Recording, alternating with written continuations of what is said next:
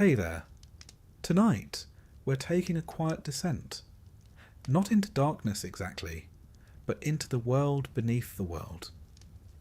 This isn't the fiery underworld you might be picturing. The Greek realm of the dead is older, colder, and far more intricate than most people realise. It's a place of shadows and silence, of judges and endless rivers, where heroes and villains, and everyone in between, eventually find themselves. And not always forever. If this kind of storytelling helps you relax, feel free to like the video and subscribe, but only if it genuinely brings you peace. And if you'd like, share where you're listening from and what time it is. It's strangely comforting drifting off together, even if tonight we're heading into the afterlife. So, close your eyes, let the day fade, and let's begin with the entire story of the underworld. Imagine, if you will, that death in ancient Greece was less about harps and halos, and more about paperwork and a very long walk. Welcome to the underworld. Not quite hell, not quite heaven, and certainly not the place you stumbled into uninvited. This was no vague afterlife, but a fully formed terrain, complete with rivers, gates, judges, and the sort of ambience that would make even the most persistent travel agent hesitate. The Greeks didn't imagine the afterlife as something celestial. Floating upward was more of a later innovation. No, to the ancient Greek, death was a descent. The underworld, or Hades, was believed to lie beneath the earth, a vast echoing domain where the dead, regardless of virtue or vice, ended up. There were exceptions, of course. We'll get to those who earned upgrades or demotions later, but the standard model was simple. When you die, you go down. This idea of downward is worth noting. In Greek cosmology, the universe was a tiered thing. Olympus sat high atop Mount Olympus, the mortal world spread in the middle, and beneath it all, the underworld waited like a shadow. It wasn't a place of torment per se, at least not for most, but it was no one's idea of a retirement plan either. The name Hades referred both to the realm and to its king, an occasionally confusing naming convention, like calling your flat Philip, and then inviting Philip round for tea. The realm of Hades, though, was vast and complex. To map it is to understand the Greeks' deepest fears, beliefs, and, on occasion, grim sense of humour. The journey to Hades began with death, naturally. Hermes, ever the multi-talented god, served as psychopomp, a role that sounds like a Victorian insult, but actually means soul guide. It was Hermes who gently ushered the newly dead from the world of the living to the threshold of the underworld. And here, at the gates, stood the 5 rivers, the first and perhaps most poetic boundaries of the land of the dead. Each river in the underworld had a purpose and a personality, and none of them particularly friendly. Acheron, the river of woe, was the main entrance, a sorrowful torrent that the souls of the dead had to cross. It wasn't exactly inviting. Think more eternal sighing than babbling brook. Styx, the most famous of the 5, was the river of hatred. It wound its way through the underworld, forming a sort of ghostly moat around the palace of Hades himself. The gods, interestingly, swore their most sacred oaths by Styx. If one broke such an oath, they were forced to lie breathless for a year. The Greeks took promises and rivers very seriously.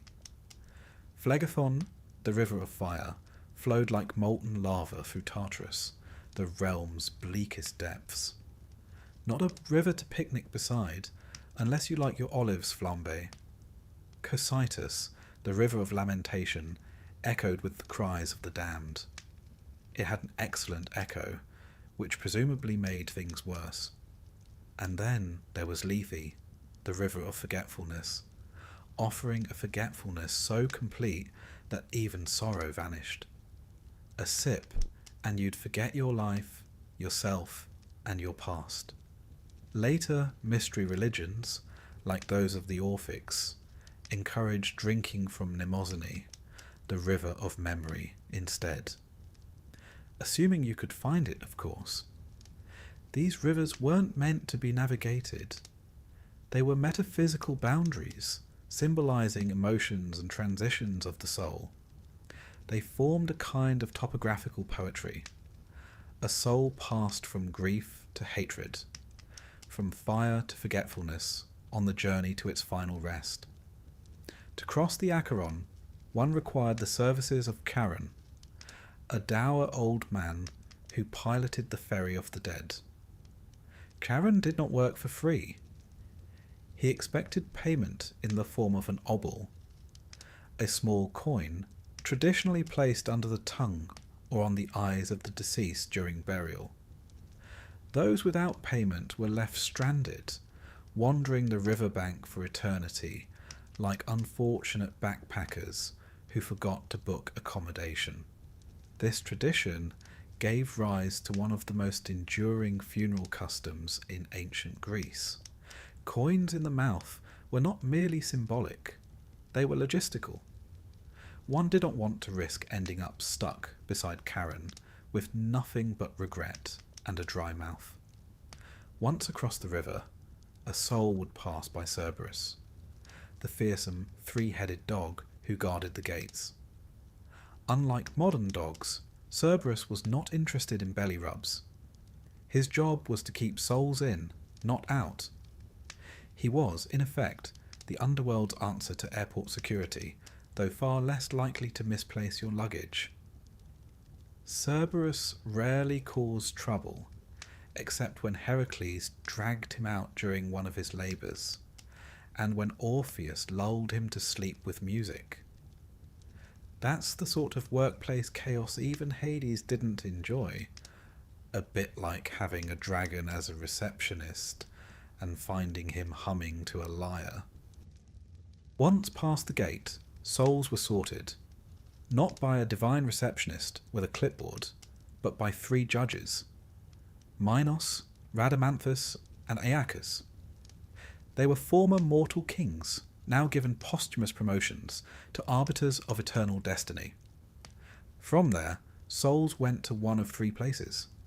Asphodel Meadows was the most common destination. Souls here wandered in a grey, twilight world, stripped of memory and identity. It wasn't punishment, just boring. The Greek version of eternal mediocrity. Elysium, or the Elysian Fields, was a paradise for heroes and the especially righteous. This was the Greek reward for a life well lived. Green fields, music, and an absence of paperwork. Some believed Elysium even had its own special reincarnation cycle. The Isles of the Blessed for those who lived 3 consecutive virtuous lives. And then there was Tartarus, a prison for the wicked and rebellious. Notably, it also held divine enemies like the Titans, along with famous mythological wrongdoers. More on them later, they're quite the rogues gallery. Later philosophers, especially the Orphics and Pythagoreans, would complicate this map.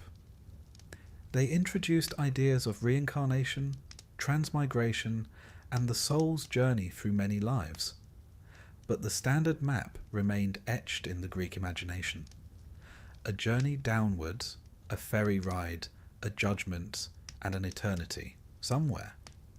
The Greeks, being delightfully imaginative, located several earthly entrances to the underworld. Among the most famous was Cape Tainaron in the Peloponnese, a cave by the sea said to be an actual doorway to Hades. Another was Lake Avernus in Italy, adopted by the Romans but inherited from Greek tradition. Poets and pilgrims alike treated these sites with reverence, or at least with caution. One didn't go spelunking near a gate to the afterlife. Not without Hermes on speed dial. The Greeks believed the soul, or psyche, departed the body at death, often imagined as a small winged figure. Not an angel, mind you, just a ghost with accessories. This psyche then journeyed downward through all the stages we've mentioned. Interestingly, the soul in Greek tradition wasn't necessarily immortal in a celebratory sense. It lingered, it remembered, sometimes, but it was diminished. This was not a resurrection faith. The afterlife was a shadow of life, not a glorious continuation of it. To understand the underworld is to understand Greek morality. Life was lived under the constant shadow of death, and the afterlife wasn't a reward or punishment system so much as a mirror, reflecting your deeds, but dimly. Only the truly great, the dazzlingly virtuous or heroic, made it to Elysium. Most wandered asphodel. The worst went to Tartarus. And the rest? Well, that depended on the ferry fare. So here we are, standing on the bank of the Acheron, coin in hand, a dog with too many heads watching us shuffle nervously toward the ferry. It is a strange thing, this underworld. Grim, yes, but orderly. Logical even. A place where death is not the end, but the beginning of bureaucracy. And for the ancient Greeks, it was precisely this structure, this detailed, mapped and river-crossed realm, that brought meaning to the unknown. The underworld was not chaos, it was navigation. And in that map, they found comfort. Next, we'll meet its rulers, the quiet king, Hades, and the unwilling queen, Persephone. But for now, keep your obol safe and don't pet the dog. When one pictures royalty, certain images come to mind. Golden thrones, courtiers fawning, banquet halls echoing with laughter. The underworld's rulers, however, are a rather different sort. Hades and Persephone do not throw feasts. They don't pose for coins. They reign quietly, more like librarians than monarchs. But make no mistake, theirs is a formidable kingdom, not of conquest, but of permanence. Let's begin with Hades himself, the eldest son of Cronus and Rhea. Yes, eldest, though often overshadowed by his more flamboyant brothers. Zeus got the skies, Poseidon got the sea, and Hades drew the short end, or depending on how you see it, the deepest one. He was given dominion over the land of the dead, which in ancient Greek cosmology was less of a punishment and more of a cosmic necessity. Someone had to tend the graveyard of the world. Contrary to popular interpretation, Hades wasn't evil. He was stern, yes, unforgiving, certainly, but not malevolent. He ruled with order, not cruelty. In fact, the Greeks didn't even like to say his name aloud, not because they feared him as wicked, but because they respected his solemn distance. Euphemisms were preferred. Pluton, meaning wealthy one, was a common choice. It's a clever nod to the riches of the earth, gold, silver, and the dead, all found beneath the soil. His appearance in myths is rare, and when he does emerge, he's not tossing thunderbolts or turning into animals. He appears when duty calls, when lines are crossed, or when a bride must be taken. Ah yes, Persephone. Her story, like so much in Greek mythology, is layered. On the surface, it is a tale of abduction. Hades, stricken by love, or something close to it, bursts forth from the earth, seizes Persephone as she gathers flowers, and vanishes with her into the shadows. One moment she's picking narcissus in a sunlit field, the next she's hurtling into the abyss. Naturally, her mother, the goddess Demeter, is displeased. When a goddess of agriculture is upset, she doesn't send letters. She simply stops growing things. Crops failed. The earth withered. Humanity, caught in the divine domestic quarrel, began to starve. Eventually, a compromise was brokered. Persephone would spend part of the year with her mother and part with her new husband. This seasonal arrangement became mythological shorthand for the changing of the seasons. When Persephone rises, spring returns. When she descends, the earth sleeps. But this tidy cycle masks the more disturbing undercurrents. The pomegranate, the fruit Persephone eats in the underworld, is more than a snack. By consuming it, she is bound to the realm of the dead. Some versions say she was tricked, others that she accepted the seeds willingly. Either way, the symbolism is rich. To eat of the underworld is to belong to it. The fruit is both wedding ring and chain. Now, as Queen of the Dead, Persephone becomes a dual figure, both maiden and matron, life and death. She is not merely Hades' wife. She is a sovereign in her own right, and her presence in the underworld changes it.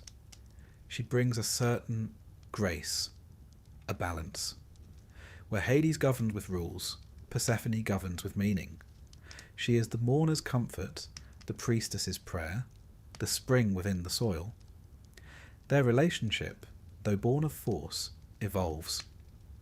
Later myths portray a far more complicated, even tender, bond. Persephone is no prisoner sulking in shadows. She becomes the judge of souls, the enforcer of curses, the veiled queen before whom even the dead lower their eyes, and Hades, he is fiercely loyal. Unlike most Olympian gods, he has no dalliances, no swan-related scandals. His affection, however oddly acquired, is singular. The story of Hades and Persephone became the spiritual core of the Eleusinian mysteries, one of ancient Greece's most sacred religious rites. Held annually in the town of Eleusis, the mysteries promised initiates a deeper understanding of death and the hope, however dim, of something beyond it. The exact rituals remain, well, mysterious. The Greeks were excellent at keeping secrets when properly terrified, but we do know that the story of Demeter and Persephone lay at the heart of it, and that participants came away changed. Not immortal, but comforted. It was perhaps the first afterlife assurance plan. There's something else curious about Hades' kingdom. It is not a place of chaos, but of categories. And no category was more serious than burial. To die without it was to be condemned to wander, unable to enter the gates, unable to be judged, unable to forget. The importance of a proper burial cannot be overstated.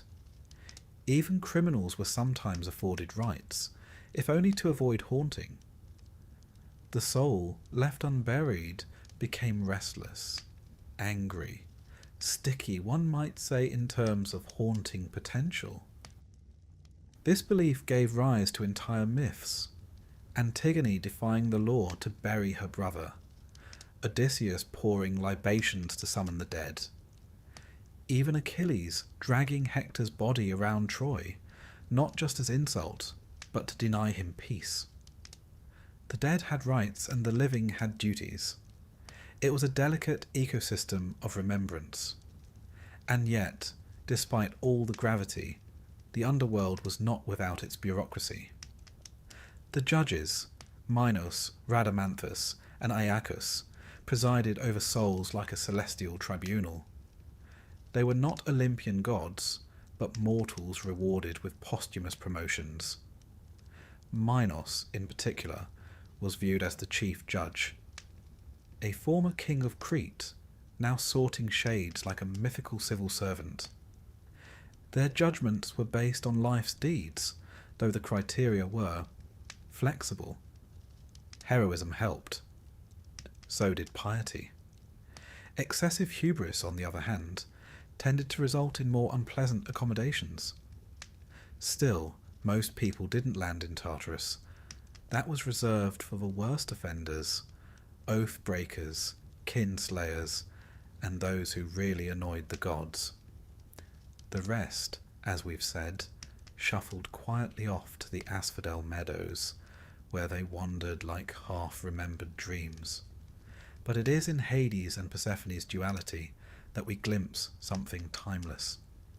They are not light and dark, but stillness and return. Hades is the final silence. Persephone, the whisper that breaks it. He holds the keys. She walks between worlds. Their reign is not built on thunder or glory, but inevitability. And in Greek thought, there is something sacred about inevitability. The underworld was not feared because it was monstrous. It was feared because it was permanent. It was fair, unyielding. Even the gods bowed to its rules. When Sarpedon, the son of Zeus, died on the battlefield, not even his divine parent could intervene. His body was carried off, his soul dispatched, quietly, irrevocably, to Hades. Fate did not bend, not even for Olympus. And here, perhaps, lies the true power of the underworld's rulers. Not in their wealth or their throne, but in their restraint. Hades never rebels. Persephone never abandons her post. They do not flaunt, they do not conquer. They endure. In a pantheon filled with drama, they remain silent and eternal. It's rather elegant in its own way. Most gods demand attention. Hades and Persephone ask only to be remembered. So the next time you hear the rustle of wind through dry leaves, or feel the hush of winter settling over the earth, you might think of them, the quiet king and the queen who returns. They are not here to punish. They are here to remind that everything ends, that everything returns. And somewhere in the dark beneath the earth, they are waiting, not with malice, but with certainty. Now, let us leave their shadowed court behind, for in our next descent, we'll meet the judges of the dead themselves, and explore how morality, memory, and myth intertwine in the soul's final trial. Just be sure to bring your best defense. If you thought death in ancient Greece meant a simple fade to black, think again. The Greeks had a deep fondness for formality, and the afterlife was no exception. Once you'd been ferried across the river, nodded politely at the three-headed dog, and stepped into the shadowed halls of Hades, there was one final obstacle to overcome. Judgment. Because even in death, there's paperwork. Welcome, then, to the tribunal of the dead, presided over not by gods, but by three rather serious-looking mortals who had earned, through various deeds in life, the eternal privilege of sorting souls like celestial customs officers. Their names were Minos, Rhadamanthus, and Iacchus.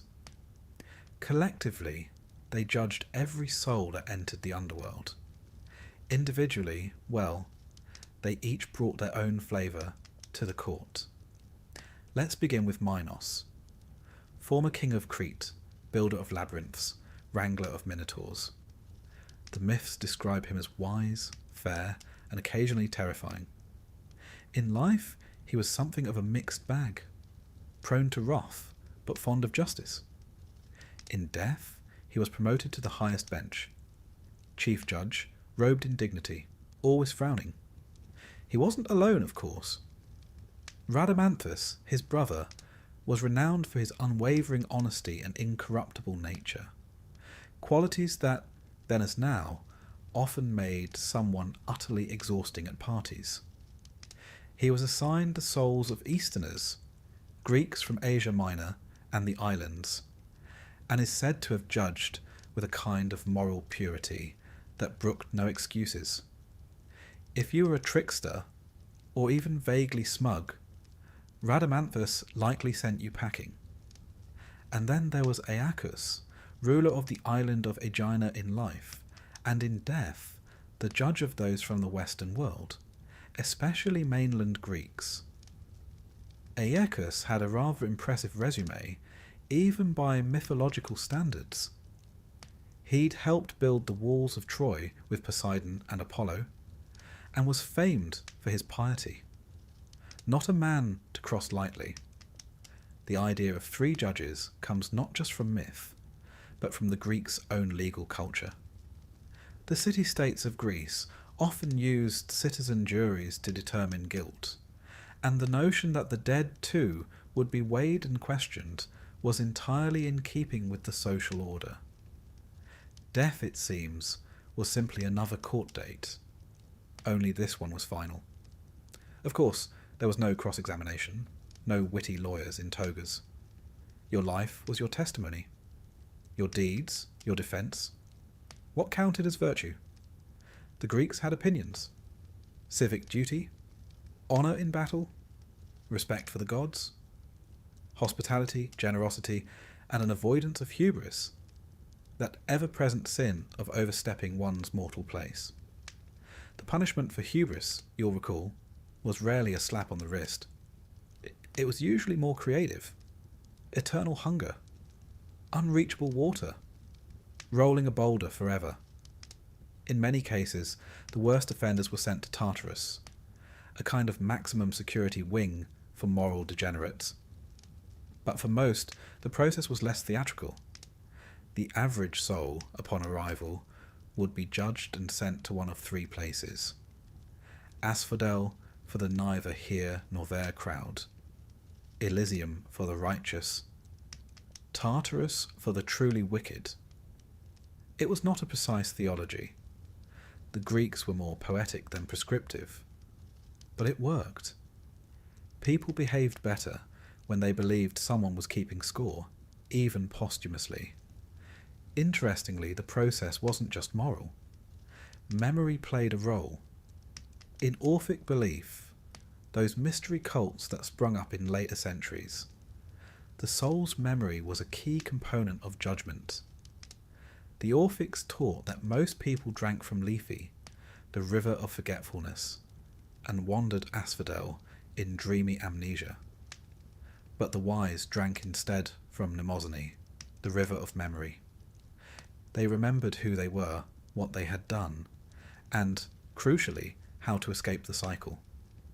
For the Orphics believed in reincarnation, not eternal rest, but repeated trials.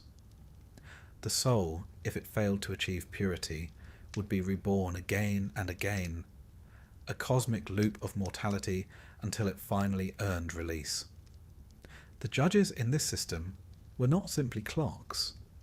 They were gatekeepers to higher truths. Your judgment might determine not where you rested, but where you started next. This idea likely had Eastern influences. India and Persia had long traditions of cyclical rebirth, but it blended neatly with Greek notions of fate, character, and consequence, and it raised the stakes. Death was not the end. It was a checkpoint. Let's turn for a moment to a few notable defendants. First, Sisyphus, king, trickster, and possibly the most annoying man in mythology. He cheated death twice, mocked the gods, tied up Thanatos, the personification of death itself. When he finally died properly, the judges did not bother with subtlety.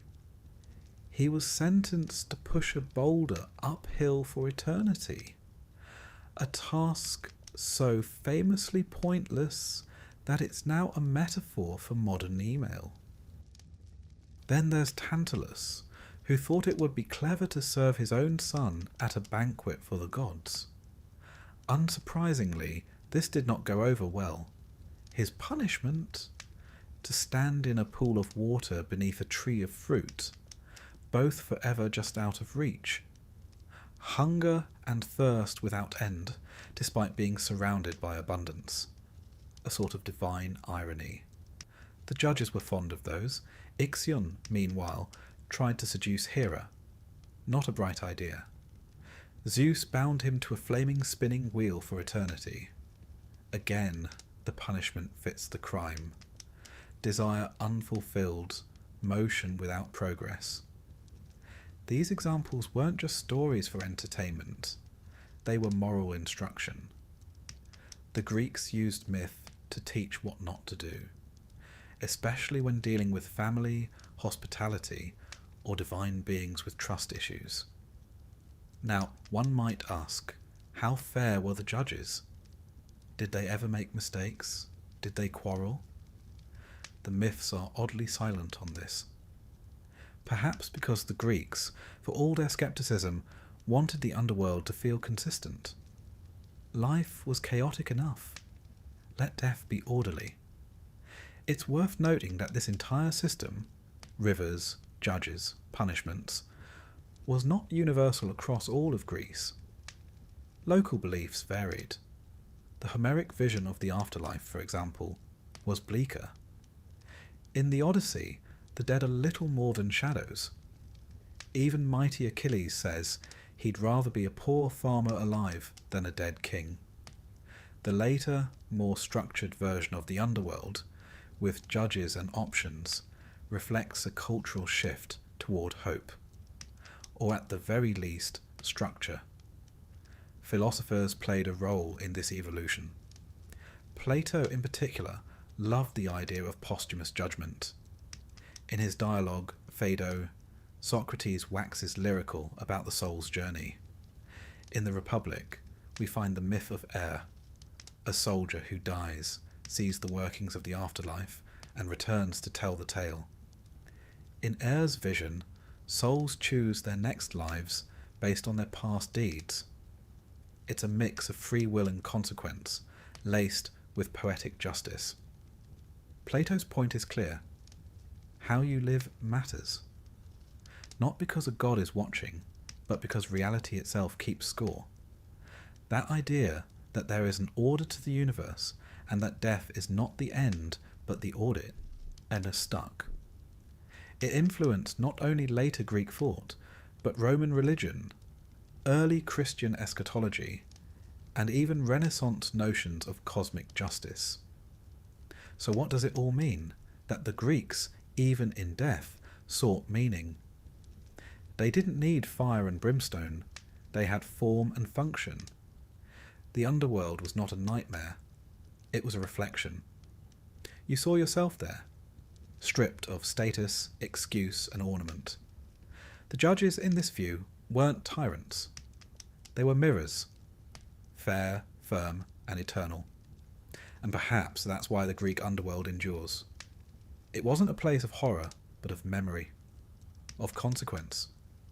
A reminder that every choice, every action, ripples beyond the grave. Of course, if that all sounds a bit too serious, you could always be buried with a second coin, just in case you want to appeal the verdict. Now then, shall we continue our descent? We've met the rulers. We've stood before the judges.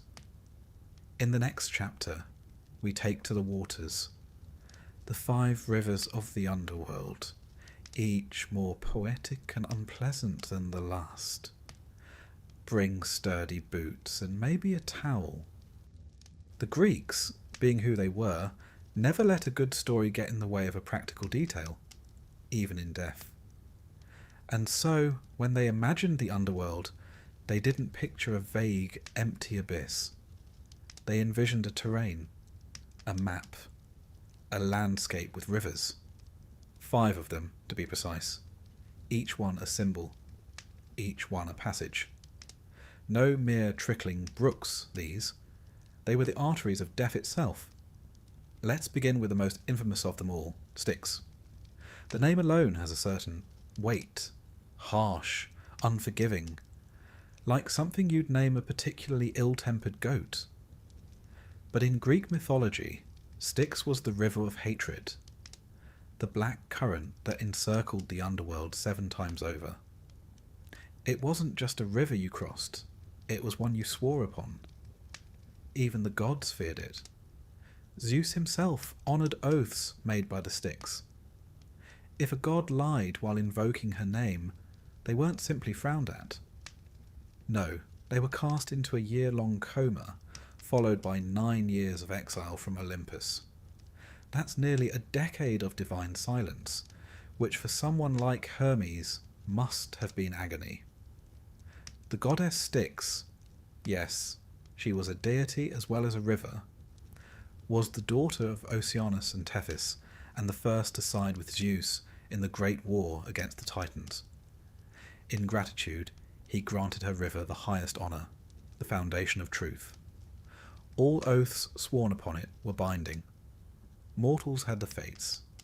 Gods had the Styx. Now if Styx is the river of hatred, then Acheron is the river of sorrow. Its name means woe or pain, and it served as the main crossing point into the underworld.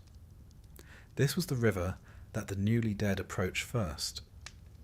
At its banks waited Charon, the ever-grumpy ferryman, demanding his coin, an obol tucked beneath the tongue or placed on the eyes during burial. A small price for passage into eternity. Acheron was a river in both myth and, amusingly, geography. There is an actual Acheron river in northwestern Greece, and ancient people believed it to be a literal entrance to the underworld. You can visit it today, though no one recommends trying to pay the ferryman.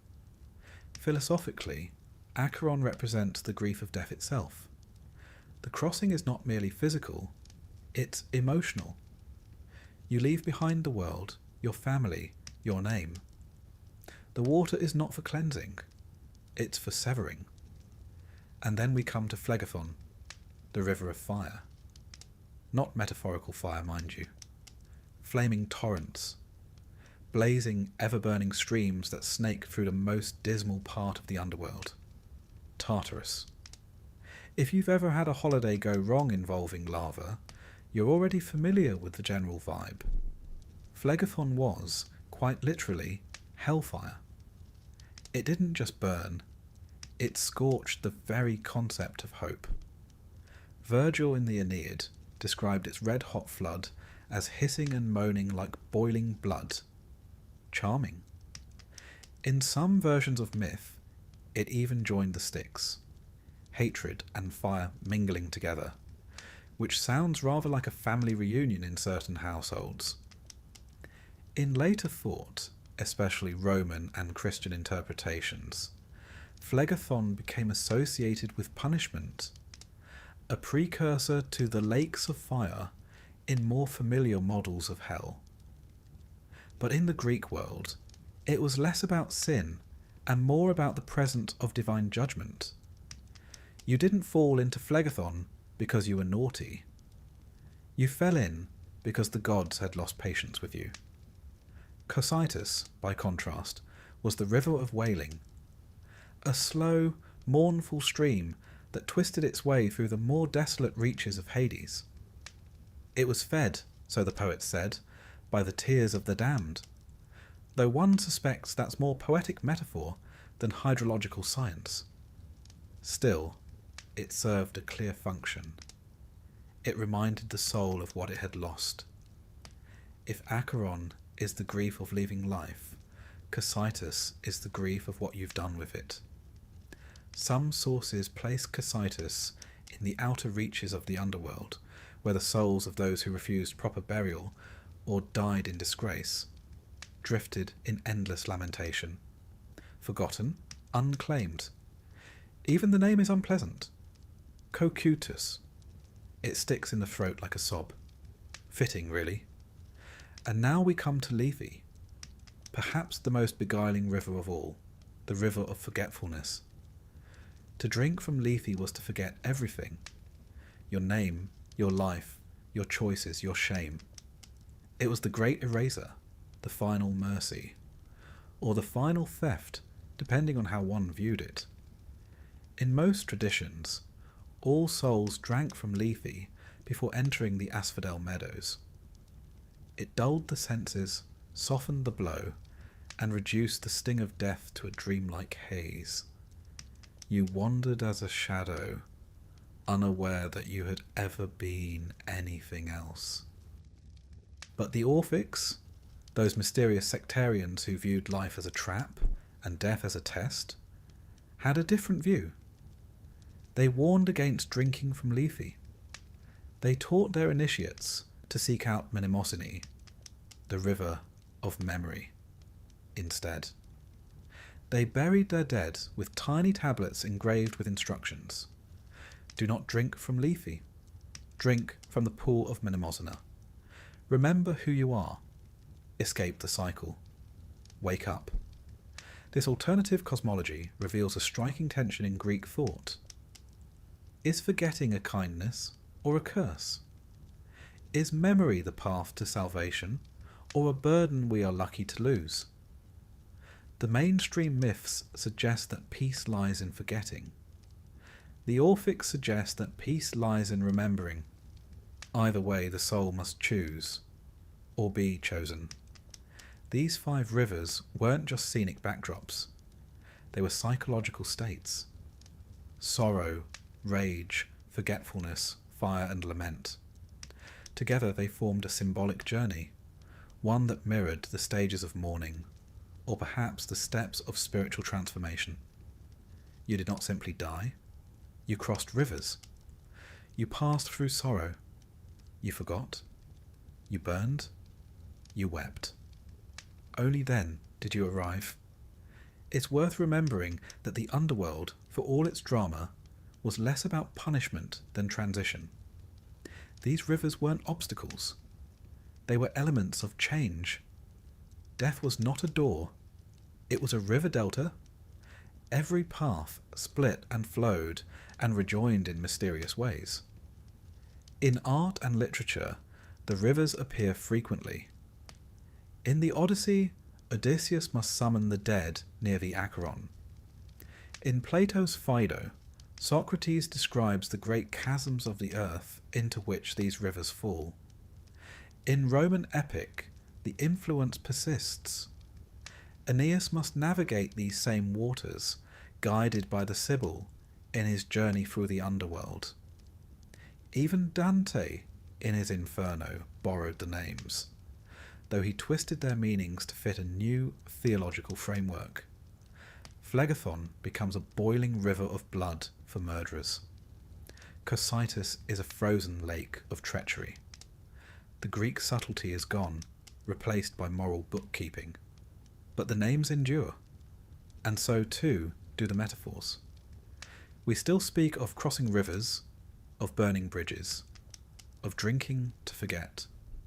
These ancient currents flow into our language, our imagination, our dreams. The Greeks didn't just map the afterlife. They mapped the inner life with rivers that reflected the soul's passage more accurately than any chart or compass. Today, one might be tempted to dismiss these as quaint fables, dusty footnotes in a forgotten religion. But think of how we still talk about loss. Grief comes in waves. Memory flows, sorrow pools, fire consumes. The metaphors have never left us. The rivers are still there. So when your own days feel like wandering between banks, when you wade through sadness, or forget your purpose, or burn with regret, you are, in a sense, walking old paths. You are retracing ancient watercourses. You are remembering what the Greeks already knew, that death is not a moment. It is a journey. And the soul, like a leaf on the current, drifts slowly into something deeper. And in the next chapter, we'll meet the ferryman who starts it all. Charon, keeper of the crossing. Just don't forget your coin. He's terribly fussy about that. By now, you've died. You've descended. You've passed judgment.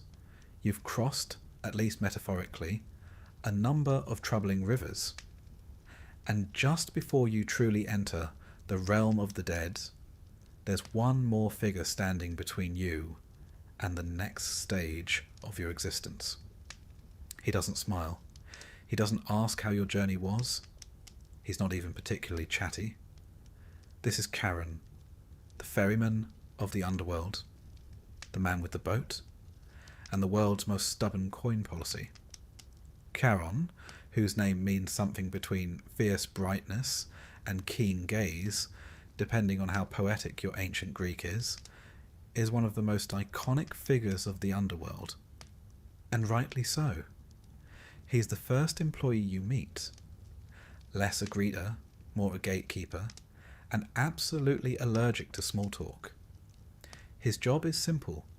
Ferry the newly dead across the river Acheron, or in some versions the Styx, and deposit them on the shores of Hades' kingdom. It sounds mundane until you realise he's been doing this job without a single day off since the dawn of human death. No wonder he's cranky. But before we get too deep into his performance review, let's talk logistics. In order to gain passage on Charon's boat, you need to have been buried properly, which in ancient Greek terms meant more than just digging a hole. The dead had to be prepared with rites, prayers, and most importantly, a coin. An obol, a small silver or bronze piece placed under the tongue or on the eyes. This wasn't symbolic, this was fair. And Charon, for all his glowering silence, did not run a charity. Without payment, the soul was denied boarding. No exceptions. You'd be forced to wait indefinitely on the shores.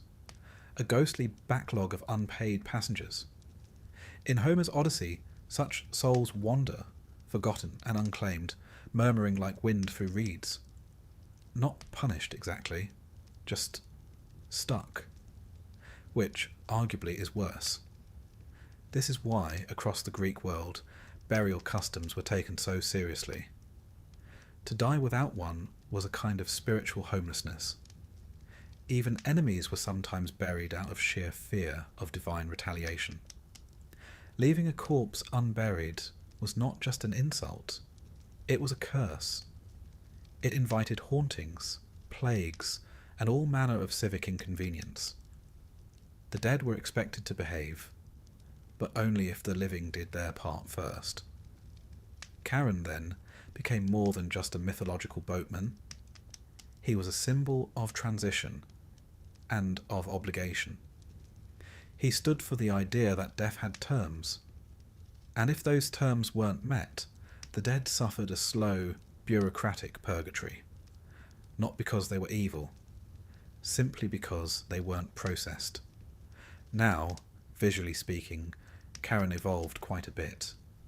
In early Greek vase paintings, he's a ragged old man with a hood, a heavy beard, and a long pole. Practical, unsentimental. The kind of fellow who looks like he's been commuting the same route since before Prometheus stole fire. Later, Roman interpretations turned him more skeletal and monstrous. Gaunt, grim, with hollow eyes and hollow cheeks. The prototype for our modern Grim Reaper. But the Greeks preferred their Charon weary, not wicked. He was never depicted as evil. He didn't torture. He didn't judge. He simply performed his duty with the kind of grim professionalism you might expect from a career tax auditor or an underpaid museum guard. He shows up in vase art, solemn and unsmiling, greeting Hermes as he delivers yet another batch of souls. The two rarely chat. There is, after all, work to be done. Even the gods seem to leave him alone. Hades didn't micromanage, and Hermes just dropped the souls off at the terminal like a supernatural delivery driver. Charon got them across. No fuss, no glory. Charon's boat, interestingly, was never described in much detail. The Greeks weren't terribly concerned with nautical specs. There are no poetic flourishes about carved wood or sails woven by nymphs. What mattered was the crossing. That brief, irreversible journey from the world of the living to the world of the dead. The boat was not a vehicle, it was a moment. And moments, in Greek mythology, always matter. In some tales, Charon appears beyond his usual role. During Heracles' 12th labour, the fetching of Cerberus from the underworld, the hero, very much alive, demands passage. Charon, to his credit, refuses. But Heracles, being Heracles, persuades him in the usual Greek heroic fashion, with fists. The ferryman is roughed up, the hero crosses, and as punishment, Charon is imprisoned for a year. You can imagine his union rep had a field day. Another famous visitor is Orpheus, who charms Charon not with strength, but with song. His music, so heartbreakingly beautiful, softens even the ferryman's crusty heart, and he allows Orpheus to pass in search of Eurydice. It's a rare moment of leniency, or possibly just a welcome break from centuries of silence. Then there's Aeneas, the Roman hero, who approaches Charon in Virgil's Aeneid. When the ferryman sees him, alive, with sword and shield, he scoffs. No living man crosses here, he says, in so many Latin words. But when Aeneas produces the golden bow, a sort of divine hall pass, Charon mutters, grumbles, and waves him aboard. He doesn't like it, but rules are rules. These stories reveal something crucial. Charon is not cruel. He's lawful. He obeys the order of things. He respects the boundaries between life and death. And when those boundaries are broken, even by heroes, even by fate, he does not rejoice. He winces. Because really, it's just more work for him. In Greek tragedy and philosophy, Charon looms large. He is not a personification of death, that would be Thanatos, but rather its administrator. He doesn't come for you. He waits, always waiting, a shadow by the shore. He became so iconic that his name and his crossing entered common expression. The fare to Charon was a phrase for death itself. Poets described their characters as boarding the boat or handing over the obol. The metaphor was so entrenched that even centuries later, in Christian and Islamic lore, echoes of the ferryman persist. There's even archaeological evidence of his importance. Excavations across the Greek world, from Attica to Sicily, have uncovered graves with coins purposefully placed in mouths. Inscriptions on Orphic tablets speak directly to Charon. Tell him I am a child of earth and starry heaven. Let me pass. Even in death, it seems, there was protocol. And in a way, Charon's presence raises deep questions. If you must pay to enter the next world, what does that say about justice? About economy? About legacy? The Greeks weren't sure. But they knew one thing. Death had structure. You didn't just vanish. You queued, you waited, and when your time came, you climbed aboard. There's also something slightly comedic about him. Here is a man, assuming we can call him that, who has had the same job for all eternity, who meets millions of souls and says nothing, who rows in silence, always forward, never back, who never once takes a wrong turn, who has probably, at some point, cursed every philosopher, hero and singer who tried to sneak in under special terms. Some versions of the myth even hint that Charon once had a temple of his own, a minor shrine in a forgotten village, or perhaps just a quiet offering placed on a dock. A crust of bread, a coin, a whisper. Not because people loved him, but because they respected him. Because they hoped one day when they met him, he might not be in one of his moods. And yet, for all his gruffness, he's essential. Charon is the transition, the moment of crossing, the boundary made visible. The Greeks didn't picture death as a fall or a door, but a journey. And every journey needs a boatman. So if you ever find yourself on a misty riverbank, staring into dark waters, and you see a hunched figure wading with a pole, be respectful, be ready, and for heaven's sake, have exact change. Because no matter how brave you are, no matter how wise, how famous, how prepared, no one rides for free. Now that we've crossed into the underworld, met its rulers, judges, rivers, and ferrymen, it's time to turn our gaze deeper still.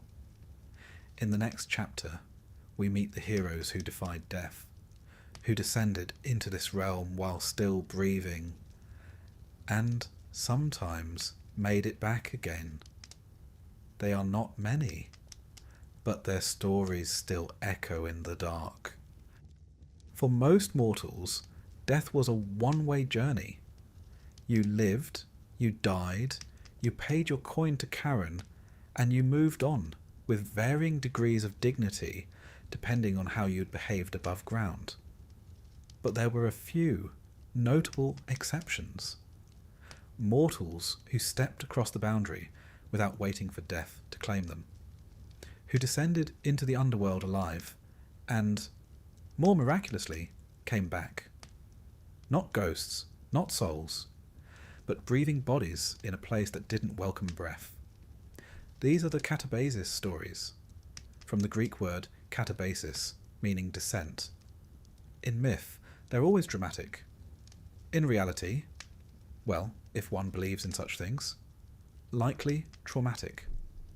Yet they offer something rare in Greek thought: a bridge between worlds, a glimpse into the realm of the dead, filtered through the eyes of the living.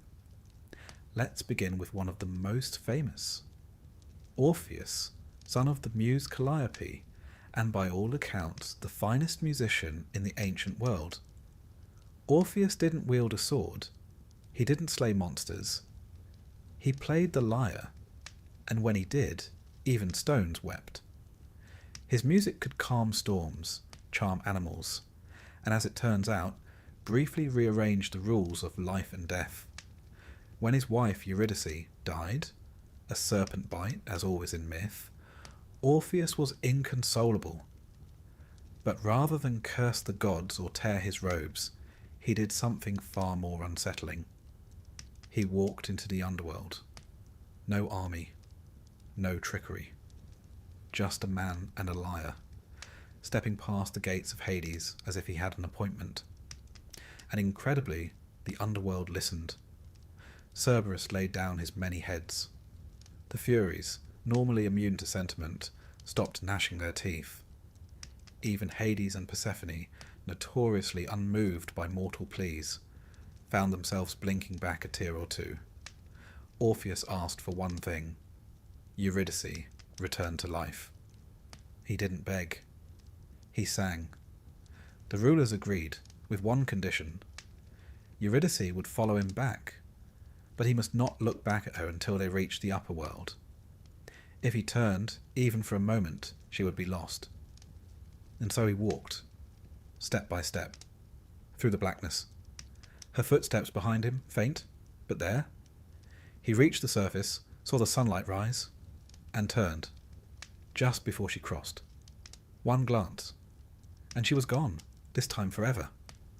The myth, of course, is tragic, but it speaks to a deeper idea, that death is not only final, but perilously delicate.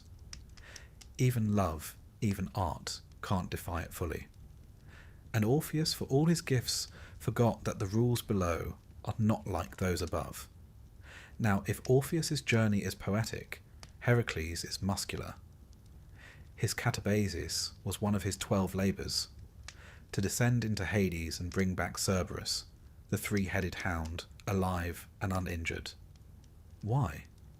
Well, because King Eurystheus, who issued the labours, was running out of ideas. And perhaps because even a petty king enjoys seeing a demigod squirm. Heracles prepared carefully. He was nothing if not methodical in his violence. He sought the help of Hermes and Athena, was purified in Eleusis, and then marched boldly down into the realm of the dead. No lyre, no tears, just brute force and a lion-skin cloak. He asked Hades politely for Cerberus. Hades, perhaps bemused, agreed, on the condition that Heracles subdue the beast without weapons. Heracles, never one to shy away from a challenge involving wrestling something with too many heads, tackled Cerberus with his bare hands, wrestled him into submission, and dragged him snarling back to the surface. It was not an act of love. It was not tragic. But it was the sort of heroism the Greeks admired. Raw, unapologetic, and practical. Heracles didn't conquer death, but he manhandled its guardian, and that was close enough. Then there's Theseus, who, along with his slightly less intelligent friend, Pirithous, also tried to enter the underworld. Their goal? Kidnap Persephone, the queen of the dead, and make her Pirithous' bride. Now this was not a plan born of brilliance. Hades, upon meeting the two heroes, smiled, which, given the context, should have been a warning. He invited them to sit.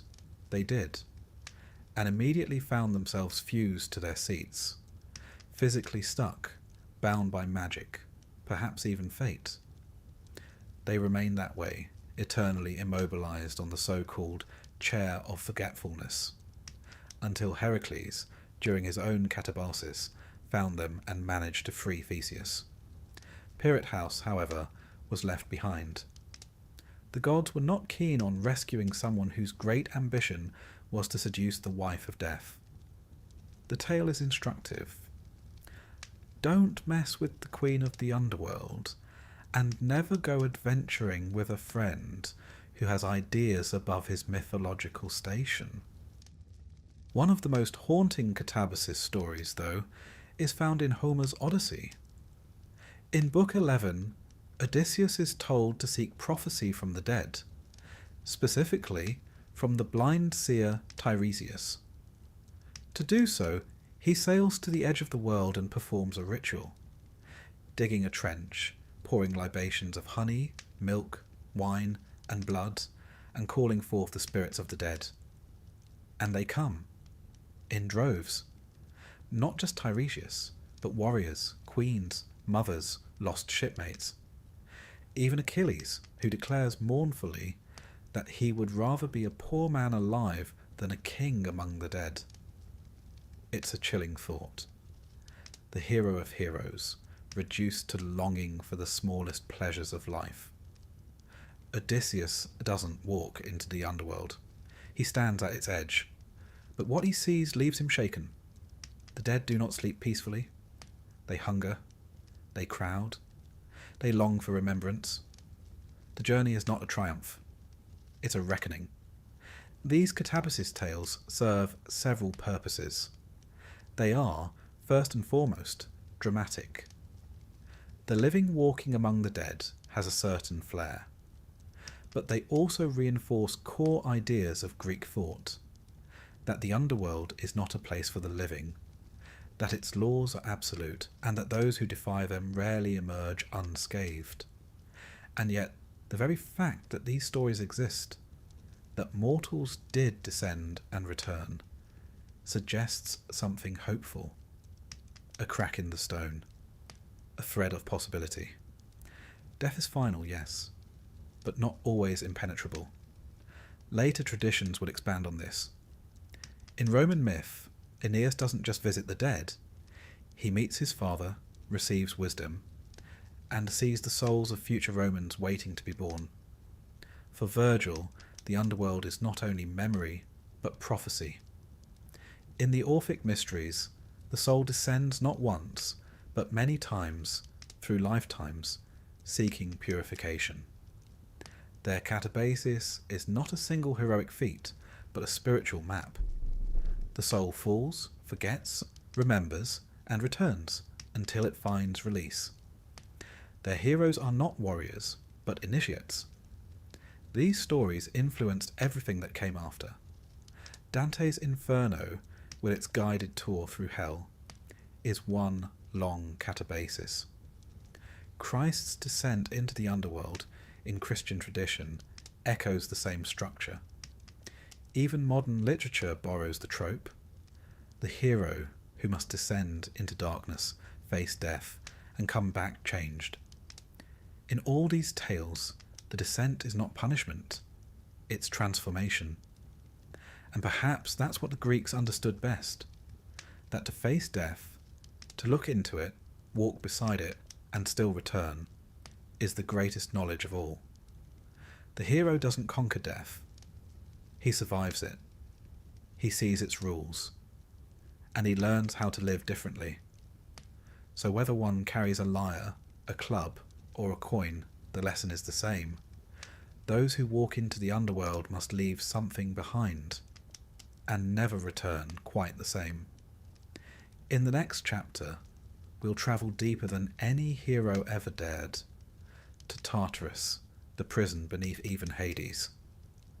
A place not for mortals, but for monsters, titans, and those who offended the gods in ways that simply couldn't be ignored.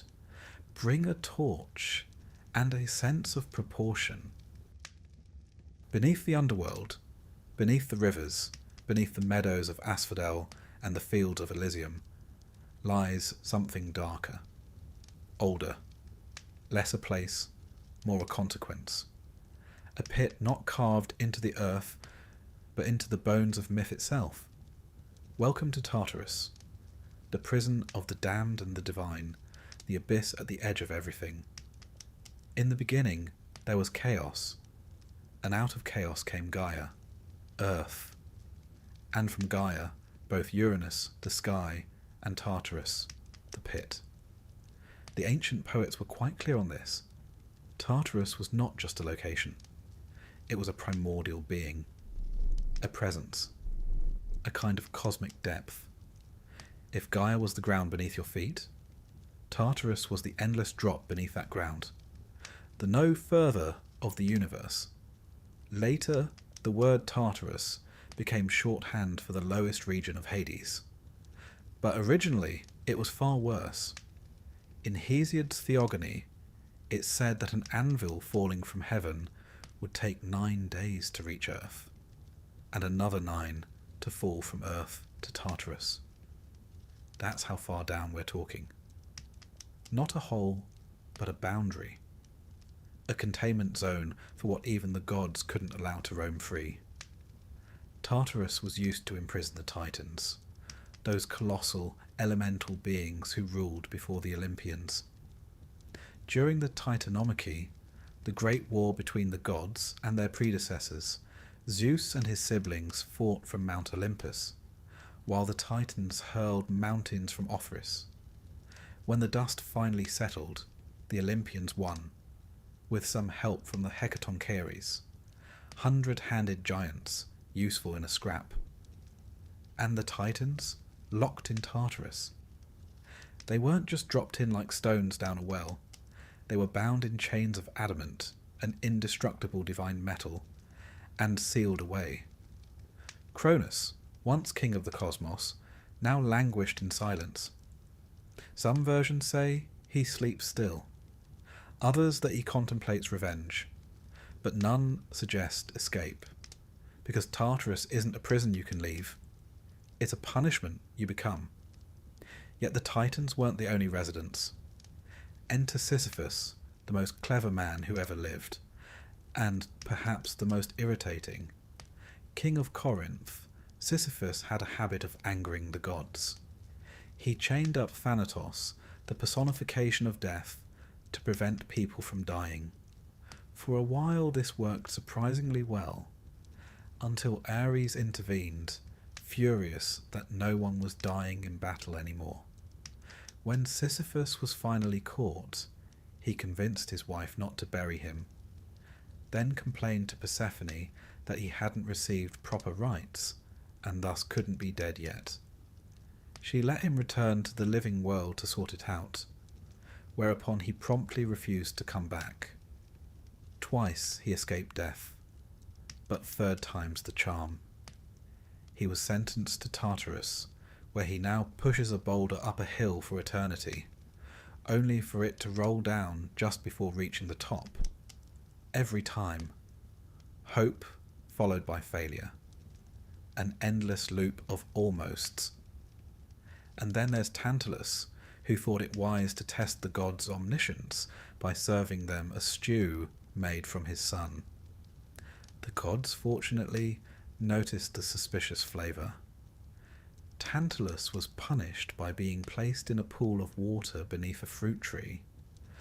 But whenever he reached to drink or eat, the water would recede and the fruit lift away. Hunger without satisfaction. Desire without reward. From him we get the word tantalize, a reminder that language remembers cruelty. There's Ixion too, mortal king, murderer, and general menace, who tried to seduce Hera. Zeus, testing him, created a cloud in Hera's shape. Ixion, ever charming, fell for it. From that union came the race of centaurs. Zeus, unimpressed, bound Ixion to a flaming wheel that spins for eternity. The Greeks, you see, had a particular genius for fitting punishment to crime. And then we have the Danaïdes, the 50 daughters of Danaus, many of whom murdered their husbands on their wedding night. Their punishment?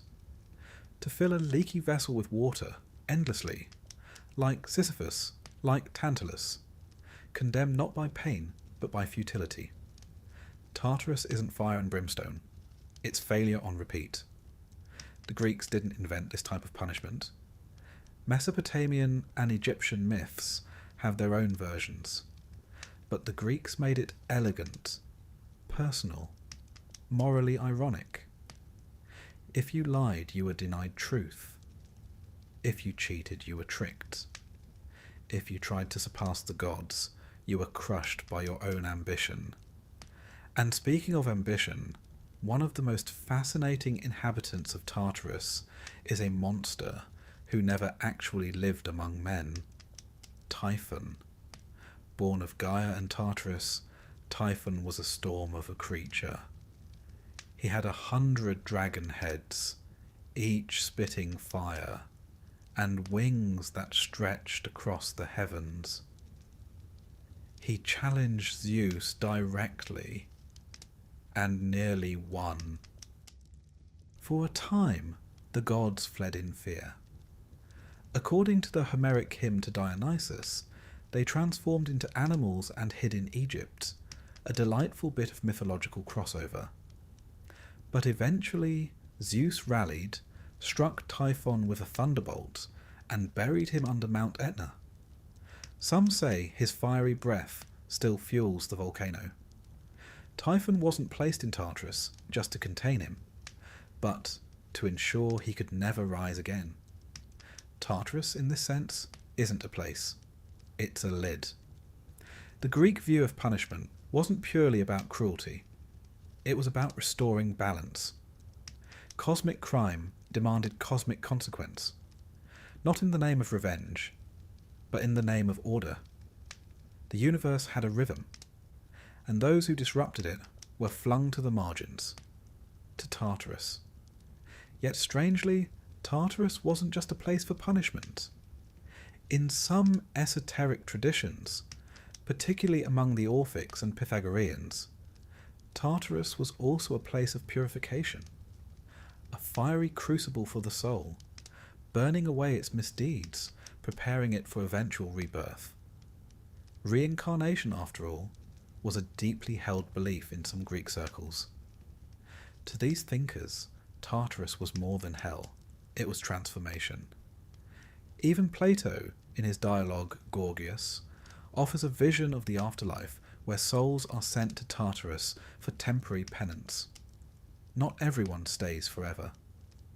Some return, chastened, enlightened. That idea of punishment as cleansing marks a shift from myth to philosophy. But let's not romanticize it too much. For the poets, Tartarus remained the dark basement of the world, a place where screams echo endlessly and the air tastes of iron, a place not just beyond life, but beyond meaning. And if you think no one ever dared visit it, well, think again. Heracles, as mentioned, descended to fetch Cerberus. But some say he glimpsed Tartarus too, peered into its chasm, heard the weeping. He said nothing about what he saw. He just came back stronger. Orpheus, during his descent, heard a sound from a distance. Not music, not speech. A kind of grinding. Perhaps the wheel of Ixion. Perhaps something older. In later Roman poetry, Lucan describes Tartarus in horrifying detail, full of ghosts, gorgons, and the ashes of hope. It became the model for later Christian hell. But the Greek version always retained something cooler, more clinical. You weren't burned. You were bored. You weren't screaming. You were straining. It's also worth noting that Tartarus wasn't for mortals. Not most of them. You had to do something truly memorable. Kill kin, defy the gods, meddle with fate. Everyday cowardice or greed didn't get you sent there. No, that earned you the Asphodel Meadows, which, depending on your tolerance for grey landscapes, might have been just as bad. In this way, Tartarus stood apart. It was a warning, a boundary, and a narrative tool. And it's still with us, really. The word Tartarus has persisted into modern language. It shows up in video games, novels, theology, and even cooking, though tartare sauce is mercifully unrelated. It's our cultural shorthand for the worst that can happen. Not pain, not even fear, but eternal consequence. Because for the Greeks, that was the true horror. Not death itself, but what came after. Not punishment, but being remembered only for your crime. To live on in myth, not as a hero, but as an example. A warning. So next time you hear of someone getting away with it, remember, in Greek thought, no one truly does. Not in the long run. Not in the mythic rhythm of the cosmos. Justice may be slow, but it's thorough. In our next chapter, we climb out of the abyss and walk into the light. Not the world of mortals, but Elysium, the paradise of heroes, philosophers, and poets. But don't relax just yet. Even paradise has conditions. And sometimes the reward is more complicated than the punishment. If Tartarus is the grim basement of the cosmos, all chains, futility, and divine disappointment, then Elysium is its golden attic, a place of gentle winds, endless spring, and soft music played on harps that never go out of tune. But don't get too comfortable. This is Greek mythology after all, and even paradise comes with paperwork. Elysium, or the Elysian Fields, was the reward for the exceptionally good, the notably heroic, and occasionally the just plain well-connected. While most souls drifted through the grey anonymity of the Asphodel Meadows, and the very worst were dropped screaming into Tartarus, a lucky few awoke in Elysium to find themselves not suffering, which, by Greek standards, was astonishing. But let's not confuse this with heaven. Elysium wasn't granted by mercy or faith. It was earned through courage, through virtue, through proximity to the gods. You didn't get in by confessing. You got in by mattering. The earliest mentions of Elysium appear in Homer. In the Odyssey, the hero Menelaus is told that he will not die, but will be sent to the ends of the earth, to Elysium, where life is easy, the air is always sweet, and the sea breeze sings. No snow, no storms, just peace. One imagines Menelaus, who spent 10 years fighting at Troy and another decade wandering, rather appreciated the offer. In Homer's version, Elysium is not underground. It's far away, at the ends of the earth, near the river Oceanus. It's not a place of the dead so much as a reward for very specific mortals. Early Elysium, in other words, is not democratic. It's elite. But over time, the myth evolved. By the time of Pindar, in the 5th century BCE, Elysium becomes less a physical location and more a spiritual destination. Souls judged to be righteous were sent there. Not just heroes, but poets, philosophers, even athletes. Those who had lived not just boldly, but well. Later still, under Orphic and Pythagorean influence, the concept of reincarnation took hold. And here, Elysium became part of a cycle. If a soul lived virtuously, it might go to Elysium. If it lived that way 3 times in a row, 3 virtuous lives, it could escape the wheel of rebirth altogether and be granted eternal bliss in the Isles of the Blessed. Think of it as the VIP lounge of paradise, the reward for mastering mortality. What did one do in Elysium? The myths are vague, which is quite on brand for paradise. It's always a bit underdefined. Some sources suggest you could spend eternity enjoying athletic contests, music, feasts, and philosophical conversation. An endless symposium, but without the hangover. Others describe Elysium as a place of calm, where the soul is no longer restless, no longer yearning, simply content. One later tradition paints it like a permanent springtime countryside. No extremes, no chaos, just balance. As if the very climate were a reward. There is no farming in Elysium, but the fruit grows on trees. There is no fire, but the warmth is constant. No need for temples or sacrifices. Here, the gods are at peace too, or perhaps simply absent, having already rendered their judgment. It wasn't gaudy. There were no gold streets, no gem-studded gates.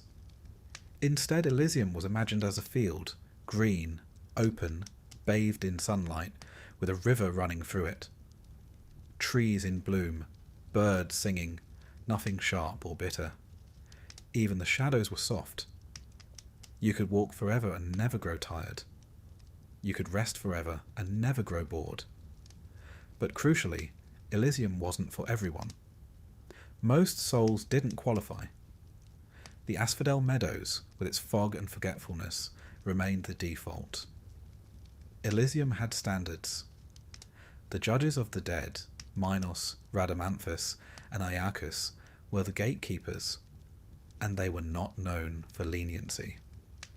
Even the gods rarely interfered with the process.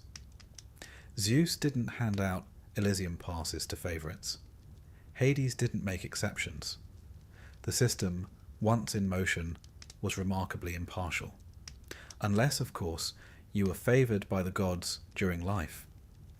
In which case, as in all things Greek, the rules occasionally bent.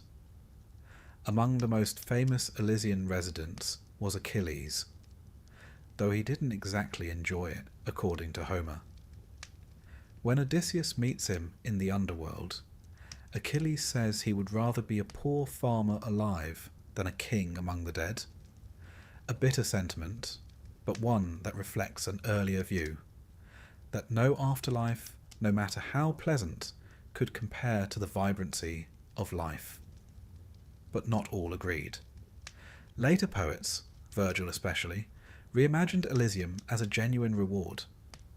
In the Aeneid, Aeneas visits the Elysian fields and finds not sorrow, but joy.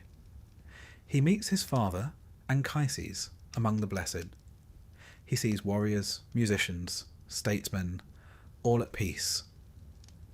And he learns about the cycle of souls, how they drink from the river Lethe to forget their former lives before being reborn.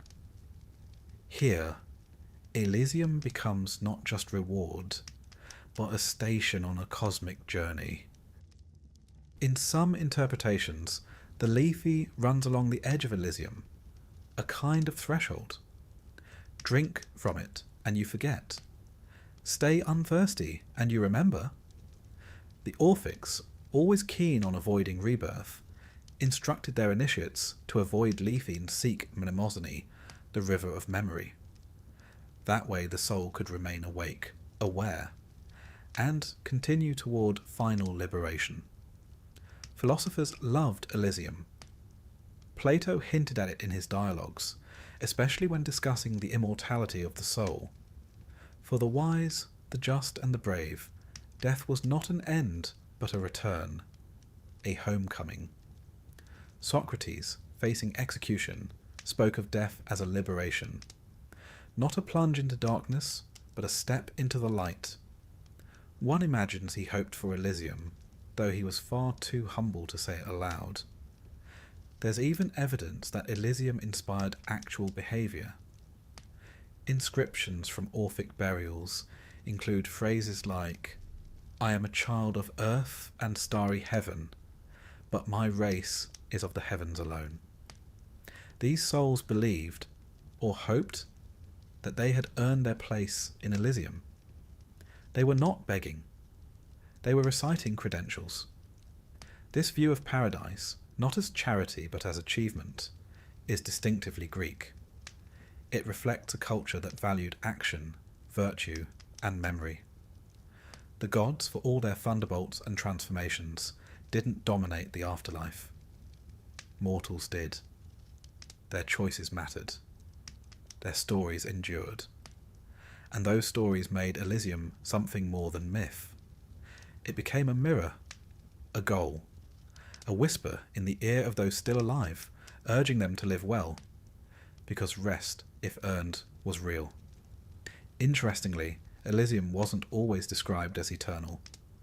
For some, it was a holding place, a stopover between lives.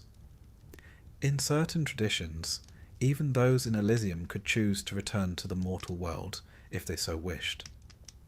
In Virgil's Aeneid, Aeneas sees the souls of great Romans to be waiting patiently in Elysium before being reborn into history. The afterlife, it turns out, had recruitment posters. Some souls chose to return, some did not. The idea that paradise includes the option of leaving it is one of the more philosophically haunting aspects of Greek thought. Fulfillment might exist, but so does choice. Even joy cannot always bind a restless spirit.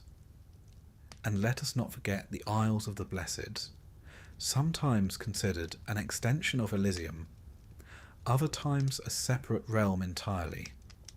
Reserved for those who lived 3 righteous lives, the Isles were said to be even more beautiful, even more serene. There, it was always spring. The breeze was perfumed. The stars shone closer. If Elysium was a dream, the Isles were the dreamer's final piece. Poets, too, imagined Elysium as a place of legacy, where bards might sit beside their muses, where wisdom flowed like wine, where the noise of war and politics faded into memory. It was not about doing any more. It was about being complete. It's a curious thing that the ancients, so often focused on glory and power, placed the greatest peace not in triumph, but in letting go. That after a life of striving, the prize was a green field and silence. Perhaps they understood what we often forget, that the highest reward is not to be remembered by others, but to no longer need to be. And so, Elysium waits, not with open arms, but with soft grass, warm sun, and the gentle hush of everything finished. In our next chapter, we descend once more, but not into punishment or paradise. Instead, we meet the beings who keep the underworld running, creatures, spirits, and divine enforcers who inhabit the space between myth and metaphor. Cerberus, the Furies, the Shadows, those who are not judged but who judge, those who do not rest and but make sure others do. By now, we've met the kings and queens of the underworld. We've strolled through its fields, peered into its prisons, and crossed its rivers. But there's another class of inhabitant that we've yet to meet. The enforcers. The watchful eyes. The teeth behind the judgment. These are the creatures and spirits who dwell in the shadows, not to be judged, but to make sure judgment is upheld. They do not rest. They are not reborn. They are the staff. Let us begin with the most iconic of them all, Cerberus, the three-headed hound who guards the gates of Hades.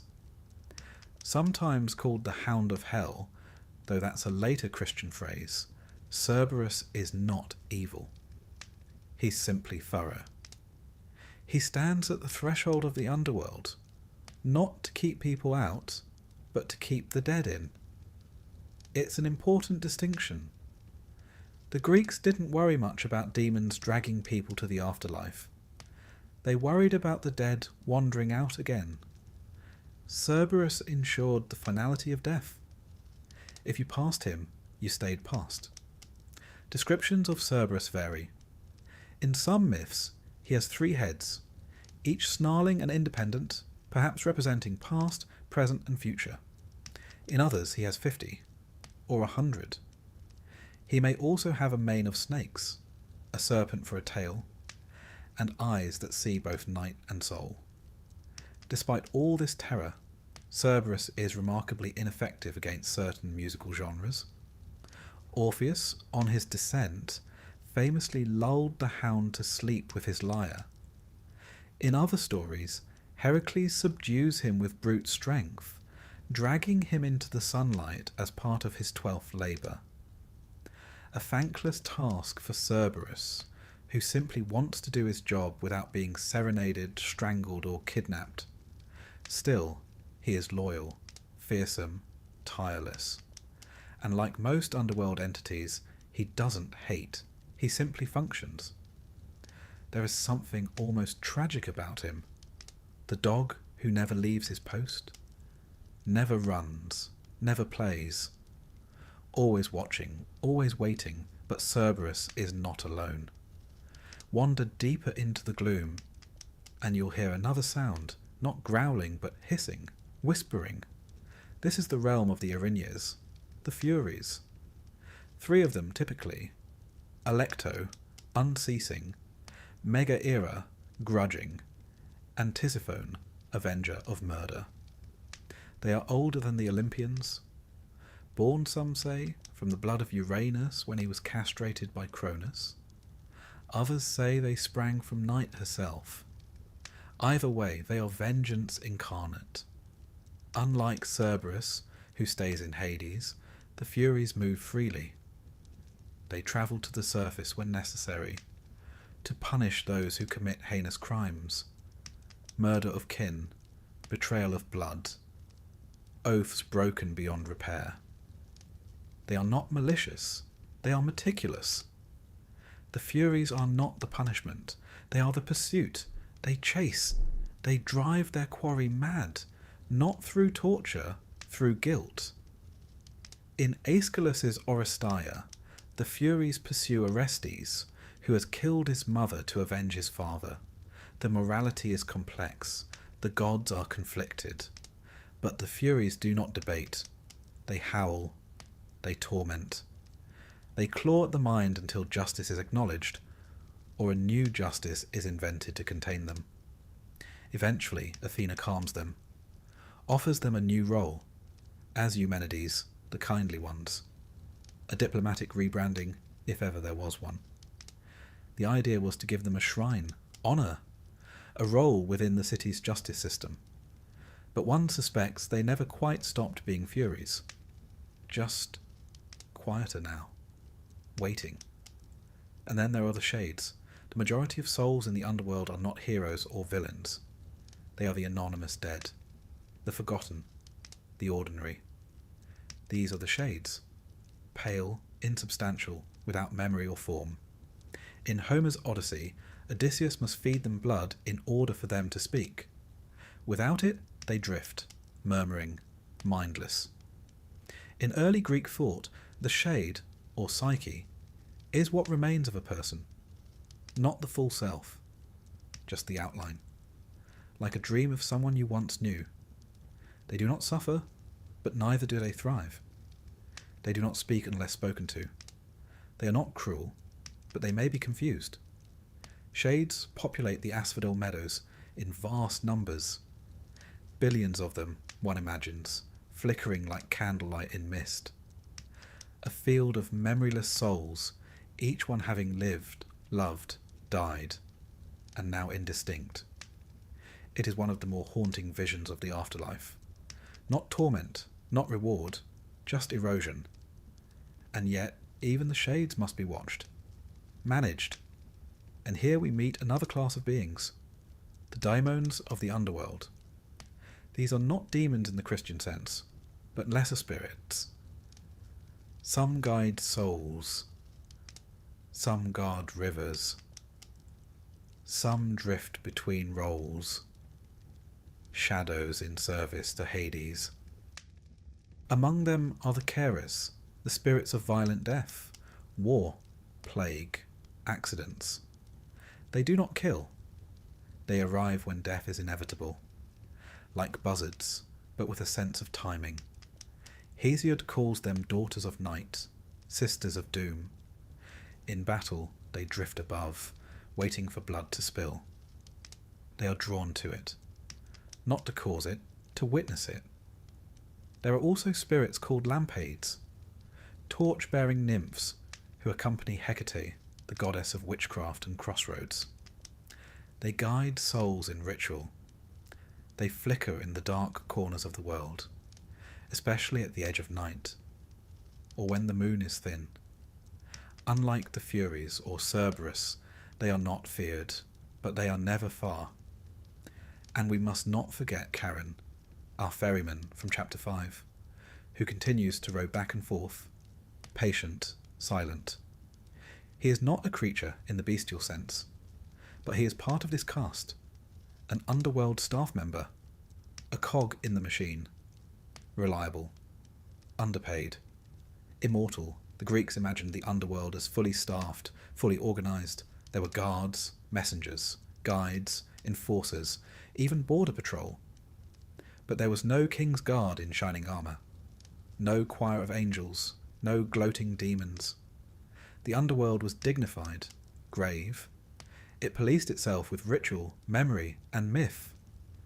Now, step back for a moment. Ask, what do these beings represent? Cerberus is not just a guard dog. He's the line between life and death, crossable in only one direction, and even then, not easily. The Furies are not just angry goddesses. They are the embodiment of consequence, especially the kind we try to forget. The guilt that doesn't go away, the memory that festers, the voice that whispers, "You know what you did?" The shades are not merely souls. They are the inevitability of being forgotten, a reflection of the Greek fear not of death, but of oblivion. To die is natural, but to be unremembered, that is tragic. And the daemonic figures, the carers, the lampades, they remind us that not all of death is planned. Not all is fair. Some deaths come screaming, unexpected. Some slip through cracks. The underworld acknowledges them all, tracks them all, processes them all. Even the gods fear some of these beings. When Hera, queen of the heavens, seeks revenge, she doesn't always throw lightning. She whispers to the Furies. She stirs up the spirits. She moves the pieces that cannot be moved by Olympian decree. Hades and Persephone, too, rely on this retinue. They do not rule through fear. They rule through structure. And structure must be upheld, not by laws, but by those who live in the cracks between laws. The underworld creatures do not judge, they enforce.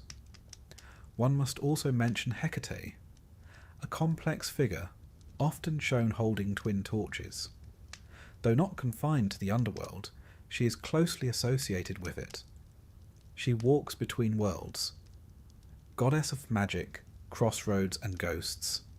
She was invoked in household rituals and major rites alike. She presides over entrances, not just literal doors, but thresholds of transformation. She is there when a soul crosses from life to death, and perhaps when one tries to return. In some versions, Hecate is honoured as a companion of Persephone, or even her guide. She is not one of the dead, but she moves among them, and they obey her. It is fascinating how many of these figures are female.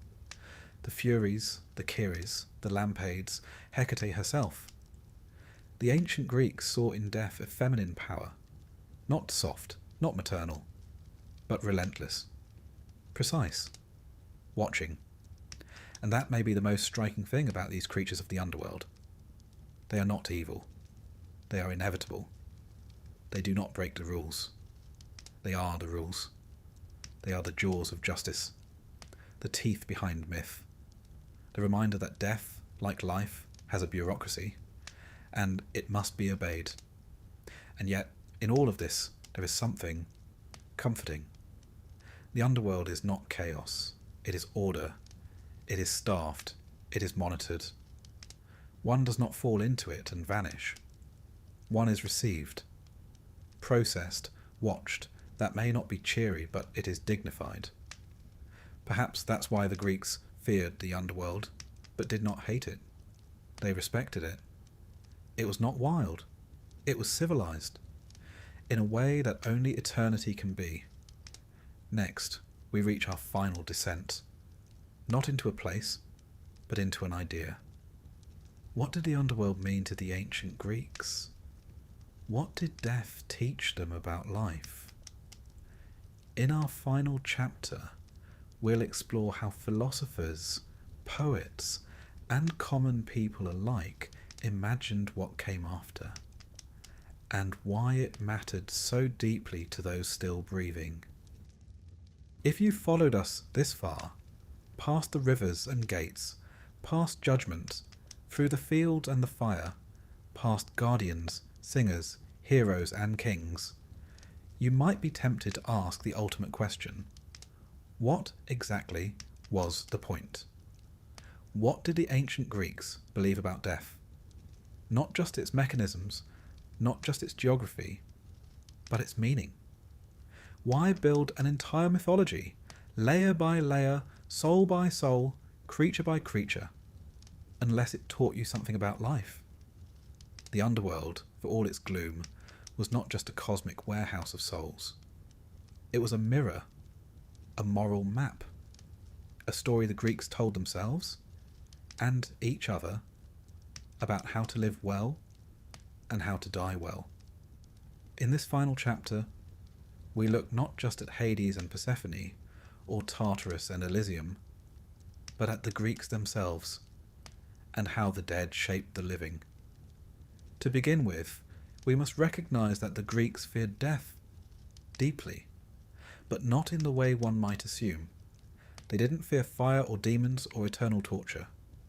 Those are later anxieties. What they feared, more than pain, was erasure.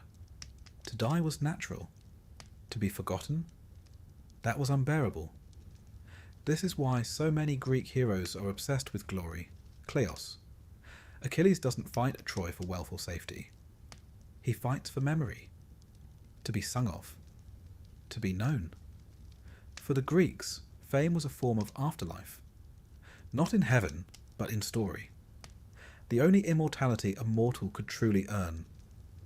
This fear of being forgotten shaped everything, from funeral rites to epic poetry. Yet the dead had to be buried, mourned, named. Their tombs marked, their deeds recorded. A nameless grave was a kind of second death, and the underworld was filled with those who had not been remembered, shades who had lost not only their lives, but their identities. The idea of psyche, the soul, evolved over time. In Homer, the soul is something like breath. When you die, it leaves. It has no power, no self.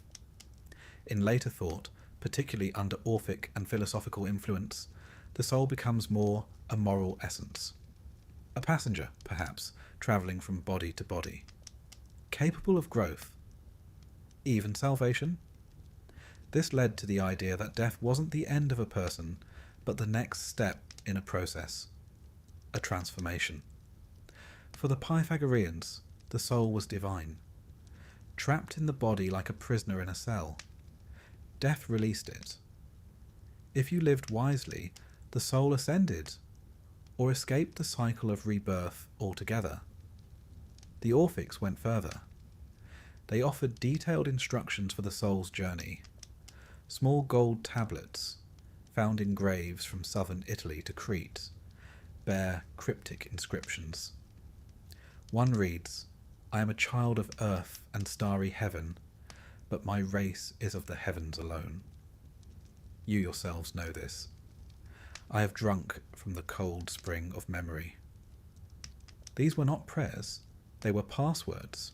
The soul, upon death, recited them to prove its identity, its purity, its belonging.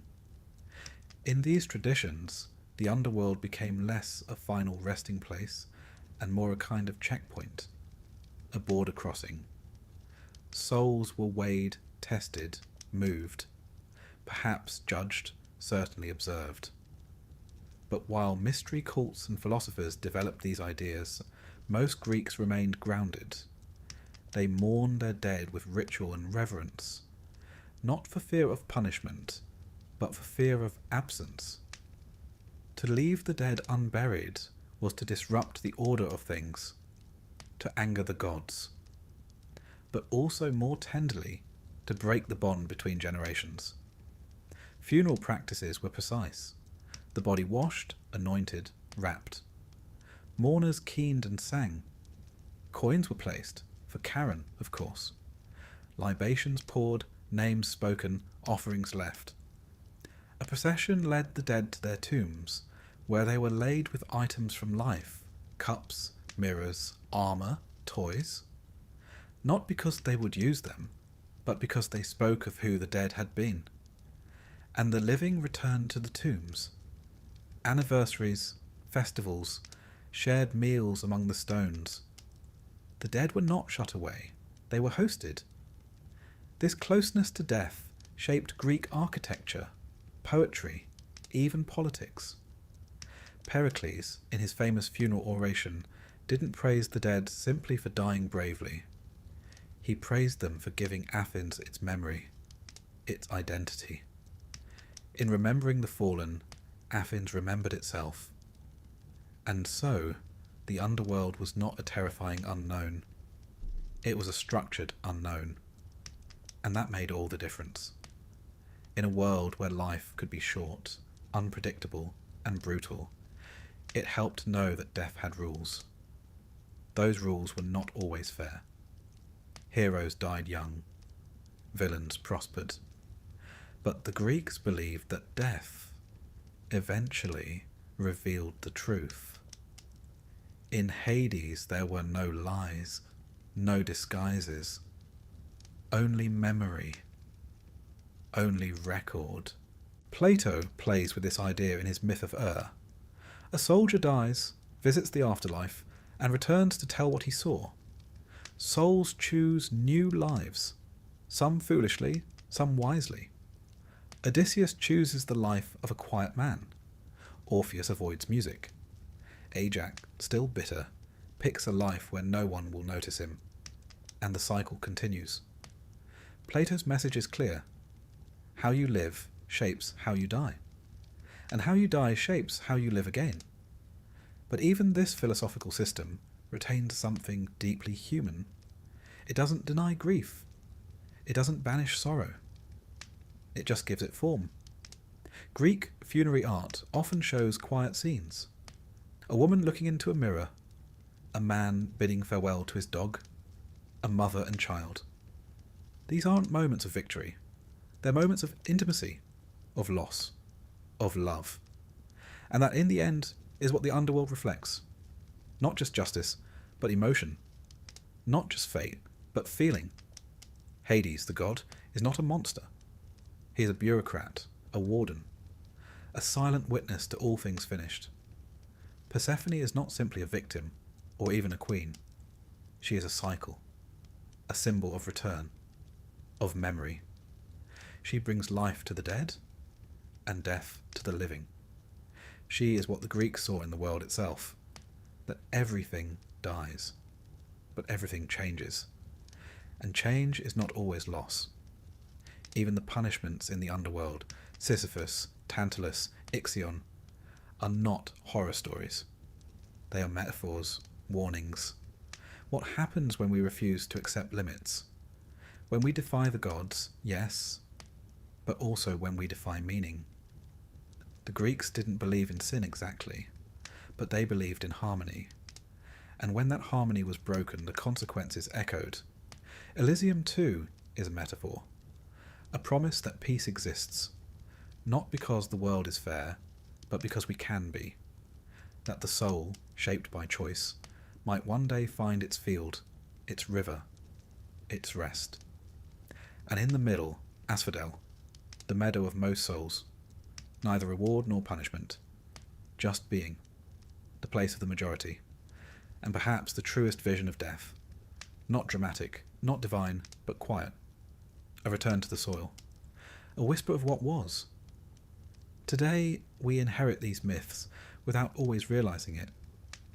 When we speak of crossing rivers, we echo the Acheron.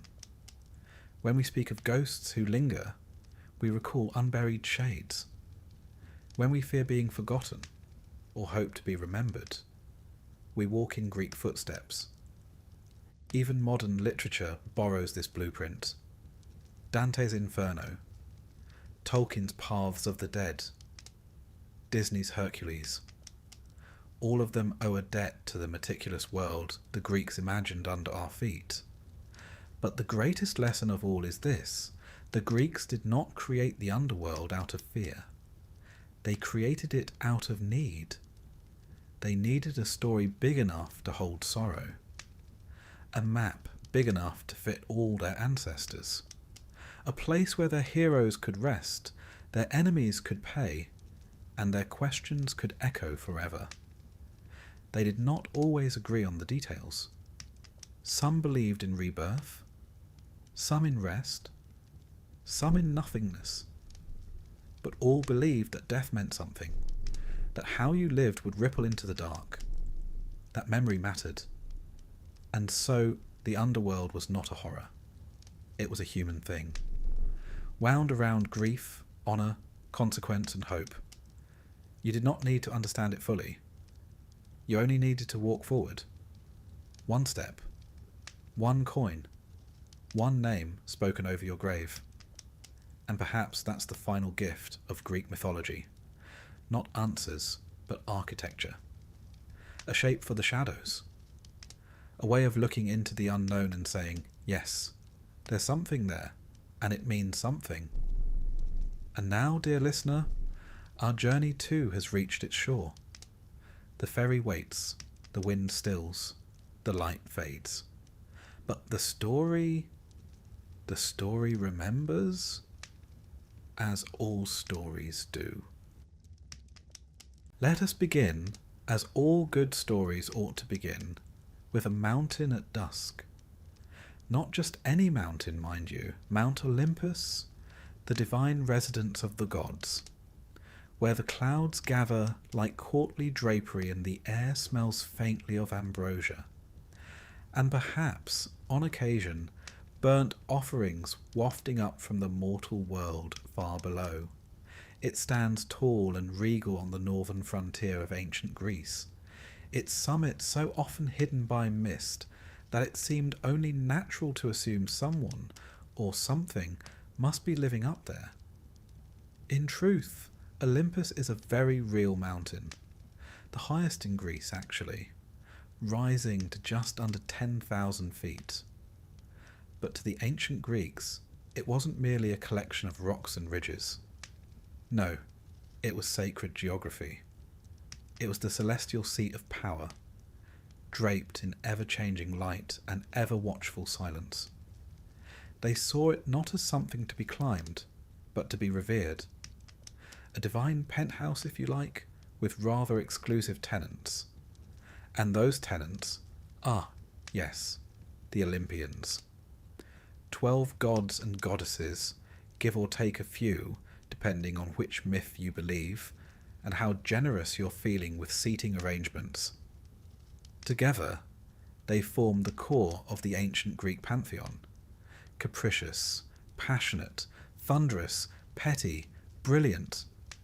And they were worshipped, feared, and occasionally gossiped about for centuries.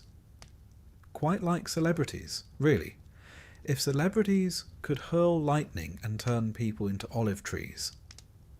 But before we meet them individually, let's linger a little on the setting. For it's twilight on Olympus, the hour when the golden light fades gently behind marble colonnades and divine banquets are just beginning. Imagine wide halls gleaming with polished stone, lyres playing softly in the background, and long tables groaning with impossible fruits, cheeses aged by the winds of prophecy, and wine so potent they'd make a satyr weep with joy. This is no place of solemnity. Olympus, in myth, was vibrant, divine, occasionally chaotic, like a very large dysfunctional family gathering with a healthy sprinkling of immortality and magical livestock. The kind of place where someone is always playing a harp, and someone else is always dramatically storming out. Now, if you're imagining marble floors and ionic columns, you're not entirely off base, but don't expect a neatly catalogued palace blueprint. The earliest Greek poets, Homer and Hesiod, speak of radiant halls and cloud gates, but they weren't exactly architectural draftsmen. What we're given is a suggestion of immense beauty, shimmering materials, and eternal comfort. Halls of bronze and gold, courtyards paved with sunlight, feasts that never end, and fountains that sing. It's less of a building and more of a heavenly ambiance. And what's a good ambiance without a menu? You'll be pleased to know the gods dined rather well. Their diet consisted primarily of two things: ambrosia and nectar. Not to be confused with a posh London cafe. Ambrosia was said to be the food of immortality. What it actually tasted like depends on the source. Some say honeyed bread, others a kind of fragrant perfume you absorbed through your very essence, which frankly sounds more like skincare than a starter.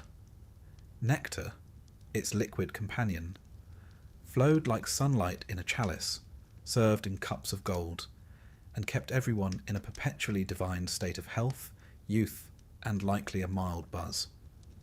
The gods didn't age. They didn't get ill. They didn't suffer the usual indignities of mortal life, apart from emotional outbursts, which, if anything, they had in abundance. The divine lifestyle was not without its duties, however. Each god had a portfolio, so to speak. Zeus, for example, handled thunderstorms, law, and infidelity. Poseidon had dominion over the sea, earthquakes, and moody tridents.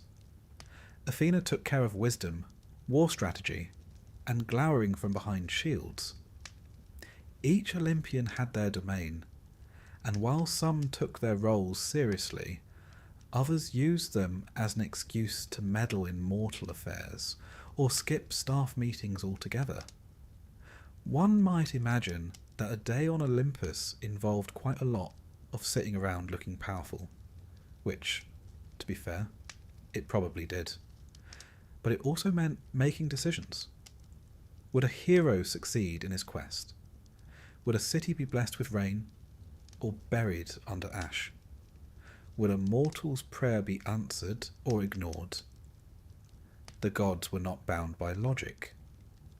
They were divine after all, and if they seemed inconsistent, well, that was rather the point. The world was unpredictable, and so were its rulers. From their cloud-wrapped thrones, The gods watched mortals go about their business with varying degrees of interest. They observed, they judged, they laughed, they wept occasionally, and sometimes they interfered, often dramatically. The line between gods and mortals, you see, was not quite so firm in ancient Greek thought. The gods were not distant deities, unreachable and abstract. They were near, familiar, emotionally turbulent. They could take human form, walk among us, fall in love, or lust more often, and produce heroes with a knack for slaying monsters and starting wars. Their children became demigods, whose lives were extraordinary but seldom long. But Olympus itself was different. It was the place the gods returned to, a safe haven above the chaos of the world. Imagine, if you will, the moment after a storm, the clouds parting, a golden glow returning, and silence falling over the peaks. That was Olympus. Not a realm of perfection, but of divine pause. The only real constant in a world where nothing else lasted. Now, about the company kept on this mountain top. We often refer to the 12 Olympians, but the list wasn't entirely fixed.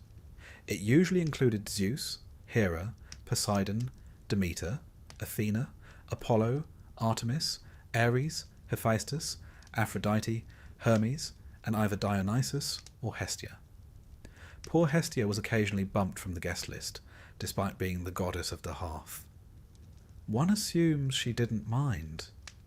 She always struck me as someone who preferred a quiet evening by the fire to a thunderbolt measuring contest between brothers. Each god brought something unique to the table. Apollo, radiant and polished, never without his lyre or a cryptic prophecy. Artemis, watchful and swift, ever elusive beneath the trees. Ares, brawny and brash, the kind of guest who eats all the olives and breaks the furniture. Aphrodite, all soft glances and dangerously persuasive silences.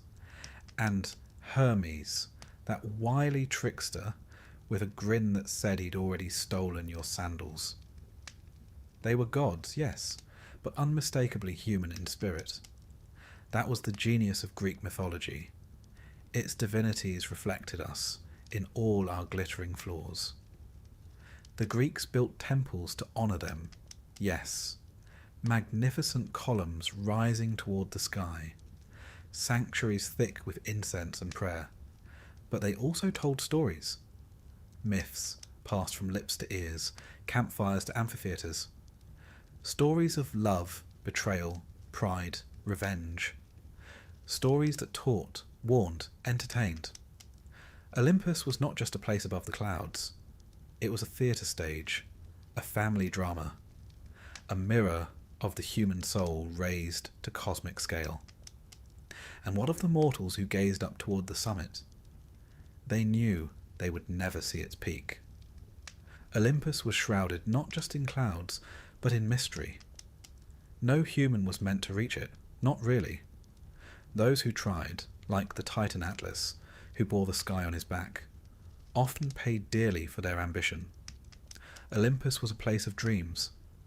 It was not for climbing, it was for imagining. And imagine it they did, the poets especially. Homer, in his Iliad and Odyssey, filled Olympus with radiant halls and divine disputes. Hesiod gave it grandeur, genealogy, structure. Later playwrights gave it irony, philosophers gave it doubt, but always Olympus remained, serene, glowing, gently aloof. Today, the mountain still stands. People hike it now, of course, in sturdy boots with trail mix and GPS. They reach the summit and see the land stretch far in all directions. The Aegean in the distance, fields below like faded mosaics. But they do not find temples, only wind and sky, and the sense of something ancient watching quietly. The gods may not live there anymore, but their stories linger in the air.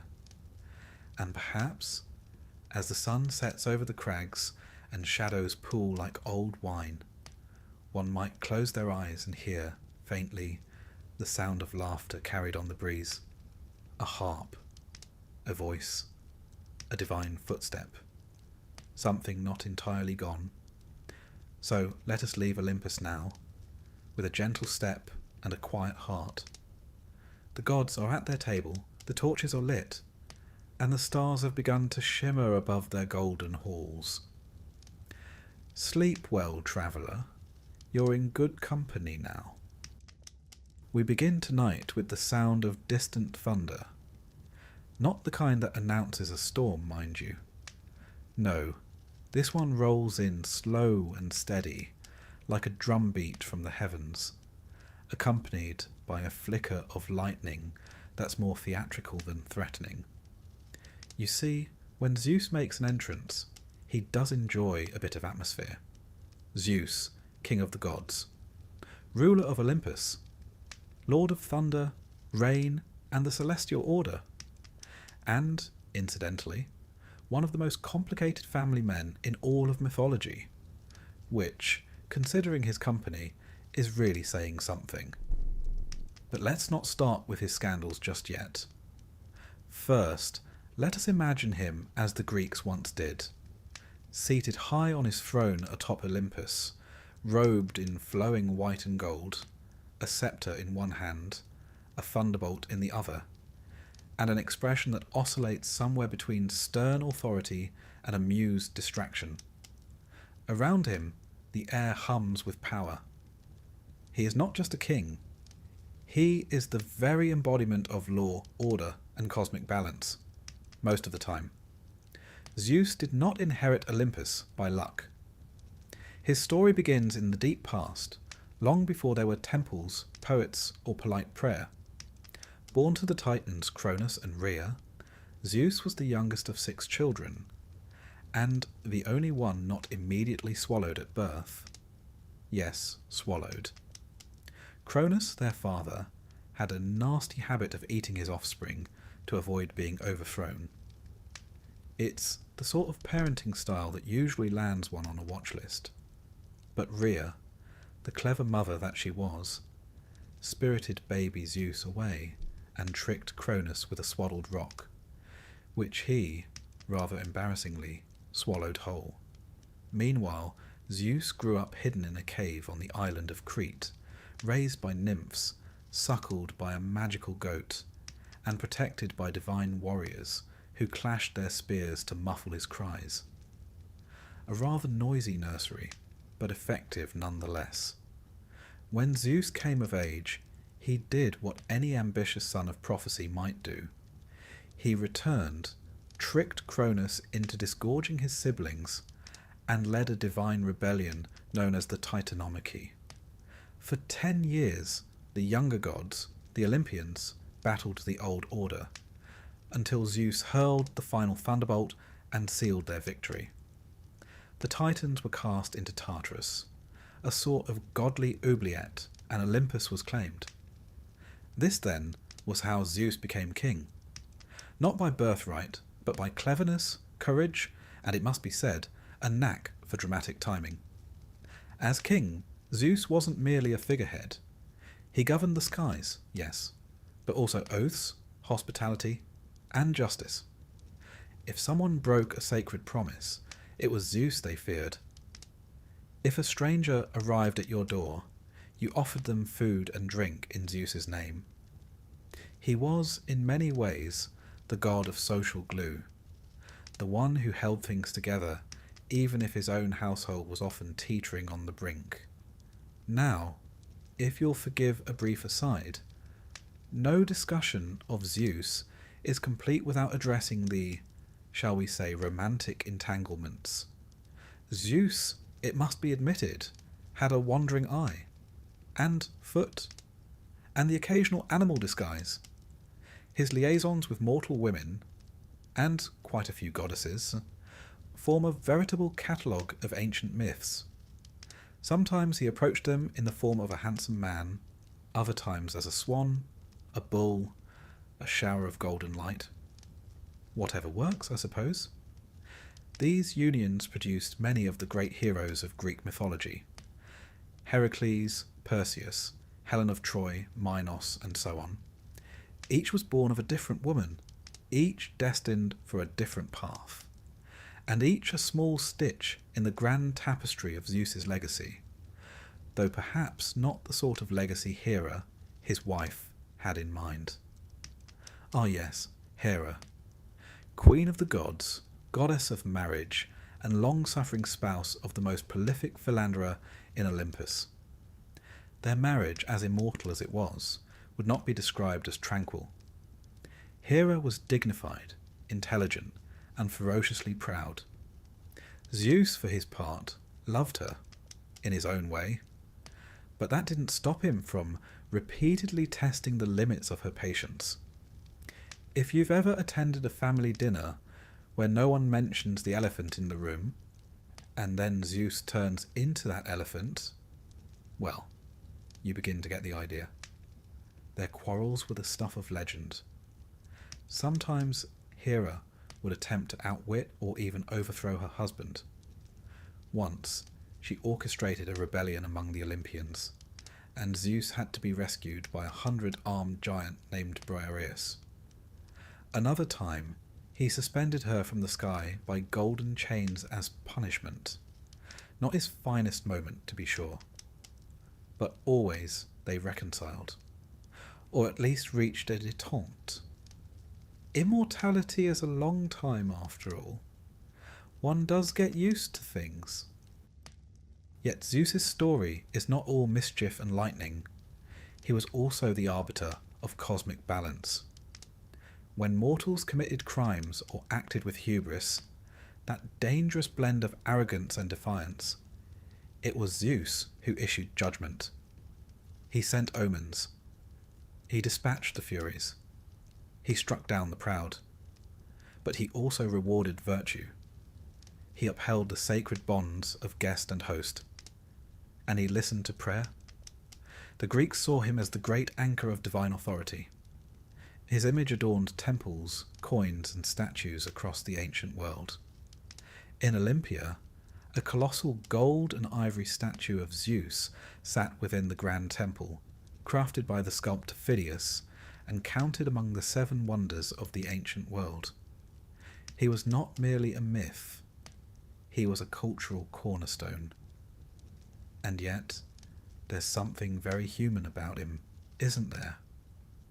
For all his thunderbolts and grandeur, Zeus often behaved like an exasperated father trying to keep a house full of eccentric children from setting the curtains on fire.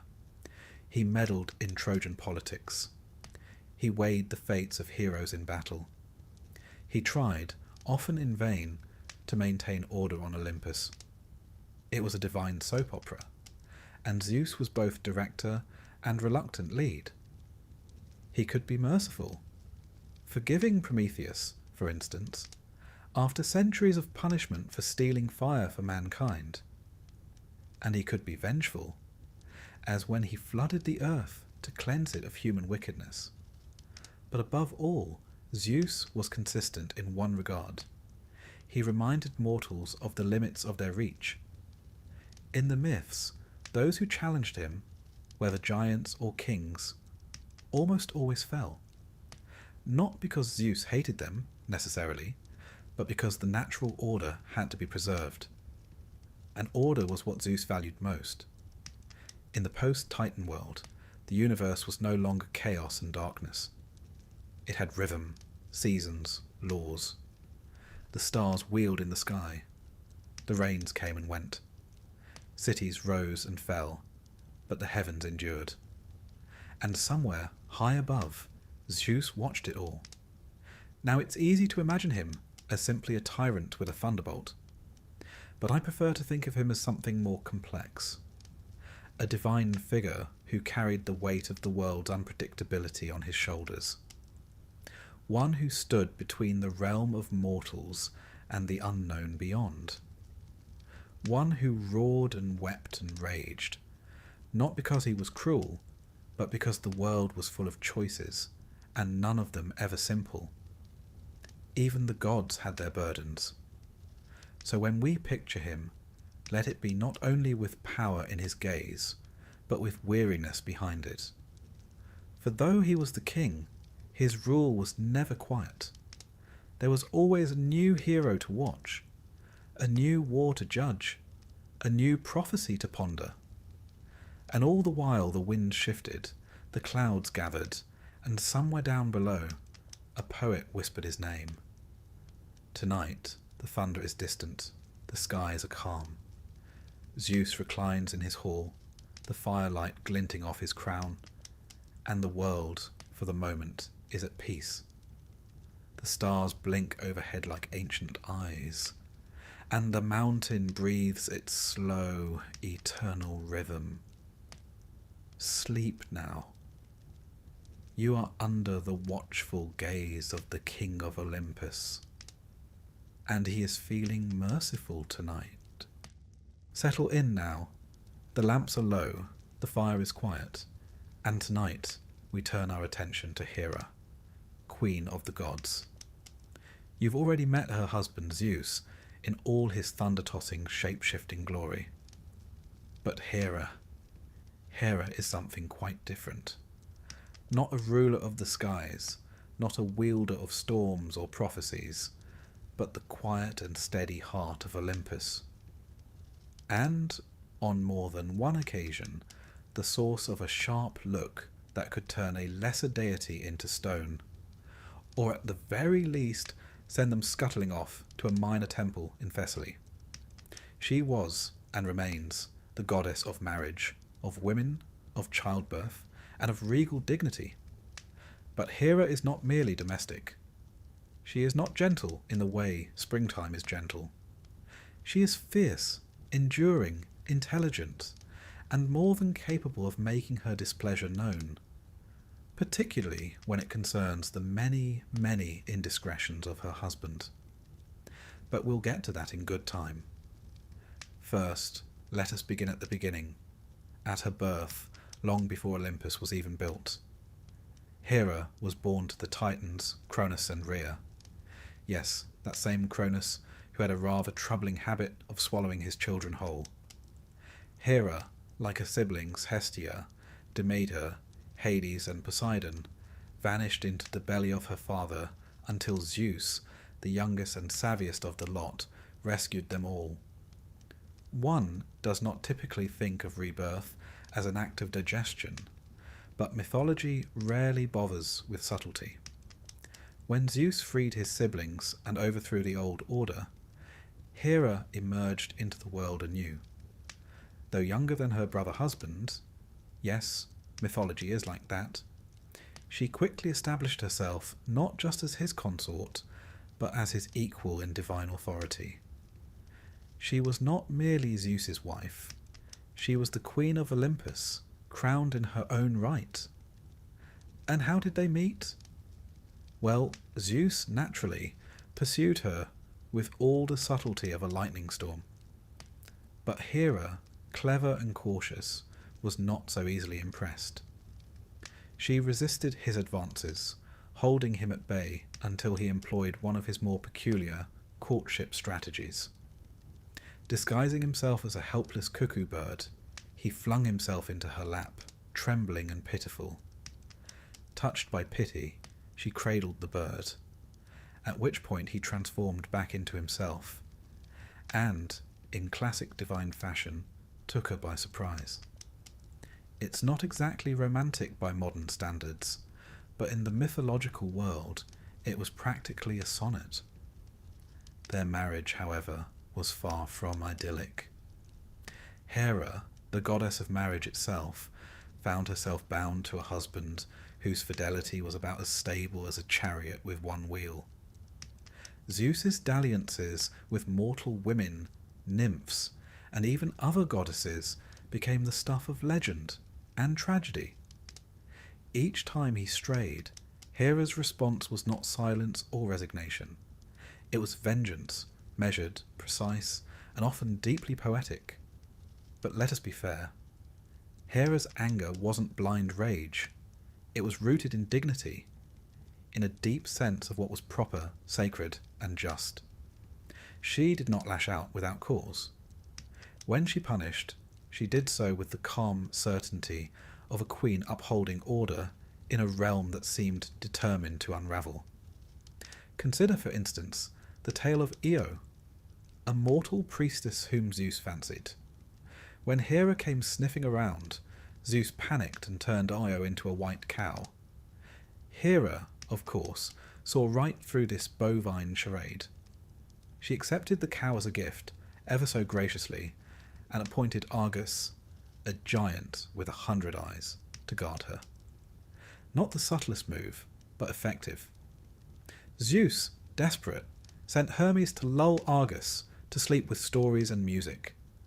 And once all 100 eyes had closed, Hermes dispatched him. Hera was furious. She retrieved the cowgirl Io and placed Argus's many eyes onto the tail of her sacred bird, the peacock, a detail that endures in the bird's plumage to this day. That's the thing about Hera. She didn't forget. She memorialized. She took insults and carved them into the stars, into feathers, into stone. Not out of spite, but out of principle. Her world was order, and when it was disrupted, she responded accordingly. Another tale, this one involving Heracles, one of Zeus's many sons by another woman. Hera hated him from the moment he drew breath. She sent serpents into his cradle. She drove him to madness. She placed obstacles in his path at every turn. And yet, in an irony almost too perfect, it was Heracles, after his death, who was welcomed into Olympus and reconciled with Hera, even marrying her daughter Hebe. One imagines the family dinners were tense, but Hera was not merely an angry wife. That's a simplification, and an unfair one. She was the goddess to whom women prayed for safe childbirth, for a stable home, for the sacred bond of marriage to hold firm. She was protector and patroness of queens. Her temples were among the most splendid in Greece, particularly the great Heraion near Argos, where priestesses performed elaborate rituals and dedicated their lives to her service. She was also embodiment of regal poise. When Homer describes her in the Iliad, it's with a kind of awed reverence. Tall, proud, golden-eyed. She rides in a chariot pulled by peacocks, wears a crown that gleams with the fire of heaven, and speaks with a voice that can silence a room full of immortals. Even Zeus, for all his bluster, knew when to tread carefully around Hera. Their marriage, for all its strife, was also a political bond, a symbol of cosmic balance. Zeus representing raw power and law, and Hera representing loyalty, structure, and sacred tradition. Together they ruled not just Olympus, but the framework of the Greek cosmos. Their quarrels were myth, yes, but they also reflected the eternal struggle between freedom and fidelity, chaos and order, impulse and restraint. To worship Hera was not to adore gentleness. It was to honour strength wrapped in dignity. It was to recognise that the world needs not just storms, but boundaries. That love is not always sweet. Sometimes it is fierce, wounded, enduring. Sometimes it clenches its jaw and carries on for the sake of something larger than the self. She had her moments of compassion too. She aided Jason and the Argonauts. She watched over women in labour. She lent power to those who upheld justice. In some myths, she is a maternal figure, not soft, but solid.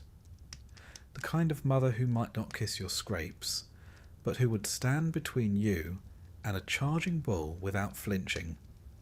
In art, she is nearly always majestic, seated on a throne, a sceptre in one hand, a lotus-tipped staff, or a pomegranate in the other. The pomegranate, as you might recall, being a symbol of fertility and the cycle of life. one that appears frequently in ancient depictions of divine queenship. Her sacred animals, beyond the peacock, include the cow, not merely for its docility, but for its association with nurturing and steadfastness.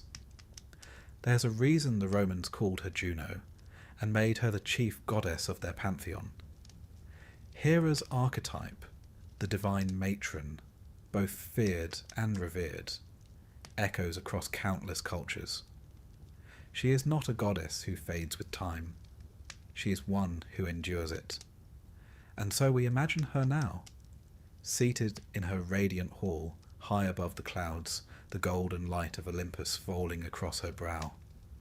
The peacocks shuffle softly at her feet. The fires crackle low. A divine scroll rests beside her. Perhaps a new list of grievances, or a wedding invitation, or both. The gods around her quarrel and bicker, laugh and sulk, but Hera remains still, watchful. She does not always speak first, but when she does, Olympus listens. Tonight, her gaze is calm. Her court is quiet. Somewhere in the mortal world, a marriage is made, a child is born, a vow is kept, and the Queen of the Heavens for once is at peace. Sleep now, traveller. You rest beneath her watchful eyes, and she never forgets. The sea, even now, holds a kind of ancient silence, a deep, breathing presence beneath the surface, never quite still, never fully asleep. And in that timeless blue, long before sailors traced constellations or merchants dreamed of distant shores, the Greeks believed something older stirred, something powerful, proud, and on occasion rather moody. Poseidon, brother to Zeus and Hades, god of the sea, earthquakes, horses, and, quite notably, grudges. While Zeus ruled the skies and Hades reigned below, Poseidon claimed everything that foamed, surged, churned, and crashed. The sea, after all, was not merely water to the ancient Greeks. It was a force, a frontier, a mystery. And Poseidon was its sovereign. Imagine him now, tall, muscular, bearded like a storm-beaten king, hair tangled with salt and seaweed, his trident gleaming with the wet glint of dawn tides. He does not float above the clouds like his brother. He rides the crests of waves, pulled by hippocamps, those mythical seahorses with hooves of foam and manes like river reeds. When he speaks, it's with the low rumble of tectonic plates shifting beneath your feet. He is the voice of the ocean floor, old, rumbling, and not particularly patient. His realm is vast, not only the sea itself, but every inlet, spring, and underground stream. Sailors prayed to him before journeys. Fishermen whispered his name over their nets. Even those on dry land, far from the coast, feared his wrath. Earthquakes, which the Greeks called Poseidon shaking the ground, were seen as his doing. You may recall, he's not the type to knock politely when displeased. Like his brothers, Poseidon's origin begins in darkness, swallowed, like the rest of his siblings, by Cronus, then freed by Zeus. After the Titanomachy, the war against the old gods, the world was divided. Zeus took the sky, Hades took the underworld. Poseidon was given the sea, not as a consolation prize, mind you, but as a dominion equal in majesty and terror. And to be fair, it rather suited him. Poseidon's nature was not, shall we say, consistent. Some days he was beneficent, the god who granted calm winds, guided ships safely home, and coaxed fresh water from dry earth. Other times, not so much. He could whip the sea into a frenzy, send monstrous waves toward unsuspecting shores, and summon sea beasts large enough to snack on entire cities. He was not cruel, simply temperamental. The The sea, after all, is both giver and taker, and so was he. One of his more famous tempers was directed at a city we now know as Athens. You see, Poseidon and his niece Athena both wished to become its patron deity. The gods proposed a contest. Each would present a gift, and the people would choose which god to honour. Poseidon struck the earth with his trident and produced a spring. Though awkwardly, it was salt water, which isn't terribly helpful inland. Athena, meanwhile, offered the olive tree, a symbol of peace, prosperity, and rather useful for cooking. The Athenians, ever practical, chose her. Poseidon, in classic form, did not take the loss well. He flooded parts of the land in retaliation, and though things eventually settled, it was clear losing was not something he tolerated gracefully. His relationships, like his tempers, were turbulent. He married a sea goddess named Amphitrite, one of the 50 Nereids. She initially fled his courtship, which involved a fair bit of chasing and the help of a dolphin. Yes, really. But eventually she relented, and they settled into what was, by Olympian standards, a relatively stable marriage. Their son Triton was half man, half fish, and often depicted blowing a conch shell to calm or summon the waves. That said, Poseidon was not the most faithful of husbands. His list of lovers and offspring rivals that of Zeus, and includes mortals, nymphs, and even creatures of his own making. His most famous children include the winged horse Pegasus, born from Medusa's severed neck after Poseidon, rather undiplomatically, had pursued her in Athena's temple. There's also Polyphemus, the Cyclops, who rather famously got on the wrong side of Odysseus. But more on that later. Poseidon's power was vast, but it was not always respected, especially by heroes who ought to have known better. Take Odysseus, for example. After blinding Polyphemus during his long journey home from Troy, he made the fatal error of taunting the Cyclops, whose father, of course, was Poseidon. This turned what should have been a 10-day voyage into a 10-year epic filled with shipwrecks, sirens, and sulking gods. The lesson? Never anger the man who controls your travel plans. Yet Poseidon was also a builder. He helped construct the walls of Troy, though when the king refused to pay him properly, Poseidon ensured the city would one day fall. Again, we return to the theme of divine memory. The Olympians, especially Poseidon, had long memories, and an even longer sense of justice when they felt slighted. Worship of Poseidon was widespread in coastal regions. The Isthmus of Corinth housed one of his major temples, a grand structure where sailors and seagoers offered sacrifices for safe passage. Horses were sacred to him, not just sea horses, but earthly ones too. He was said to have created the first horse, striking the earth with his trident. In some myths, he's even credited with teaching humanity how to harness their strength. A reminder that Poseidon, though wild, could be generous when honoured properly.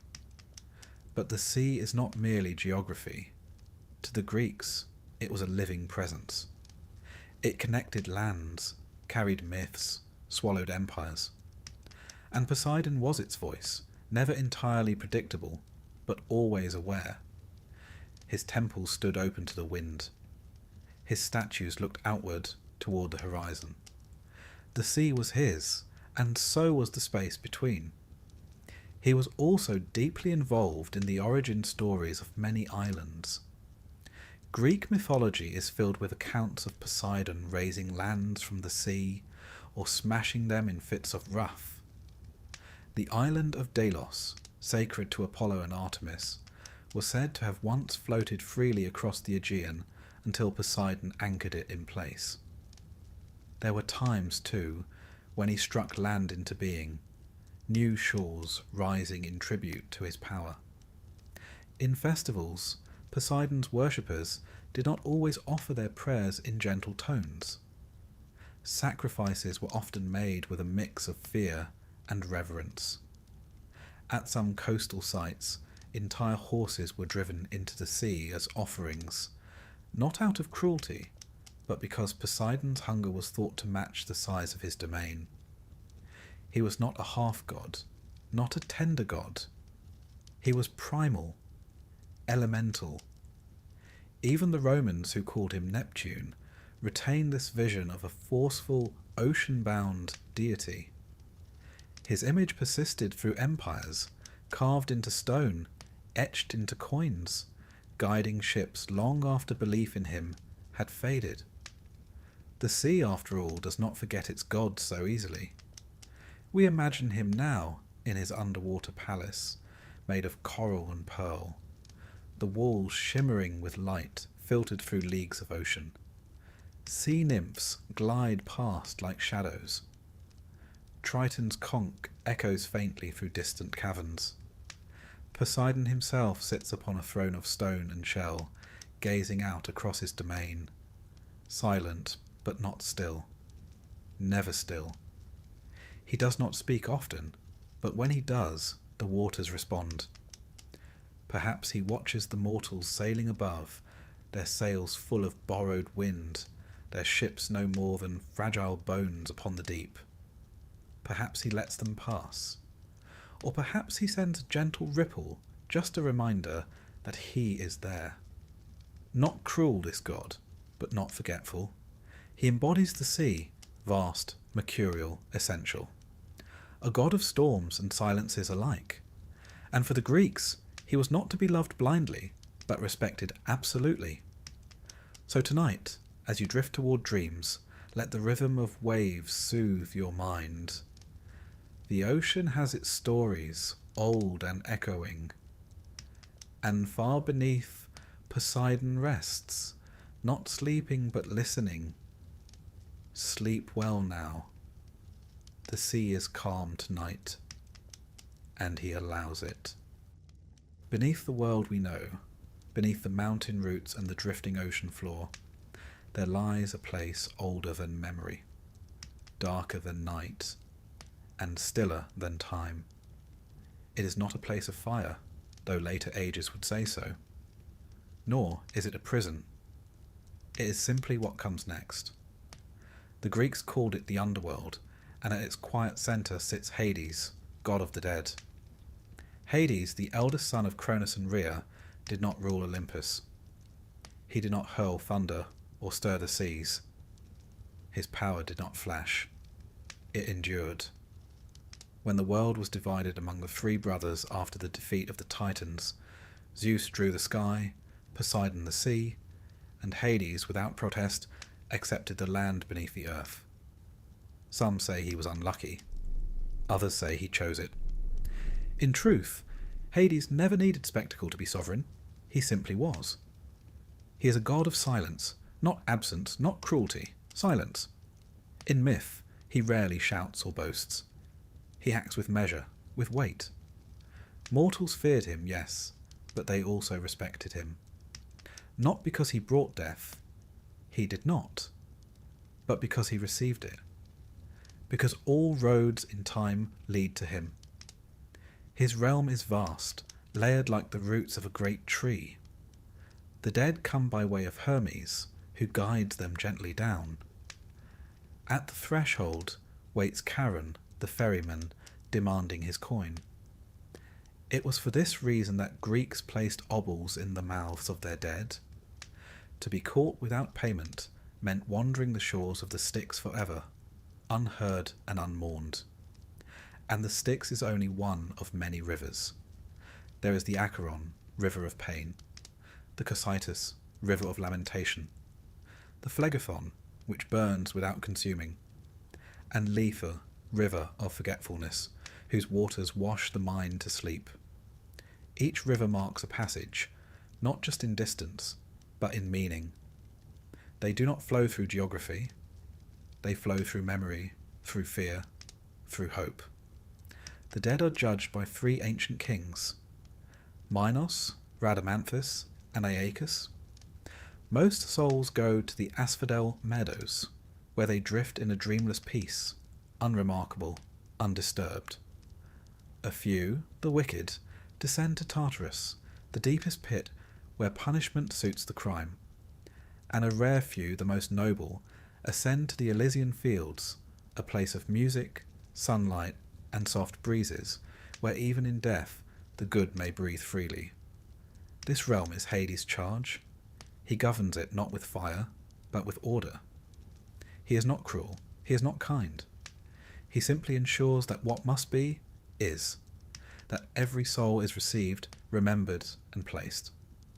There is dignity in that, and yet despite this, he is often misunderstood. In art and story, he is sometimes mistaken for the villain, perhaps because death itself is feared, and he is its face. But Hades is no more evil than gravity. He does not hunt souls. He does not tempt or torment. He rules patiently and perpetually over the inevitable. His most famous myth, of course, is that of Persephone. The tale begins in sunlight, with flowers. Persephone, daughter of Demeter, goddess of the harvest, was picking blooms in a field when the earth opened. Hades rose in his chariot of obsidian and took her, down, down, beneath the roots of the world. Demeter searched the earth, refusing to let crops grow until her daughter was returned. And so, at last, a compromise was made. Persephone would spend part of the year above with her mother, and part below with her husband. Thus came the seasons. Spring and summer for joy, autumn and winter for mourning. Was it love? Was it power? The myths differ. But in the underworld, Persephone became queen. Not a captive, not merely a consort, but a ruler in her own right. She sat beside Hades, not behind him. She guided the dead, past judgment, tended the pale gardens of the shades. And Hades? He did not rage. He did not betray. In all the stories, he is perhaps the only god who does not cheat, who does not stray. His realm was enough. His crown was enough. His queen was enough. He is often called Ploton, the rich one, for all things beneath the earth belong to him. Gold, silver, precious stones, seeds in the soil. From him come not only endings, but beginnings. Seeds must lie in darkness before they sprout, and Hades rules that darkness. He rarely appeared among the other gods. When he did, it was always for great cause. He aided in the war against the giants. He lent his helm of invisibility to Perseus, who used it to escape after slaying Medusa. But mostly, he remained apart, watching, waiting, attending to his domain.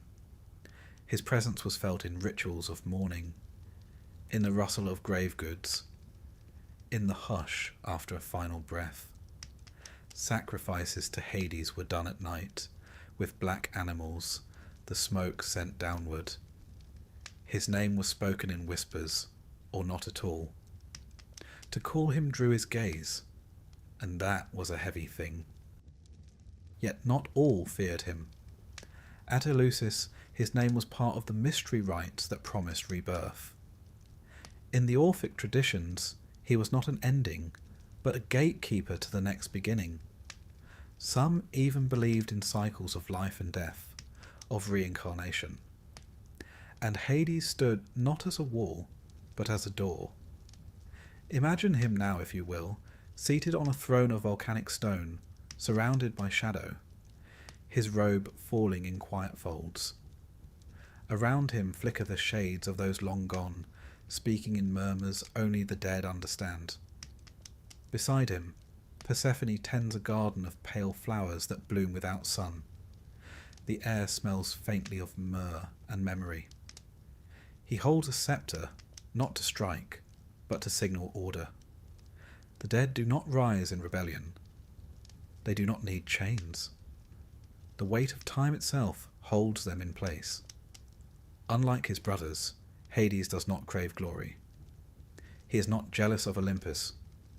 He does not interfere with mortals unless they enter his domain without permission. And even then, he is more judge than executioner. He sets terms. He upholds them. Consider Orpheus, who came to plead for Eurydice. Hades listened. He agreed. He gave the poet a chance to lead her out, on one condition: do not look back.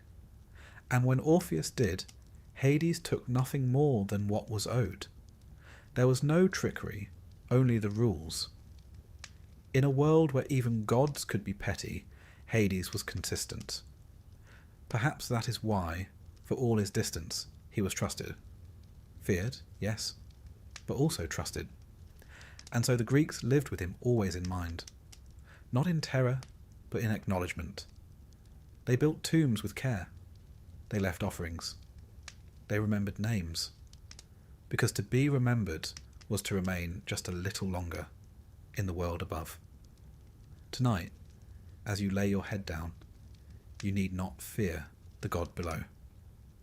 He is not waiting in your shadow. He is keeping watch over those already gone. He tends a realm not of fire, but of memory. He sits in silence, because there is nothing more to prove. Sleep now. Let the earth hold you gently. Let your thoughts drift like leaves on the Acheron.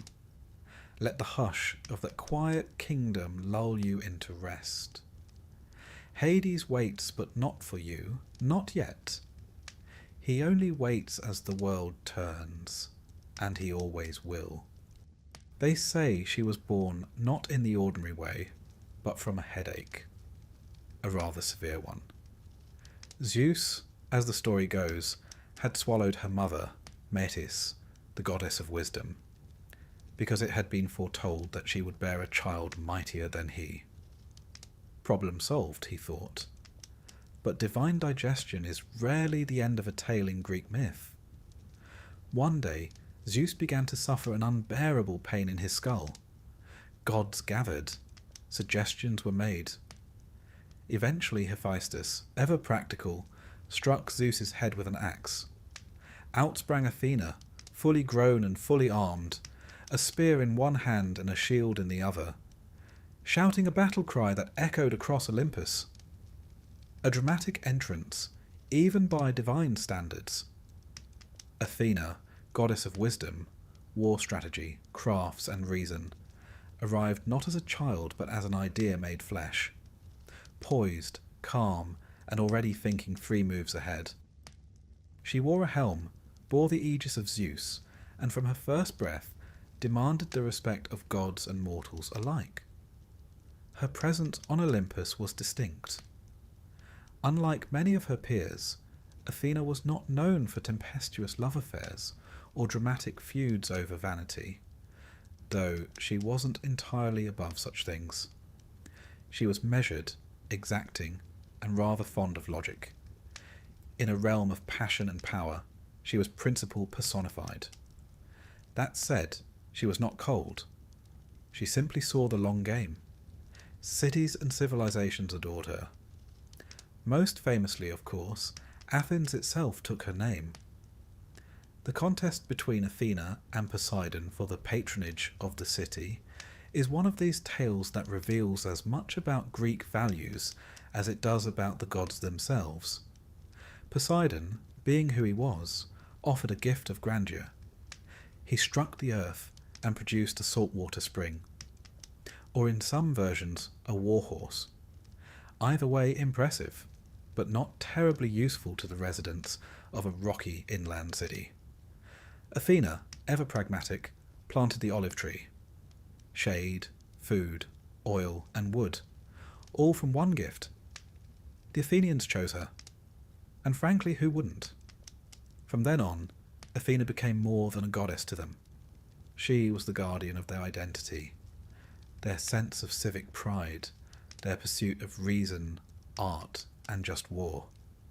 Her temple, the Parthenon, still crowns the Acropolis today. its columns watching the Aegean like sentinels of marble. It remains not just a relic of ancient architecture, but a testament to her enduring spirit. Athena's approach to war was nothing like Ari's bloodlust. She preferred tactics, planning, the application of intelligence to conflict. She represented the mind in battle, not the frenzy. She advised heroes rather than charging in herself. Odysseus, in particular, earned her favour. His cunning, his guile, his talent for words over weapons, all were qualities she prized. She guided him home through storm and strife, always the voice of reason whispering beneath the chaos. But wisdom is not always gentle. Athena could be uncompromising, and when insulted her wrath was cold and enduring. Take the tale of Arachne, a mortal weaver whose skill was so great she dared claim superiority to the goddess herself. Athena, not known for indulging arrogance, challenged her to a contest. Arachne's tapestry was flawless, even daring to depict the gods in their less flattering moments. Athena, though impressed, tore it to shreds. She struck Arachne down, but, in a rare moment of mercy or poetic judgment, transformed her into the first spider, to weave forever. This balance of pride and precision defined Athena. She upheld honour, but never shied from asserting her place. She did not scream. She did not scheme. She simply stood her ground, and others yielded. She was also a patroness of crafts and invention. Pottery, weaving, architecture, all fell under her guidance. She inspired not just warriors, but artisans, philosophers, and lawmakers.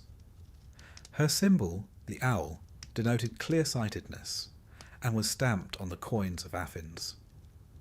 Wherever thoughtful hands shaped the world, Athena was there. Artists spoke her name before chiselling marble. Statesmen offered silent prayers before debating law. Curiously, she remained a virgin goddess, not in prudishness, but in independence. She did not marry. She did not pursue or yield to pursuit. Her loyalty lay with principle, not passion. This lent her a certain clarity, a steadiness untouched by the usual romantic entanglements that entangled her peers. She stood alone, and from deep solitude came strength. Even her friends knew to tread carefully. When Tiresias, the blind prophet, accidentally witnessed her bathing, Athena struck him blind. But in fairness, she also gave him the gift of prophecy to balance the scales. Firm but fair. That was her way. In art, Athena is almost always armed, but never aggressive. Her shield often bore the head of Medusa, a grim gift from Perseus after his fateful quest. According to some tales, she aided him by guiding his hand, lending him tools, whispering courage. But her choice to place Medusa's face on her shield, that was something more. A warning, perhaps, or a reminder that wisdom does not flinch from horror. It absorbs it, reflects it, uses it. Athena had no shortage of temples across the Greek world.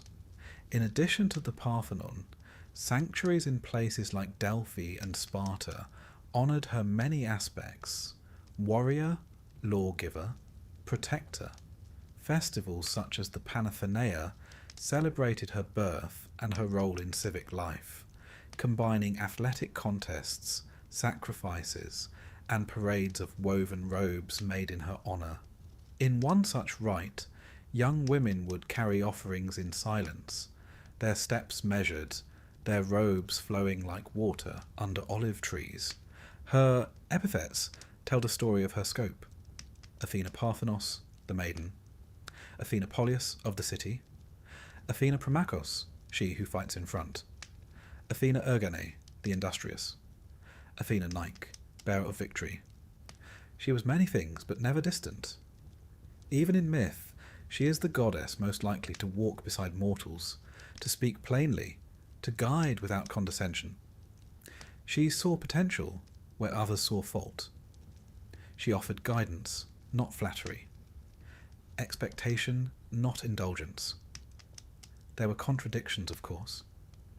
She upheld justice, but stood silent when her fellow gods acted with less than noble intent. She punished women who crossed lines, yet empowered heroes to defy the odds. But perhaps that was her wisdom, knowing when to act and when to wait. Not every wrong needed to be shouted down. Some could be corrected with time, with silence, with the long view. Athena always had the long view. She rarely raised her voice, but when she did, it was the sound of clear judgment, like bronze striking bronze in the still air before battle. A single note, impossible to ignore. Her advice was often laced with calm warnings, softly spoken truths. In council, the gods might argue for hours, but when Athena spoke, the room fell still. Her logic was not easily refuted. Her presence was not easily dismissed. Imagine her now, seated on her marble throne, high in the halls of Olympus. Her eyes are cool and calm, scanning scrolls of mortal deeds. She does not smile often, but when she does, it is the smile of one who sees potential, not perfection. Her owl perches silently nearby, and outside, the stars wheel in precise procession. Every movement above reflects her mind below. Quiet, deliberate, constant. Somewhere below, a child learns to write. A potter turns a wheel. A general marks a map. A philosopher pauses mid-thought, wondering from where the insight came. And in all these things, Athena stirs. She is not the flashiest of gods, not the loudest, but she is the one whose name is whispered in libraries and courtrooms, in war rooms and workshops. She is wisdom in bronze, and tonight, as you close your eyes and drift toward dreams, know that she keeps watch, not in thunder or fire, but in thought, in structure, in the still strength of what is rightly built. Sleep now, and if you dream, let it be of olive groves and marble halls, of clear skies and steady hands. Athena is near, and she is thinking. In the soft glow before dawn, when the world holds its breath and the sky hesitates between silver and gold, two figures move through myth, twins, born of the same mother, destined to walk very different paths beneath the same ancient heavens. Apollo and Artemis, sunlight and moonlight, brother and sister, opposites and echoes.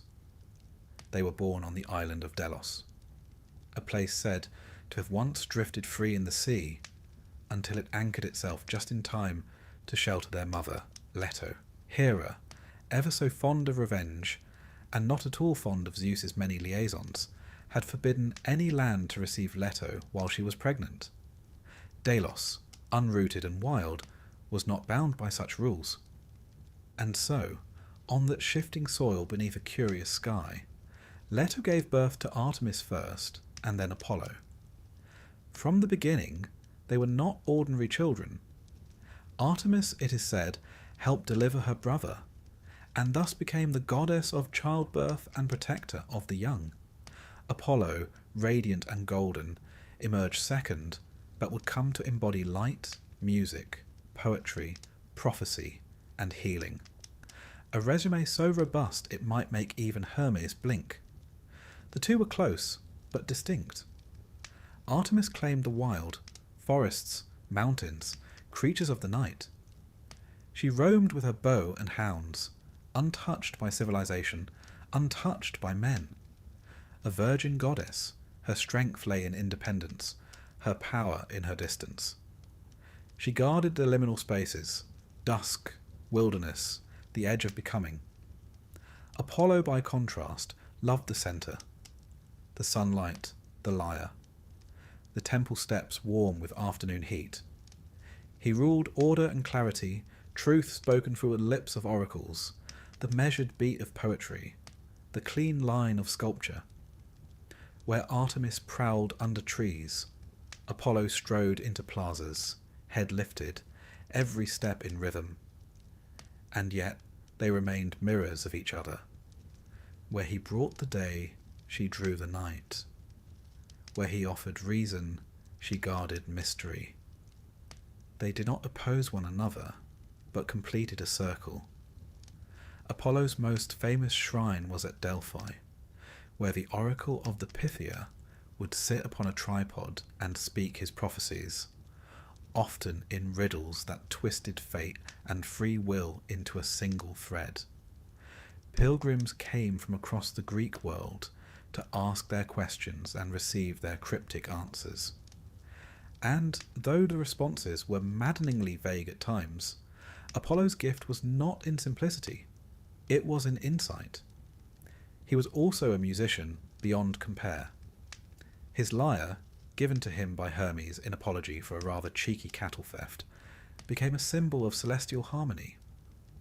With it, he could soothe storms, calm minds, and sway hearts. His songs were not merely entertainment, they were structure, soul, cosmos turned into melody. But Apollo was not all light. His stories, like those of all the Olympians, carry shadows. He loved often and disastrously. Daphne, a nymph who fled him, was turned into a laurel tree to escape his pursuit. Coronis, whom he loved, betrayed him, and he struck her down, only to save their unborn child, Asclepius, god of medicine.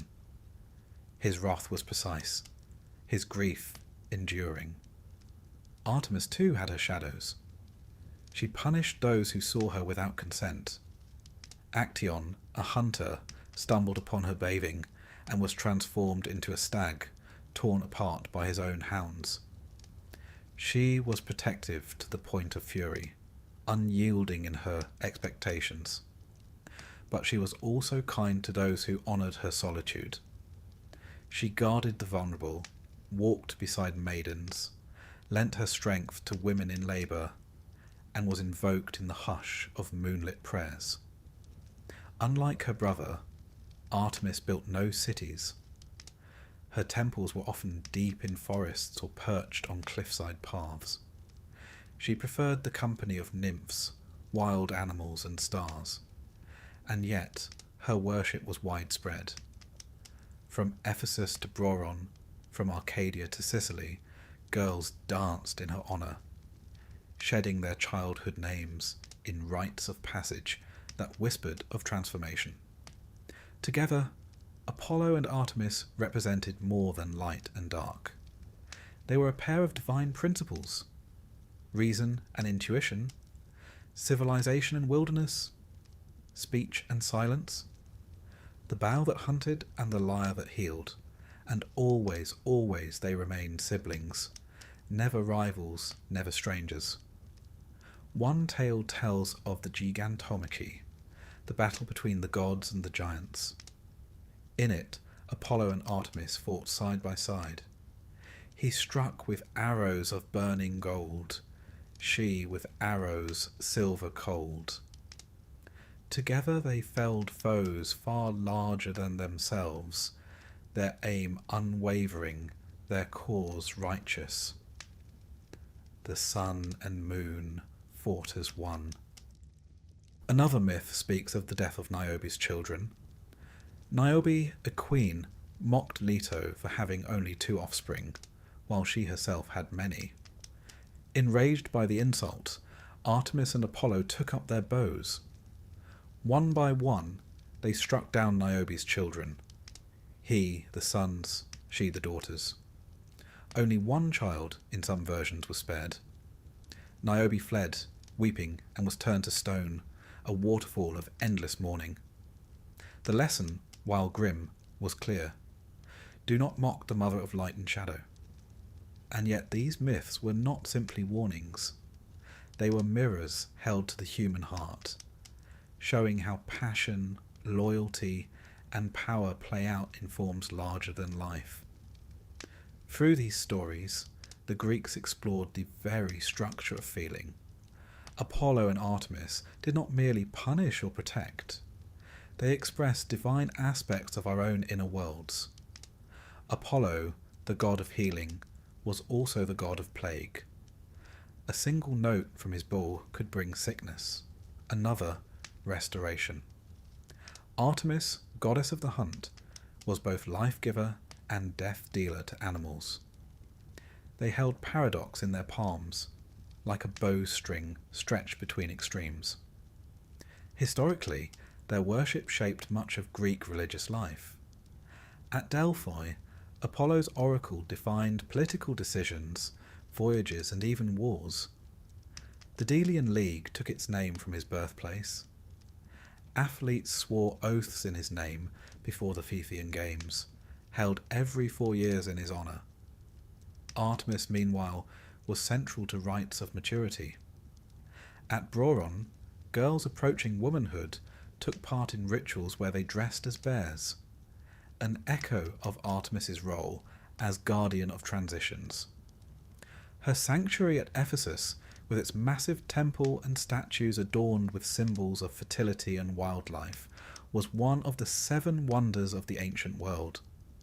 The Romans, too, honoured them. Apollo remained Apollo, a rare instance of continuity. Artemis became Diana, and her image continued to stalk moonlit groves, untamed and untouched. In art, Apollo is shown as youthful, beardless, often holding his lyre or bow. His face is serene, his posture poised. He represents the ideal: balance, grace, harmony. Artemis, in contrast, is swift and sure. Her robes swirl as she moves, her gaze sharp as the silver tip of her arrow. She is both the stillness of the forest and the sudden snap of a branch. Imagine them now, side by side at the edge of the world. Apollo lifts the sun once more, the sky flushed with gold. Birds begin to stir, songs gently warming the air.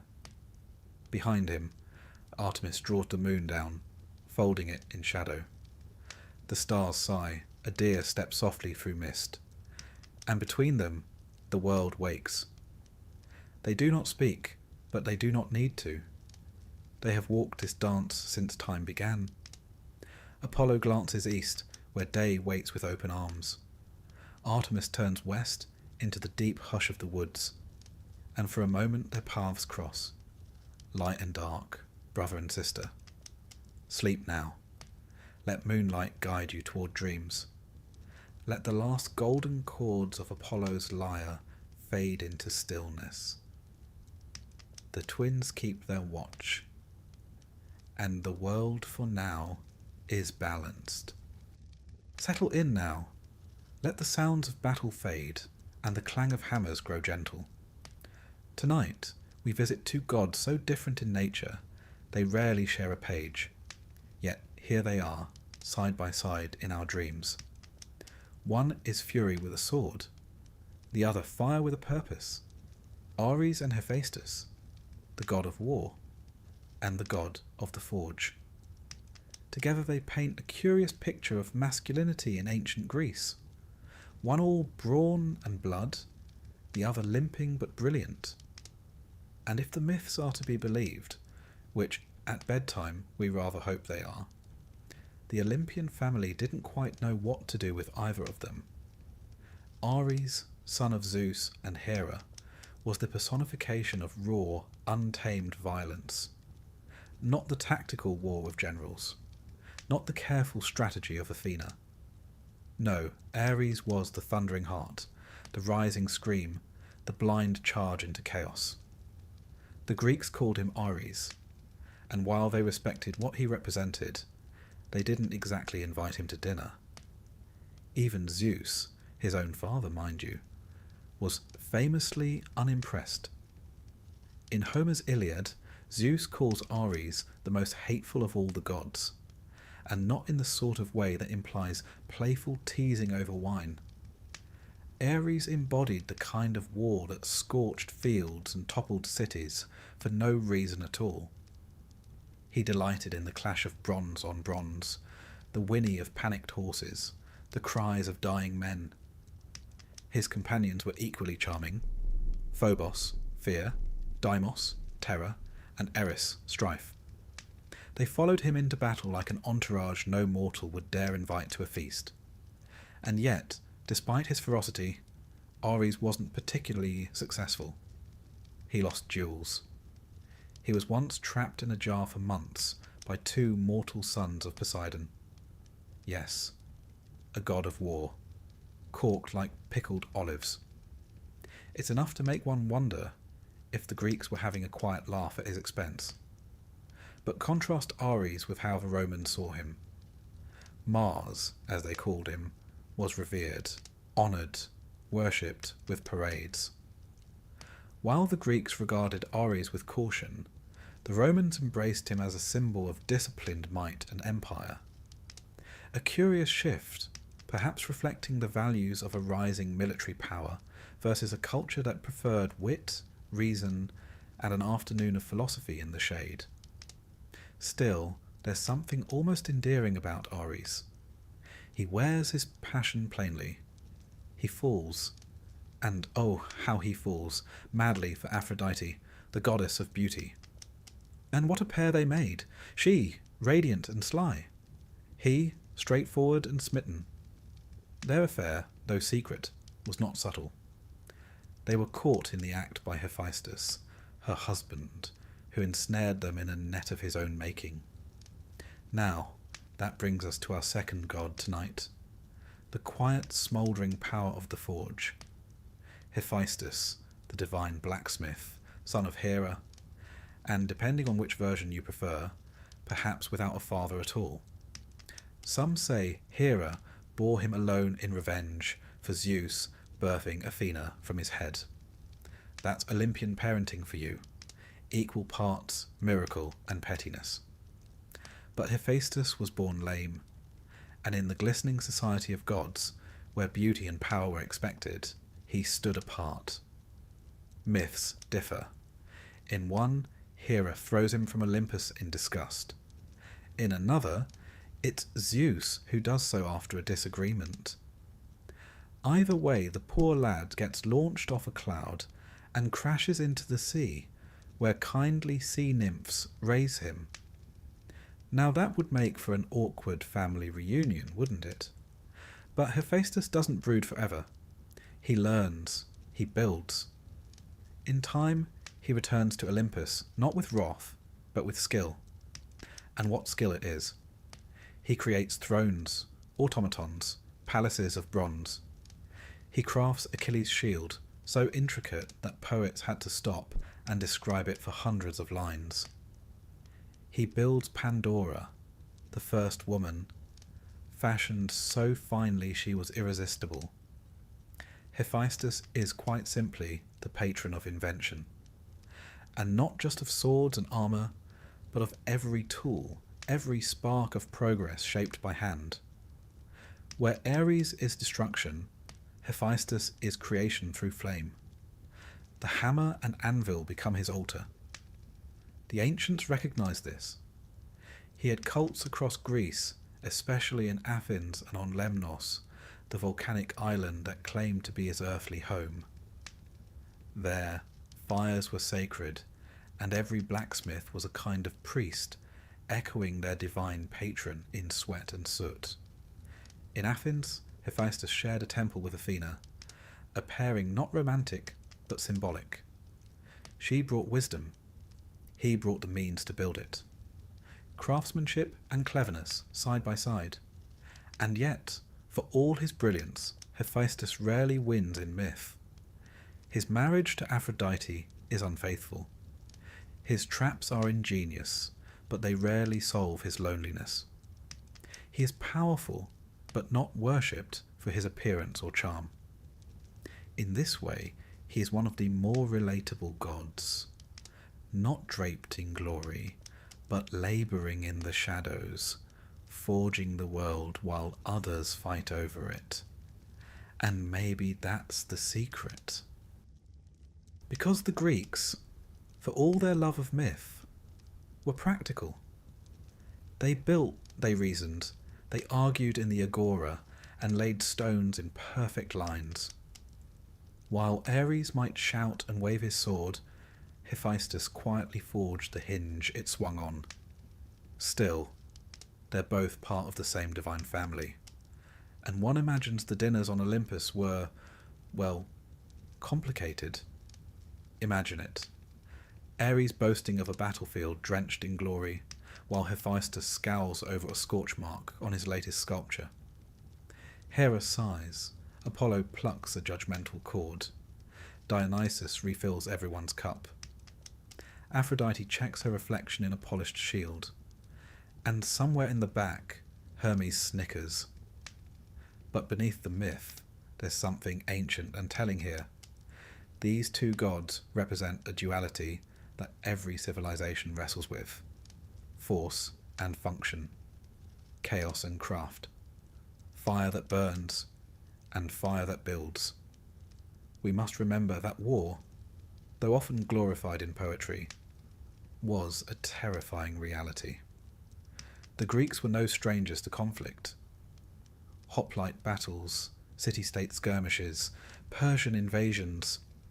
They had seen what war could do. And perhaps that's why Ares was kept at arm's length. A necessary force, but not an honoured guest.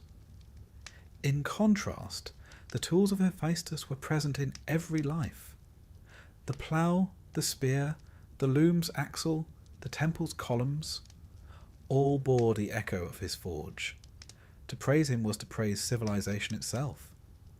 In vase paintings and statuary, Hephaestus is often depicted with muscular arms, soot-blackened face, and a short workman's tunic. He doesn't glow with ethereal light. He sweats, he bends metal, he limps with purpose. Ares, on the other hand, is all sharp lines and bronze gleam, plumed helmet, shield at the ready, chin held just so. His beauty is as carefully wrought as his sword, but somehow always less trustworthy. And so the Greeks taught their children, strength alone is not enough. Building create, work with your hands, let the fire warm, not consume. Still, perhaps Ares needed to exist, if only to remind us how precious peace is. And Hephaestus, for all his trials, remained indispensable. Even the gods needed a smith. As we drift further into stillness, think of the forge, glowing softly in the night, surrounded by tools, half-finished wonders, and the scent of warm metal. No shouting, no clashing spears. Only quiet firelight and the slow rhythm of the hammer. Perhaps the heart of Olympus wasn't in the throne room, but in the forge below. And somewhere, deep in the mountain halls, a god with a limp and a mind of steel continues to shape the world, while far above, a war god sharpens his blade, just in case. Let the sparks fade now. One by one, the fire dims. The clang of iron grows faint, and the gods ever flawed fall silent as sleep draws near. Close your eyes and let the rules of the waking world loosen their grip. Tonight we drift with the tricksters, the ones who cross boundaries, blur identities, and chuckle when the map doesn't match the terrain. We're stepping off the polished marble steps of Olympus and wandering instead down a vine-choked path that smells faintly of wine, wildflowers, and something just a little forbidden. These are the gods of transition, of thresholds, of masks, mischief, and mystery. Dionysus and Hermes. One pours the wine, the other steals your sandals. And together, they lead us to the edges of what it means to be human. Let's begin with Dionysus. You may think of him as the god of wine, which he is, but he is so much more than that. He's the god of release, of madness and ecstasy, of letting go of the self. A paradox in Ivy, both comforting and terrifying. His origin story is tangled as it should be. Some say he was born of Semele, a mortal princess, and Zeus, who, in classic Zeus fashion, visited her in secret. But Semele, tricked by a jealous Hera, asked to see Zeus in his full divine form. And mortals, it seems, are not built for thunder. She perished in flame, and Zeus, in a rather creative act of divine obstetrics, rescued the unborn Dionysus and sewed him into his own thigh. Yes, you heard that right. Dionysus was born again from Zeus's leg. It's not elegant, but it's memorable.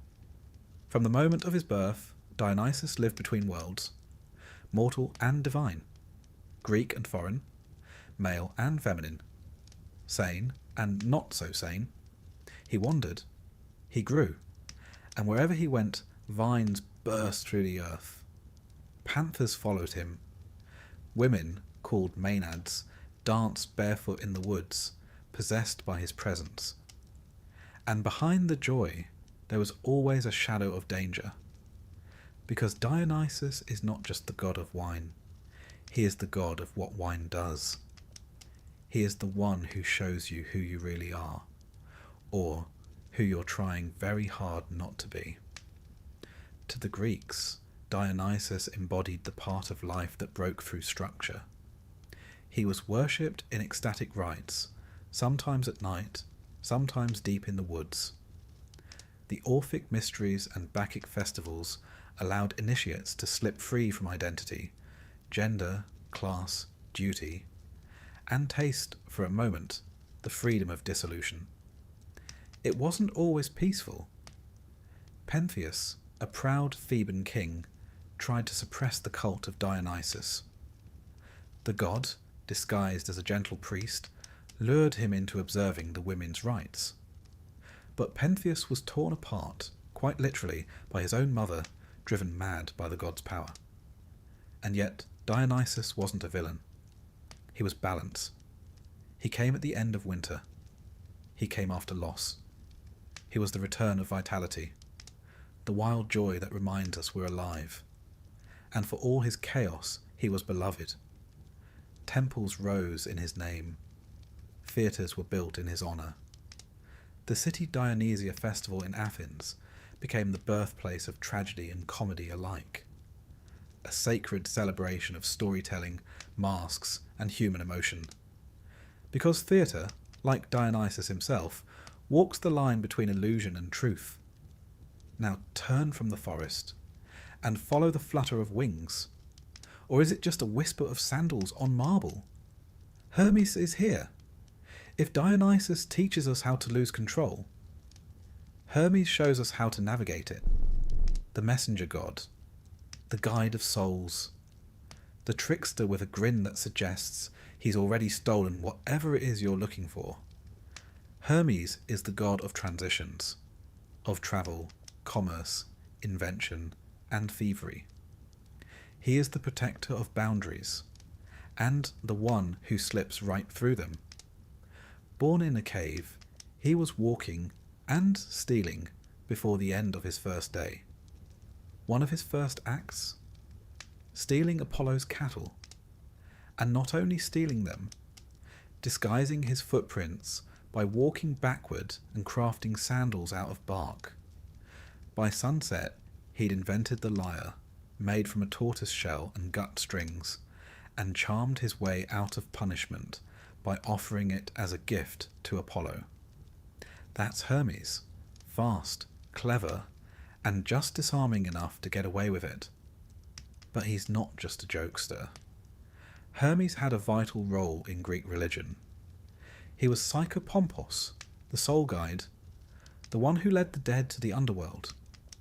Not judging, not punishing, simply escorting. A quiet presence at the moment of death, neither feared nor worshipped too loudly, but always needed. To the ancients, he was in the crossroads, the boundaries between fields, the liminal places where magic happens. Travellers left offerings to him in the form of herms, stone pillars topped with his head, often with an anatomically conspicuous addition carved just below. These stood as guardians of movement, fertility, and cheeky reminders of divine presence in the everyday. Hermes was also the god of merchants, of trade, negotiation, and yes, the occasional scam. But in the ancient world, that was part of the game. Commerce was sacred, and Hermes, ever adaptable, was both its protector and its jester. He appears everywhere, on coins, in plays, in dreams, a flicker of winged sandals across the sky. And here's where things get interesting. Because while Dionysus and Hermes are not often paired directly in myth, they are spiritual cousins. They are both liminal. They both connect opposites. Life and death, mortal and divine, order and chaos. They are gods of change. And in the ancient world, change was something to be respected, even feared, because it reminded people that the line between the civilized and the wild was thinner than we like to admit. In some Orphic traditions, Dionysus is linked with the soul's rebirth, torn apart by titans, reborn in fire. Hermes, meanwhile, appears in esoteric texts as a keeper of hidden knowledge, later merging with Egyptian Thoth to become Hermes Trismegistus, father of alchemy and the mystical arts. Between them, these two gods whisper a strange truth, that transformation is divine, that the in-between is sacred. The Greeks understood this. Their myths weren't meant to be consistent. They were meant to reflect life, messy, contradictory, and beautifully uncertain. And so, when a festival was held for Dionysus, with its masks and madness, it wasn't just about wine. It was about freedom. About feeling, for one night, that the world could bend, and maybe, just maybe, you could let go. And when a traveller stepped onto a road, uncertain of where it led, a prayer to Hermes wasn't just about reaching a destination. It was about protection in the unknown. A little luck, a little cleverness, a little mischief, just enough to make the journey interesting. In art, they appear in vivid contrast. Dionysus is crowned with ivy, robes slipping from his shoulders, holding a wine cup or a thyrsus, a staff wrapped in vines and crowned with a pine cone. His gaze is distant, ecstatic, as if he's watching something only the initiated can see. Hermes is lean, athletic, winged. On his hat, on his sandals, sometimes even on his ankles. He holds a caduceus, the staff with two serpents twined, which began as a symbol of negotiation, and later, quite curiously, ended up as a symbol for modern medicine. Together they tell us that not all gods are warriors or rulers. Some are wanderers. Some dance in the dark. Some laugh at locked doors and step through them anyway. And that, for the Greeks, was a comfort. That even in uncertainty, even in death or madness or stolen cattle, there were gods who understood. Gods who would walk with you, laugh with you, guide you. So now as you breathe more slowly, and your thoughts soften like dusk on the Aegean, imagine them. Dionysus in a clearing, music playing softly, surrounded by flickering torches and dancers, who have no need for names. Hermes on the road just ahead, a knowing look on his face, a coin in his pocket, ready to walk with you to the next chapter, wherever that may be. The vines settle, the wind quiets, the road becomes still, and two divine mischief makers quietly fade into dreams. The hearth, the grave, and the quiet gods at the centre of the world. Take a deep breath and let it out slowly. We've wandered with warriors, dined with tricksters, stood beneath thunderclouds, and danced through vineyards. But now, in this final chapter, we come to a still place, a place of rest and of presence. Not absence, but the kind of quiet you find when you've arrived home and closed the door behind you. Tonight, we visit the two most overlooked gods in the Olympian family, Hestia and Hades. They don't seek the spotlight. They don't meddle, chase mortals, or fling weapons across the sky. In fact, they rarely leave their posts at all. One keeps the fire burning in every home. The other keeps watch over every soul. They are constancy and return, beginning and end. And despite the myth's focus on louder, flashier figures, without them, the whole divine order would simply fall apart. Let's begin with Hestia. She is the eldest of the Olympians, the firstborn child of the Titans Cronus and Rhea, and the first to be swallowed whole by her father. Charming family, the Titans. You may remember, Cronus, paranoid about being overthrown, decided the best course of action was to eat his children. Hestia, being the eldest, went in first.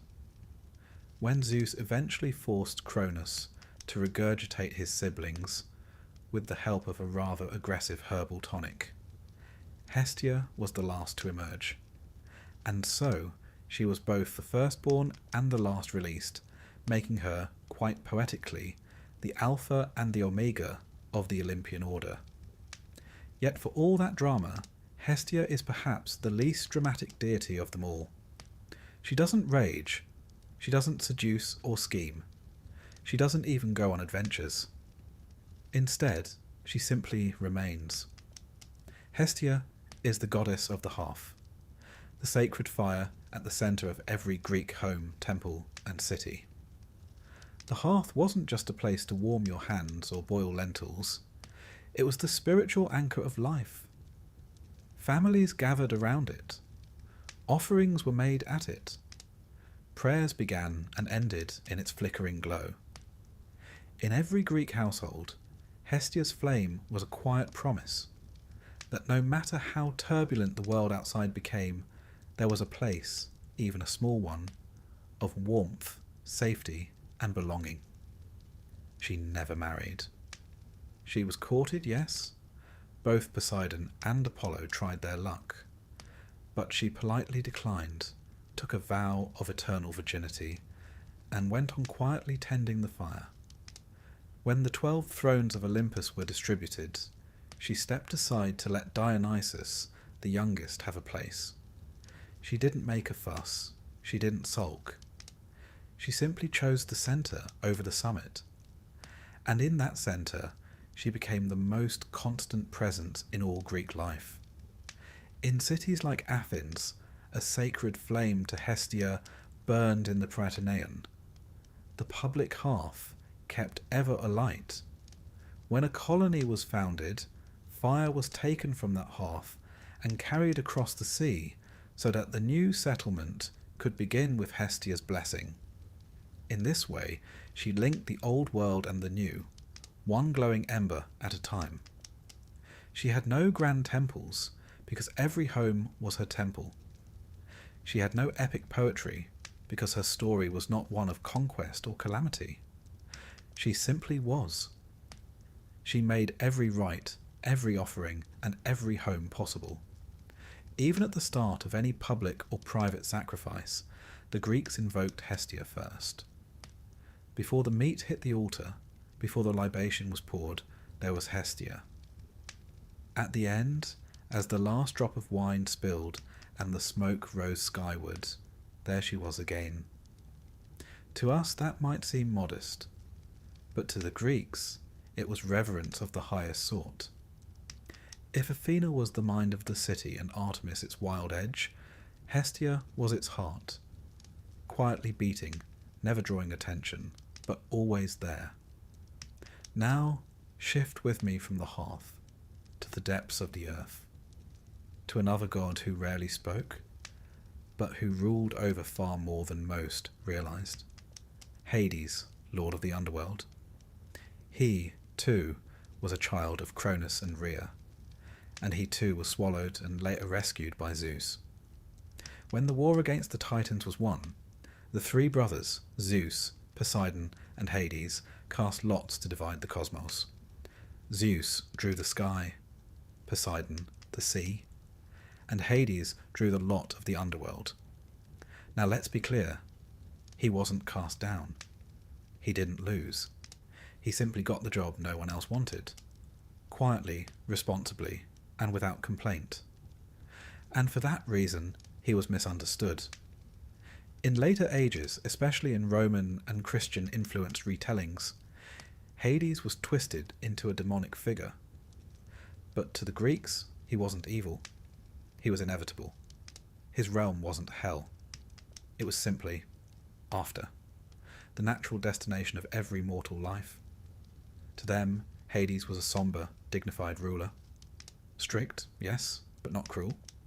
In fact, he's one of the few gods who is never shown cheating on his wife or interfering in mortal affairs just for fun.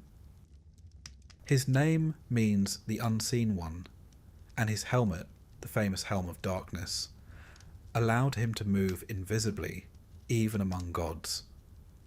A fitting symbol for a god whose work was constant but invisible. He ruled with fairness and order. He kept the shades of the dead from wandering, and ensured that each soul received its due, whether in the sunless meadows of Asphodel, the blissful fields of Elysium, or the shadowy depths of Tartarus for the truly wicked. He was feared, yes, but fear can be respectful. In fact, people avoided speaking his name altogether. Euphemisms like Pluton, meaning wealth giver, became common. After all treasures of the earth came from below. Gold, silver, crops, stability.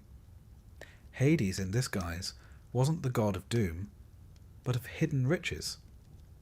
And then there's Persephone, the queen of the underworld, his equal in title and power. The myth is well known. Hades falls for Persephone and carries her off to his realm. Her mother, Demeter, goddess of the harvest, grieves, and the earth withers. Eventually, a deal is struck. Persephone will spend part of the year with Hades and part with her mother. Thus came the seasons. Spring when she returns, winter when she departs. It's easy to cast Persephone as a victim. But in the older mystery cult versions of the tale, she is powerful, chosen, even willing.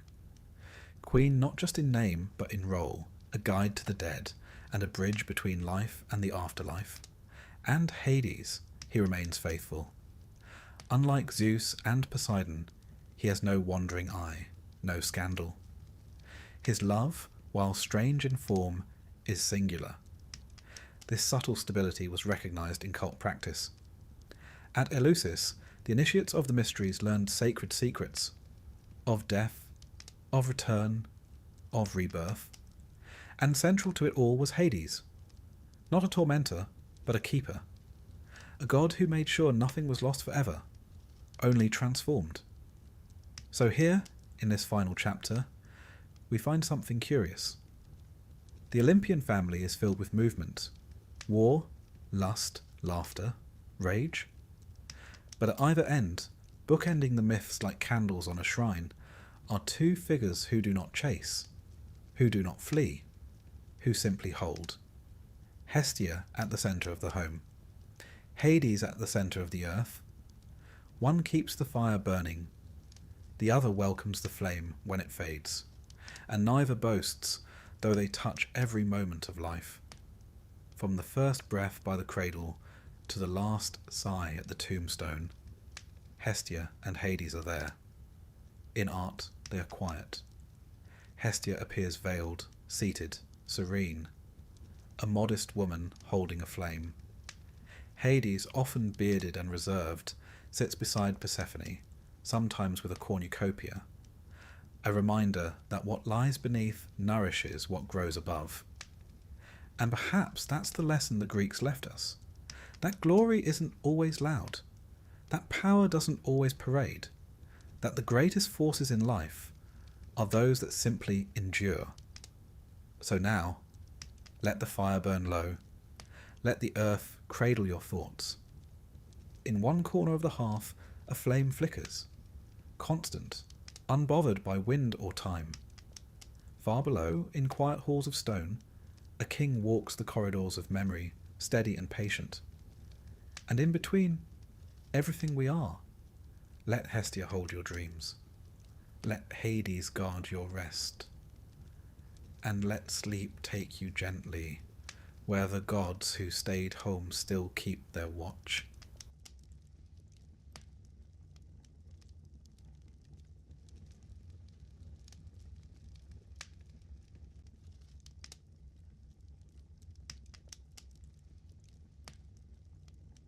Let us begin not with bloodshed, but with a party. A grand one at that. The kind of divine wedding that demands golden goblets, celestial harpists, and the sort of banquet where mortals are most definitely not invited. The setting is somewhere between the heavens and the wine-dark sea. The marriage of Peleus, a mortal king, and Thetis, a sea nymph of surpassing beauty and uncertain temperament. One day she's calming the waves, the next she's turning into a fire-breathing lioness. You know how it is with sea nymphs? Slippery in every sense of the word. Now, this was not your average wedding. The gods themselves were in attendance: Zeus, Hera, Athena, Apollo, even Dionysus, who no doubt came for the wine and stayed for the drama. You see, it had been prophesied that Thetis' child would one day outshine his father. Naturally, the gods, being the divine equivalent of power-hungry middle managers, decided that none of them fancied raising a demigod who might overthrow them. So they married her off to a mortal instead. The lucky man? Peleus, a respectable enough Thessalian warrior who probably didn't ask too many questions.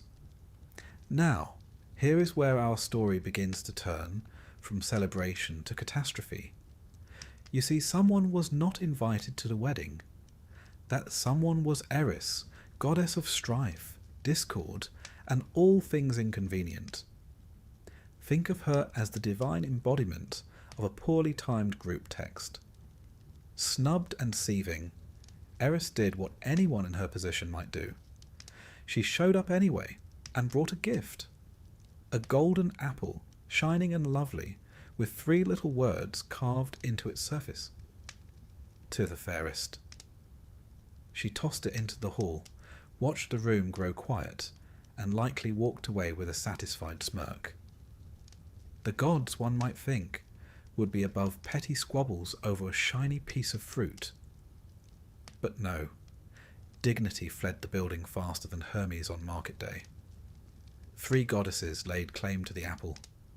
Hera, queen of Olympus; Athena, goddess of wisdom and war; and Aphrodite, goddess of love, beauty, and complicating everything.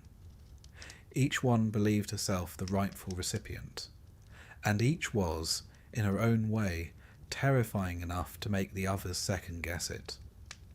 Faced with this celestial beauty contest, the gods did what many bureaucracies do when confronted with a no-win scenario. They passed the problem to someone else. Enter Paris, Prince of Troy, a man whose later decisions would suggest that judgment was not his strong suit. But at this moment, he was a shepherd on Mount Ida, having been quietly removed from royal life due to a prophecy that he would one day cause the destruction of Troy. Naturally, his family decided to abandon him as a child. You know, just in case. Still, he grew up handsome and healthy and, more importantly, utterly unprepared to referee a divine pageant. The 3 goddesses appeared before Paris, not in mortal modesty, mind you, but in full divine radiance. Each offered him a bribe. Hera promised power, kingship over all of Asia. Athena offered wisdom and victory in battle. But Aphrodite, always knowing her audience, promised him the love of the most beautiful woman in the world.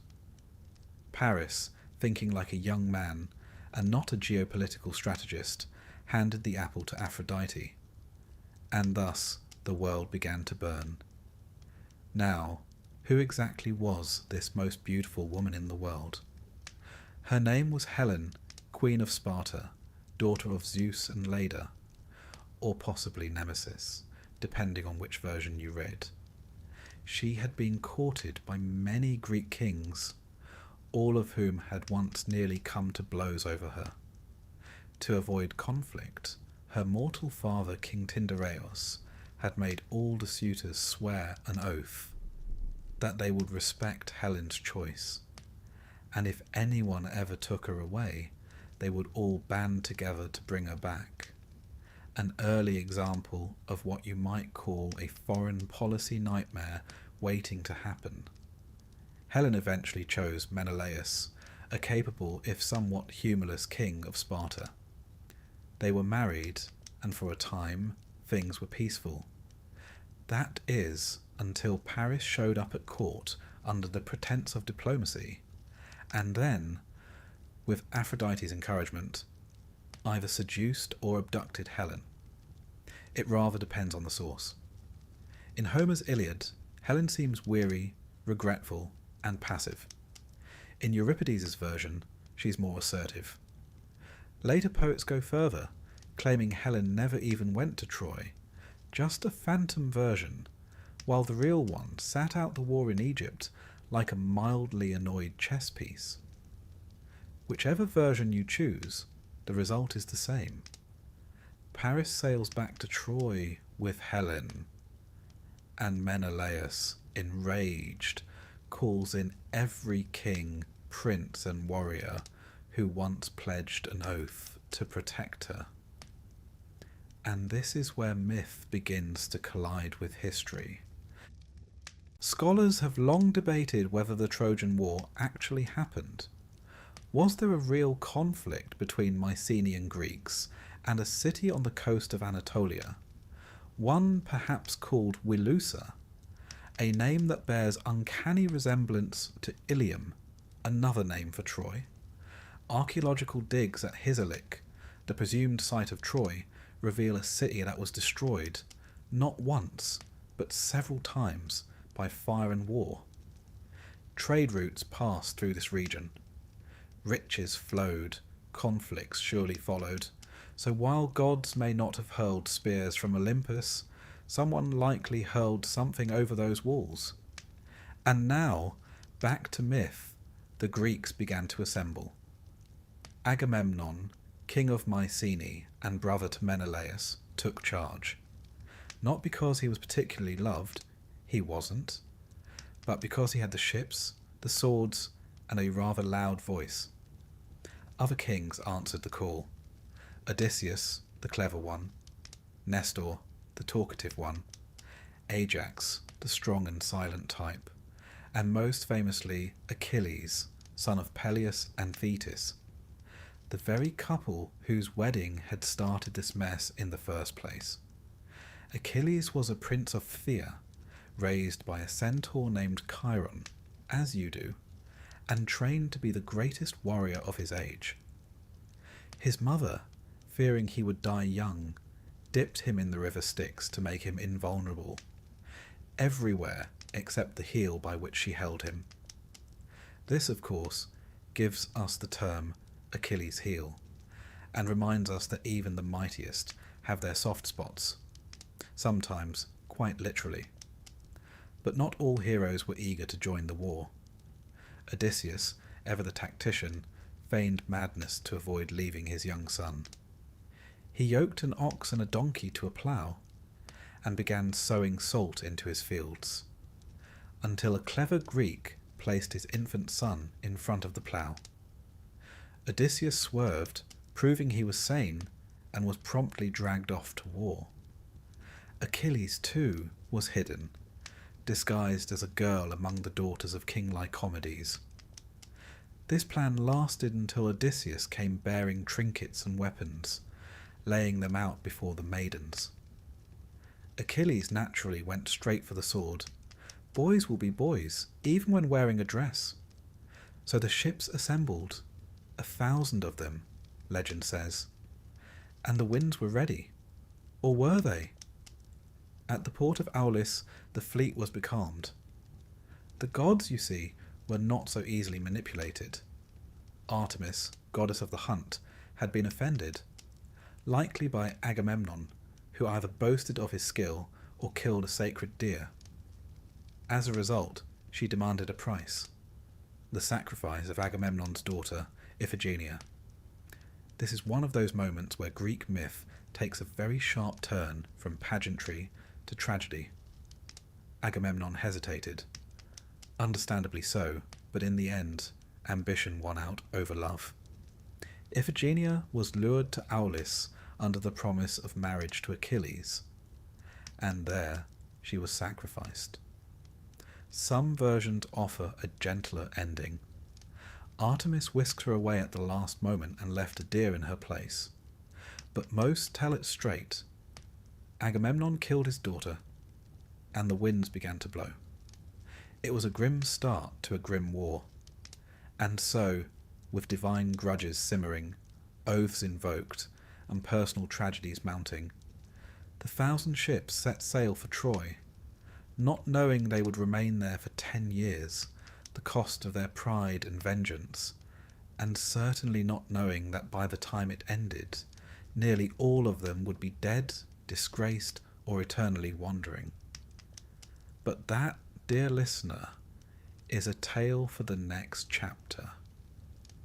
For now, rest easy, for even the greatest war in myth began not with a sword, but with a wedding, an insult, and a single apple.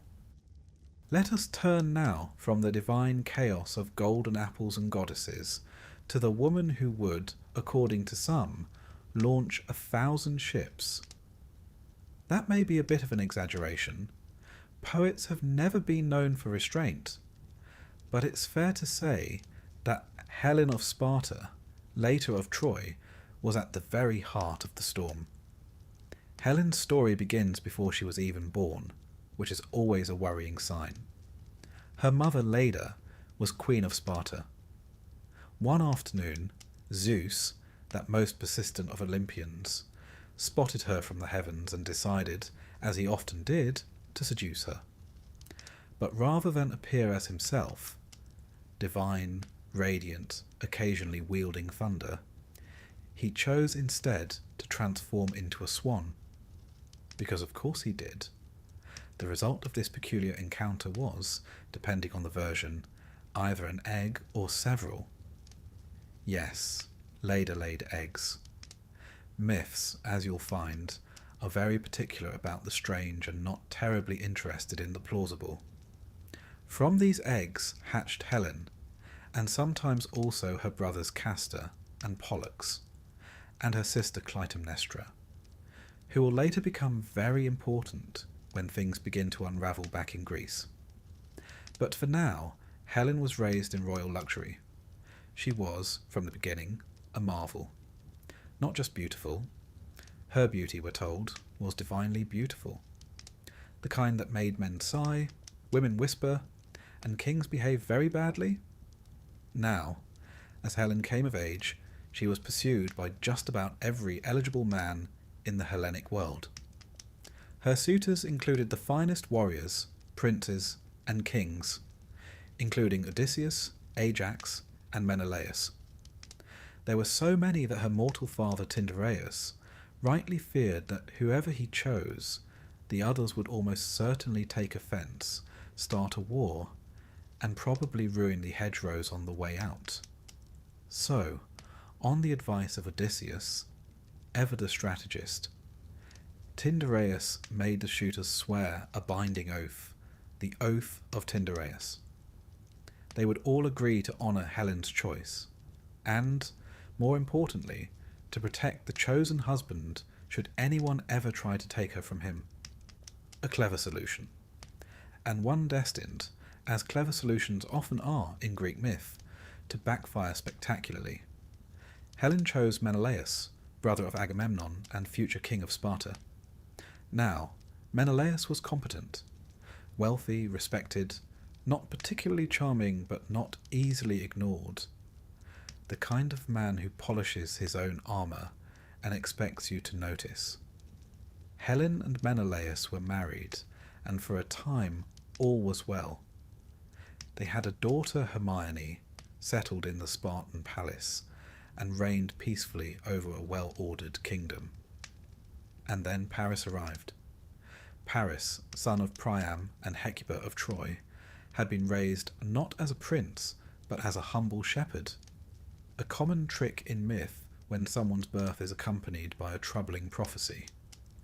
In Paris's case, the prophecy was specific and rather ominous. He would cause the downfall of Troy. So naturally, his parents did what any responsible monarchs would do. They abandoned him in the wilderness. Unfortunately, Paris survived. Raised among shepherds, he grew into a man of striking beauty and very little foresight. He was eventually welcomed back into the royal family, prophecy presumably forgotten in the excitement. Not long after, he was sent on a diplomatic mission to Greece, officially to establish friendly relations, unofficially to stir up the plot. When Paris arrived in Sparta, Menelaus welcomed him warmly, a gracious host by Greek standards, which usually meant offering food, wine, and not stabbing anyone. But then Menelaus was called away to attend a funeral. Paris, ever the opportunist and heavily influenced by Aphrodite, who had promised him the love of the most beautiful woman in the world, took advantage of the king's absence. Whether Helen was a willing accomplice or a victim of divine manipulation is one of the great ambiguities of ancient myth. Homer's Iliad presents her as conflicted, ashamed, reflective, but not clearly coerced. Later tragedians such as Euripides give her more agency or none at all, depending on the tone. Some versions, like the Helen of Euripides, go so far as to say she never went to Troy, that Paris stole only a phantom image while the real Helen remained in Egypt, as confused as anyone. But the popular version holds that Helen went with Paris, sailing across the Aegean to Troy and leaving behind her husband, her child, and more importantly, the oath that bound all her former suitors. When Menelaus returned to find his wife gone and his honour publicly shredded, he did not mourn in silence. He invoked the oath. Across Greece, messengers were sent. Kings were summoned. Old alliances reawakened. Even those who had long since moved on were now bound by a sacred promise. And what a collection of heroes it was. Agamemnon, king of Mycenae, assumed command. He was ambitious, proud, and not above sacrificing his daughter when the wind refused to blow. But that's a tale we touched on earlier. Odysseus tried to stay out of it. He had a young son, a clever wife, and no interest in foreign entanglements. So he pretended to be mad, ploughing his fields with salt. But when Greek agents placed his infant son Telemachus in front of the plough, Odysseus swerved, proving his sanity and sealing his fate. Achilles, the greatest warrior of the age, was also reluctant. His mother Thetis had hidden him away on the island of Skyros, disguised as a girl among the daughters of King Lycomedes. Why? Because it was foretold that if Achilles went to war, he would not return. But again, Odysseus came up with a solution. He laid out gifts for the girls, combs, bracelets, mirrors, and one sword. Achilles chose the weapon, predictable but effective. In time, a vast army gathered. Ships were prepared. Legend says 1,000 ships. and the greatest force the Greek world had ever known assembled under Agamemnon's banner. Before they sailed, however, they needed a good omen. You see, the Greeks took signs very seriously. The gods didn't send text messages, but they did send birds. At Aulis, a serpent appeared and devoured 9 sparrows before turning to stone. The seer Calchas declared this meant the war would last 9 years, and Troy would fall in the 10th. One imagines morale dipped slightly. Even so, the Greeks launched their expedition. But they didn't find Troy immediately. First, they accidentally attacked Teuphronia, a city that rather unfortunately looked quite a bit like Troy. Geography, it turns out, was not the Greeks' strong suit. Eventually, they reached Troy and established a camp along the shores outside the city's mighty walls.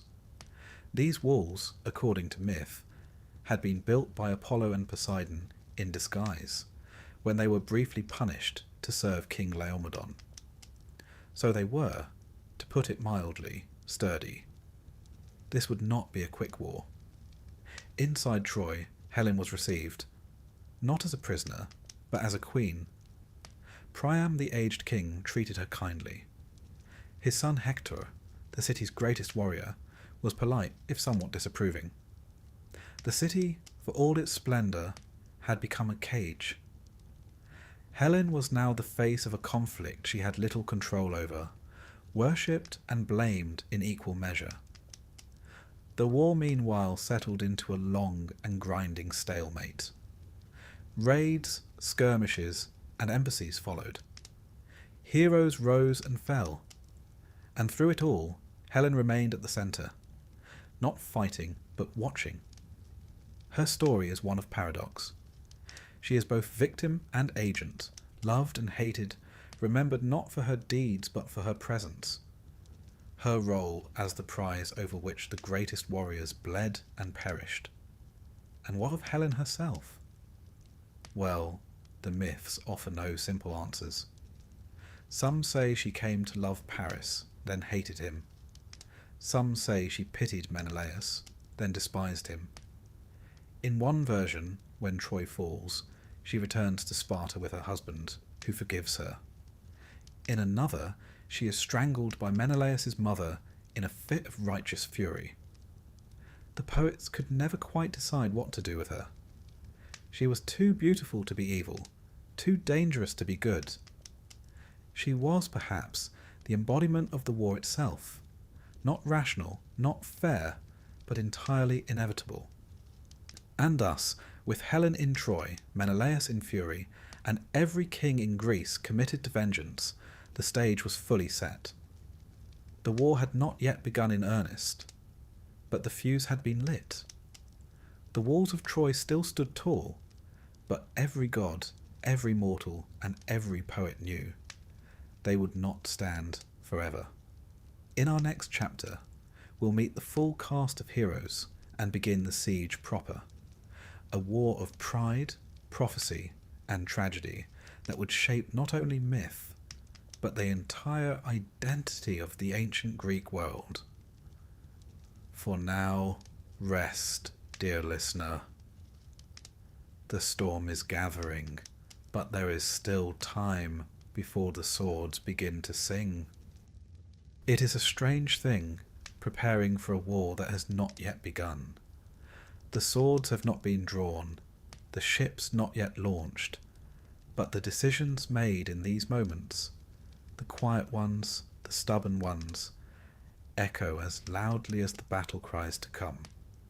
And so, we find ourselves back in Greece, where alliances are being called upon, oaths remembered with theatrical seriousness, and kings emerging from the shadows of their own ambitions.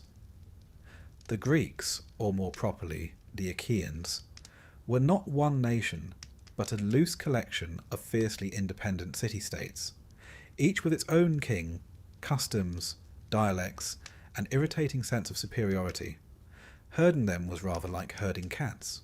Large, armoured, arrogant cats. And yet Somehow Agamemnon was the one to try. Agamemnon, king of Mycenae, was not the most beloved of men. He had the charisma of wet marble and the diplomatic subtlety of a battering ram, but he had ships. And in Bronze Age Greece, that made all the difference. He was also the brother of Menelaus, whose wife Helen had just absconded with a Trojan prince, or been abducted, depending on whom you asked. Either way, it was Agamemnon's duty to help. And, not incidentally, to increase his own power while doing so. But before we set sail, let us first meet the key players of this great war. Some of the finest names ever shouted across a battlefield or penned into epic verse. There was Odysseus, king of Ithaca. Cunning, sardonic, and too clever by half, he would rather be farming than fighting. When the summons came, Odysseus attempted to dodge the draft by pretending to be mad. He yoked a donkey and an ox together and began ploughing his fields with salt. Unfortunately for him, the Greeks had brought a man named Palamedes, who was even cleverer. Palamedes placed baby Telemachus, Odysseus's infant son, in front of the plough. Odysseus swerved. Sanity revealed. Off to war he went, fuming all the while. Then there was Achilles, the son of Peleus, a mortal king, and Thetis, a sea nymph with a gift for dramatic exits. Achilles had been raised by the wise centaur Chiron, who taught him medicine, music, hunting, and more importantly, how to kill things gracefully. Now, Thetis had received a prophecy. Her son would either live a long, quiet life and be forgotten, or die young in glory and be remembered forever. She, understandably, preferred the first option. So she hid Achilles on the island of Skyros, disguised as a girl. It's unclear how convincingly he played the part, but he lived among the daughters of King Lycomedes, perhaps hoping that history would simply forget him. History, of course, never forgets Achilles. Odysseus was sent to fetch him. Knowing that no warrior could resist the call of glory or the clink of bronze, he laid out gifts before the girls, fine robes, trinkets, and one gleaming sword. Achilles, predictably, reached for the sword. A trumpet was sounded, and the ruse collapsed. Achilles, now revealed, was promised honour, plunder, and everlasting fame. He accepted. He also brought with him his lifelong companion Patroclus, who had become as vital to the war as any sword or shield. Others joined too. Ajax the Greater, son of Telamon, a towering brute of a man, strong as a bull and roughly as eloquent. Diomedes, a young king of Argos, known for his ferocity and surprising reverence for the gods. Nestor, the aged king of Pylos, who spoke mostly in long-winded stories about how things had been better in his day, and who somehow made everyone listen. And Calchas, the seer, who claimed to read the will of the gods by studying the flight of birds, the livers of sacrificed animals, and, one suspects, the fine art of educated guessing.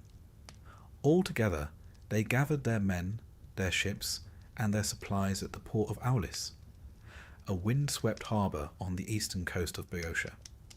It was here, legend tells us, that the Greek fleet assembled. 1,000 ships, if Homer is to be believed. It is a lovely round number, and deeply impractical. But myth was never built on practicality. And then, nothing happened. The ships were ready. The men were restless. The gods, however, were silent. No wind stirred the sails. The sea lay as flat as a philosopher's expression. A calm so total it felt like divine punishment. And indeed, that's exactly what it was. You see, Agamemnon had made a mistake. While out hunting, he had killed a sacred stag, an animal beloved by Artemis, goddess of the hunt, protector of maidens, and not one to take a slight quietly. As if that weren't enough, he had allegedly boasted that he was the better hunter, which one imagines was the mythological equivalent of poking a sleeping bear with a borrowed spear. So Artemis refused to let the winds blow. The ships would remain trapped at Aulis unless Agamemnon made amends. And by amends, she meant sacrificing his daughter, Iphigenia. This, needless to say, did not go over well. Agamemnon hesitated. He wept. He argued. He appealed to the gods.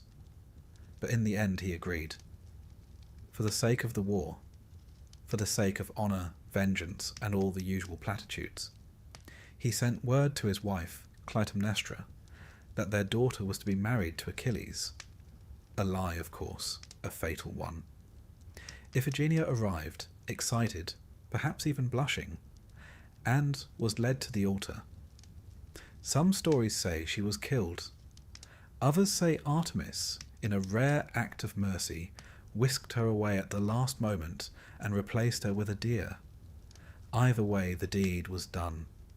The winds returned, the sails billowed, and the Greek fleet at last set out across the Aegean Sea. But their first stop was not Troy. In one of those inconvenient footnotes that history tends to skip over, they accidentally landed in Teuthrania, a city in Mysia. Believing it to be Troy, again, ancient navigation was more art than science. They attacked. The ruler there, Telephus, was wounded by Achilles and fled. Later, in a neat twist of irony, he was healed by Achilles, using the very spear that had pierced him. The Greeks, it seems, could be both destructive and useful, sometimes in the same breath. Eventually, the fleet reached the shores of Troy, a city on the western coast of what is now Turkey. The Trojans watched from their walls as the horizon filled with black sails, and they prepared. Let us pause here to consider what sort of city Troy might have been. The archaeological site known today as Hizarlik in northwestern Turkey reveals layer upon layer of cities built and destroyed over centuries. One of these layers, Troy 6 or 7, shows signs of fire, war, and abrupt ruin. There are fortification walls, storage jars, and signs of trade with the Mycenaean world. Whether it was the Troy of Homer, we'll never know for certain, but the echoes are there. The Trojans too had their heroes. Priam, the old king, wise and weary, ruled from the citadel. His wife Hecuba kept a close court. Their sons were many, but most famous was Hector, the defender of Troy. A prince, a husband, a father, and a man who fought not for glory but for duty. Beside him stood Aeneas, a noble warrior said to be the son of Aphrodite herself, a lineage that would one day lead, also Virgil claimed, to the founding of Rome. And of course there was Paris, whose stolen bride, Helen, was now a guest or prisoner in the palace. Her presence was a source of both pride and tension. Some saw her as the rightful queen. Others saw her as the cause of the coming disaster. And so, as the Greek ships landed and the beach was fortified, both sides prepared for war, not knowing that it would last 10 years, that it would claim the lives of almost every hero present, and that it would change the shape of mythology forever. But that is the nature of war in the ancient world. It begins not with battle cries, but with whispers, with broken promises, divine grudges, and the slow gathering of storm clouds. The Greeks had assembled. The winds had turned. The gods were watching. And somewhere in the wings, fate, that ancient, tireless weaver, had already begun her work. By now, the 1,000 ships had crossed the wine-dark sea and anchored off the coast of a city destined to become legend. Troy. Called Ilion by the Greeks, it stood proud upon the edge of the Hellespont, a glittering crossroads of east and west. To modern ears, Troy may sound like a mere myth, a place of poetry and gods and overlong battles, but beneath the layers of story lies a very real city. Archaeologists believe it may have been located at Hisarlik in northwestern Anatolia. Here, a great walled city once stood, and fell, more than once, its ruins layered like pages in a long, tragic novel. Some layers show fire, some arrowheads, some clay tablets hinting at trade, diplomacy, and war. This was a place where myth met mortar. And now the Greeks had come to knock. As they landed on the shore, they began constructing their camp, not a quick skirmish outpost, but a long-term beachfront operation. Think less glorious charge and more tent city with strong opinions.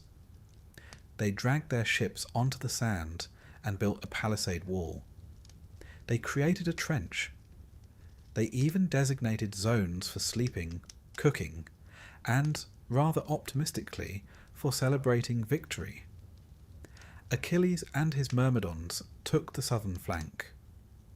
Ajax and the men of Salamis stood guard to the north. Odysseus naturally had a clever supply route. The Greeks were not united in temperament, but they were, at least for now, united in purpose.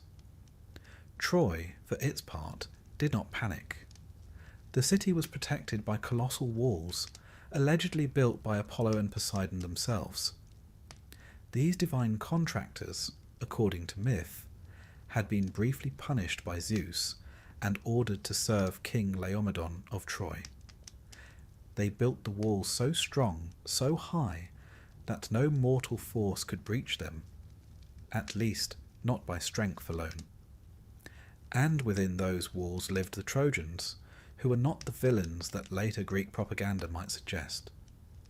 King Priam, now elderly, ruled with surprising dignity given the circumstances. His court was filled with sons, daughters, and advisers.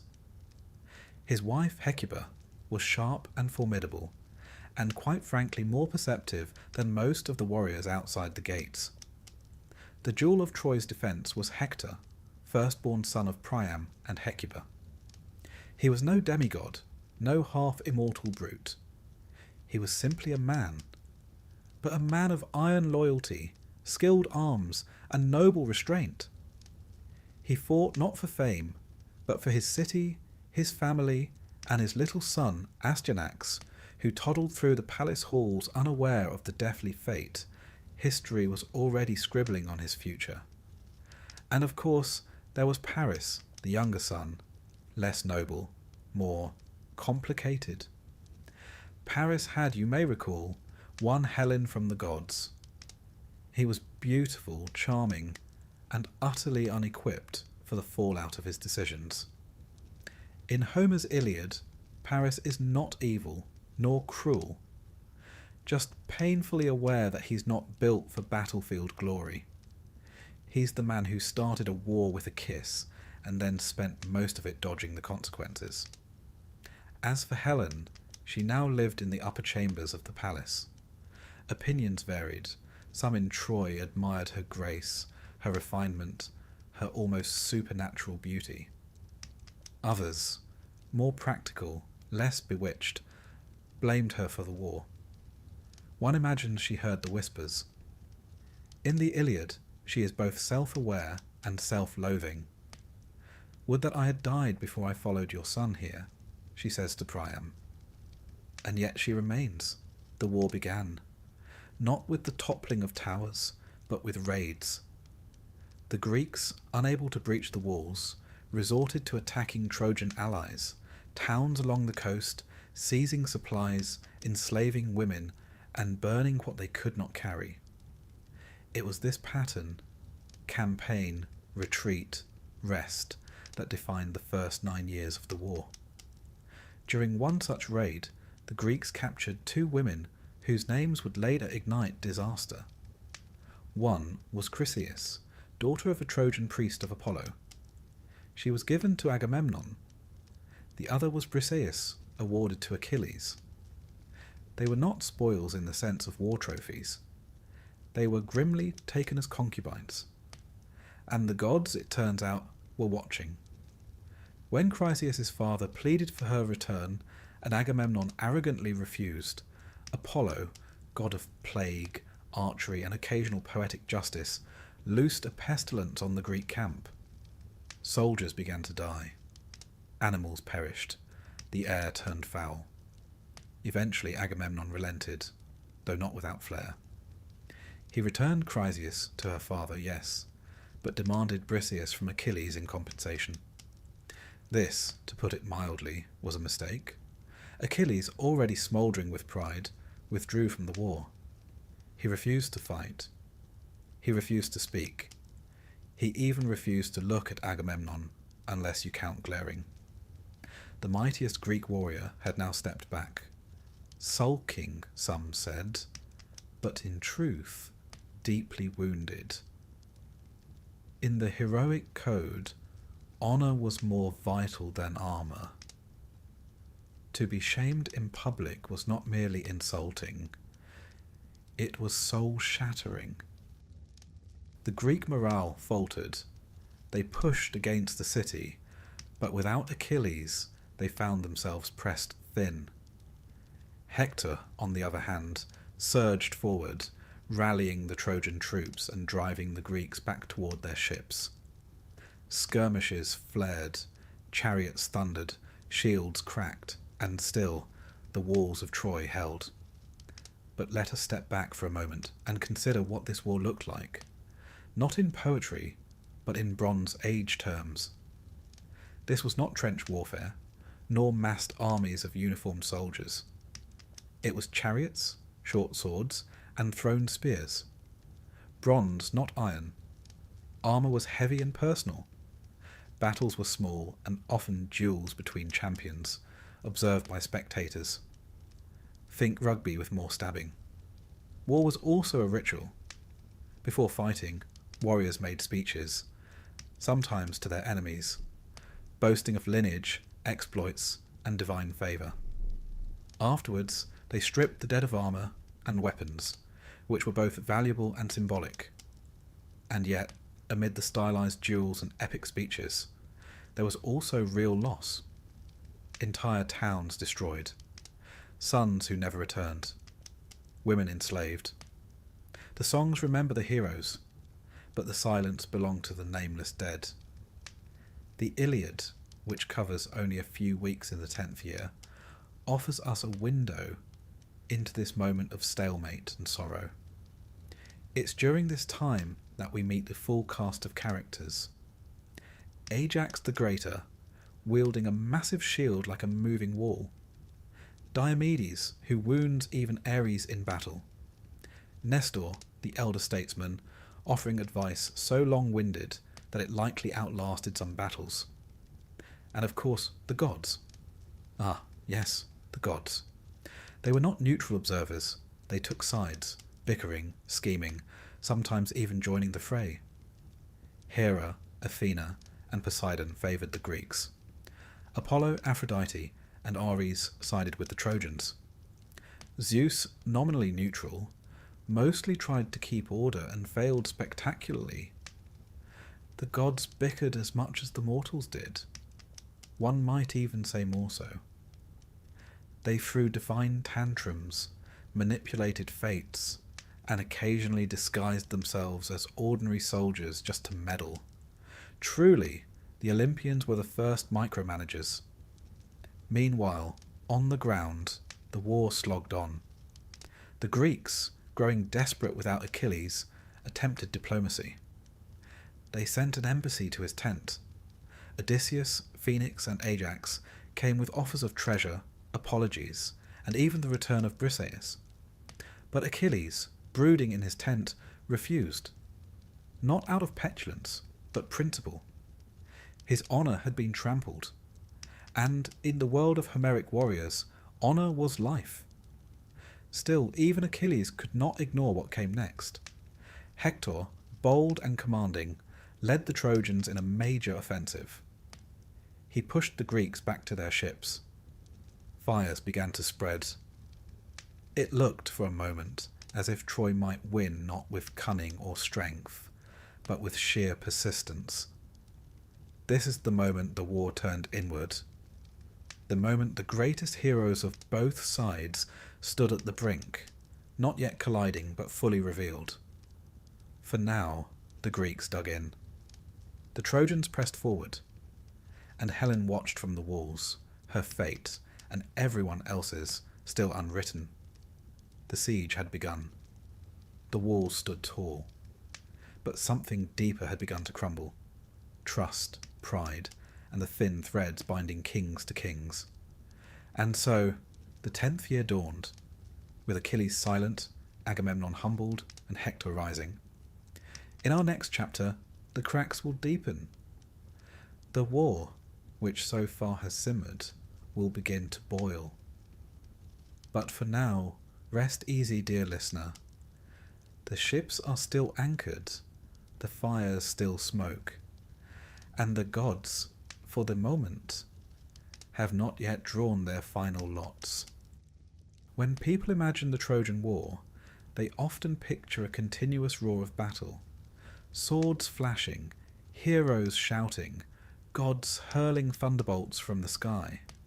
But the truth, if such a thing exists in mythology, is a little less cinematic and a great deal more slow. Because for 9 long years, this war dragged on in the kind of grim, grinding fashion that would have tried the patience of even the most enthusiastic poet. A siege not of constant combat, but of attrition, raids, hunger, sickness, and the occasional divine tantrum. And perhaps that is why the Trojan War endures. Not simply because of the final blow, the horse, the fire, the fall, but because it reflects something very human. A grand idea that once in motion, no one can quite stop. A war waged out of honour that slowly becomes anything but. Let's return to the beach. The Greeks had built a camp along the shoreline, sprawling like a market left out too long in the sun. Their ships were drawn up and fortified behind a wall of stakes and trenches. They had everything they needed for a short war, which meant naturally that they were unprepared for a long one. Troy's mighty walls held firm, and the Trojans rarely ventured beyond them. Every attempt to storm the city ended in blood and frustration. And so, for most of those 9 years, the Greeks did what they could. They raided the surrounding countryside. They sacked towns loyal to Troy, seized food, livestock, gold, and, most tragically, women. These women were taken as concubines, slaves, bargaining chips. The war, for all its heroic verses, was also brutally transactional. And this is how Briseis and Chryseis entered the story. 2 women caught in the tide of war, handed to men as rewards, and ultimately used to ignite the quarrel between Agamemnon and Achilles, which we touched on before. But the cracks ran deeper than one quarrel. Beneath the polished speeches and bronze breastplates, the Greek coalition was starting to unravel. Agamemnon's leadership, while militarily sound, was unpopular. He had a knack for taking more than his share of spoils and offering less than his share of credit. Kings like Odysseus, Diomedes, and Ajax often found themselves balancing obedience with their own ambitions, and growing irritation. Achilles, for his part, had withdrawn from the war entirely. His pride wounded, his honour insulted, he refused to fight. He spent much of these years in his tent, sharpening his weapons, practicing the lyre, and generally being a brooding icon of Bronze Age masculinity. Meanwhile, the Trojans were not idle. While the Greeks tore through the countryside, the Trojans formed new alliances. Reinforcements arrived from neighbouring kingdoms, Lycians, Phrygians, and others whose names have been lost to time. Among these was a warrior named Sarpedon, son of Zeus, who fought with a quiet dignity that would later inspire even his enemies. Inside Troy, tension simmered. The people suffered. Food grew scarce. Supplies from the interior were cut off by Greek patrols.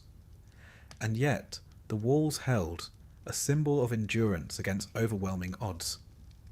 As the war dragged on, both sides began to rely more heavily on divine favour, or at least the illusion of it. The Greeks sacrificed to Athena, Hera, and Poseidon. The Trojans looked to Apollo, Aphrodite, and Artemis.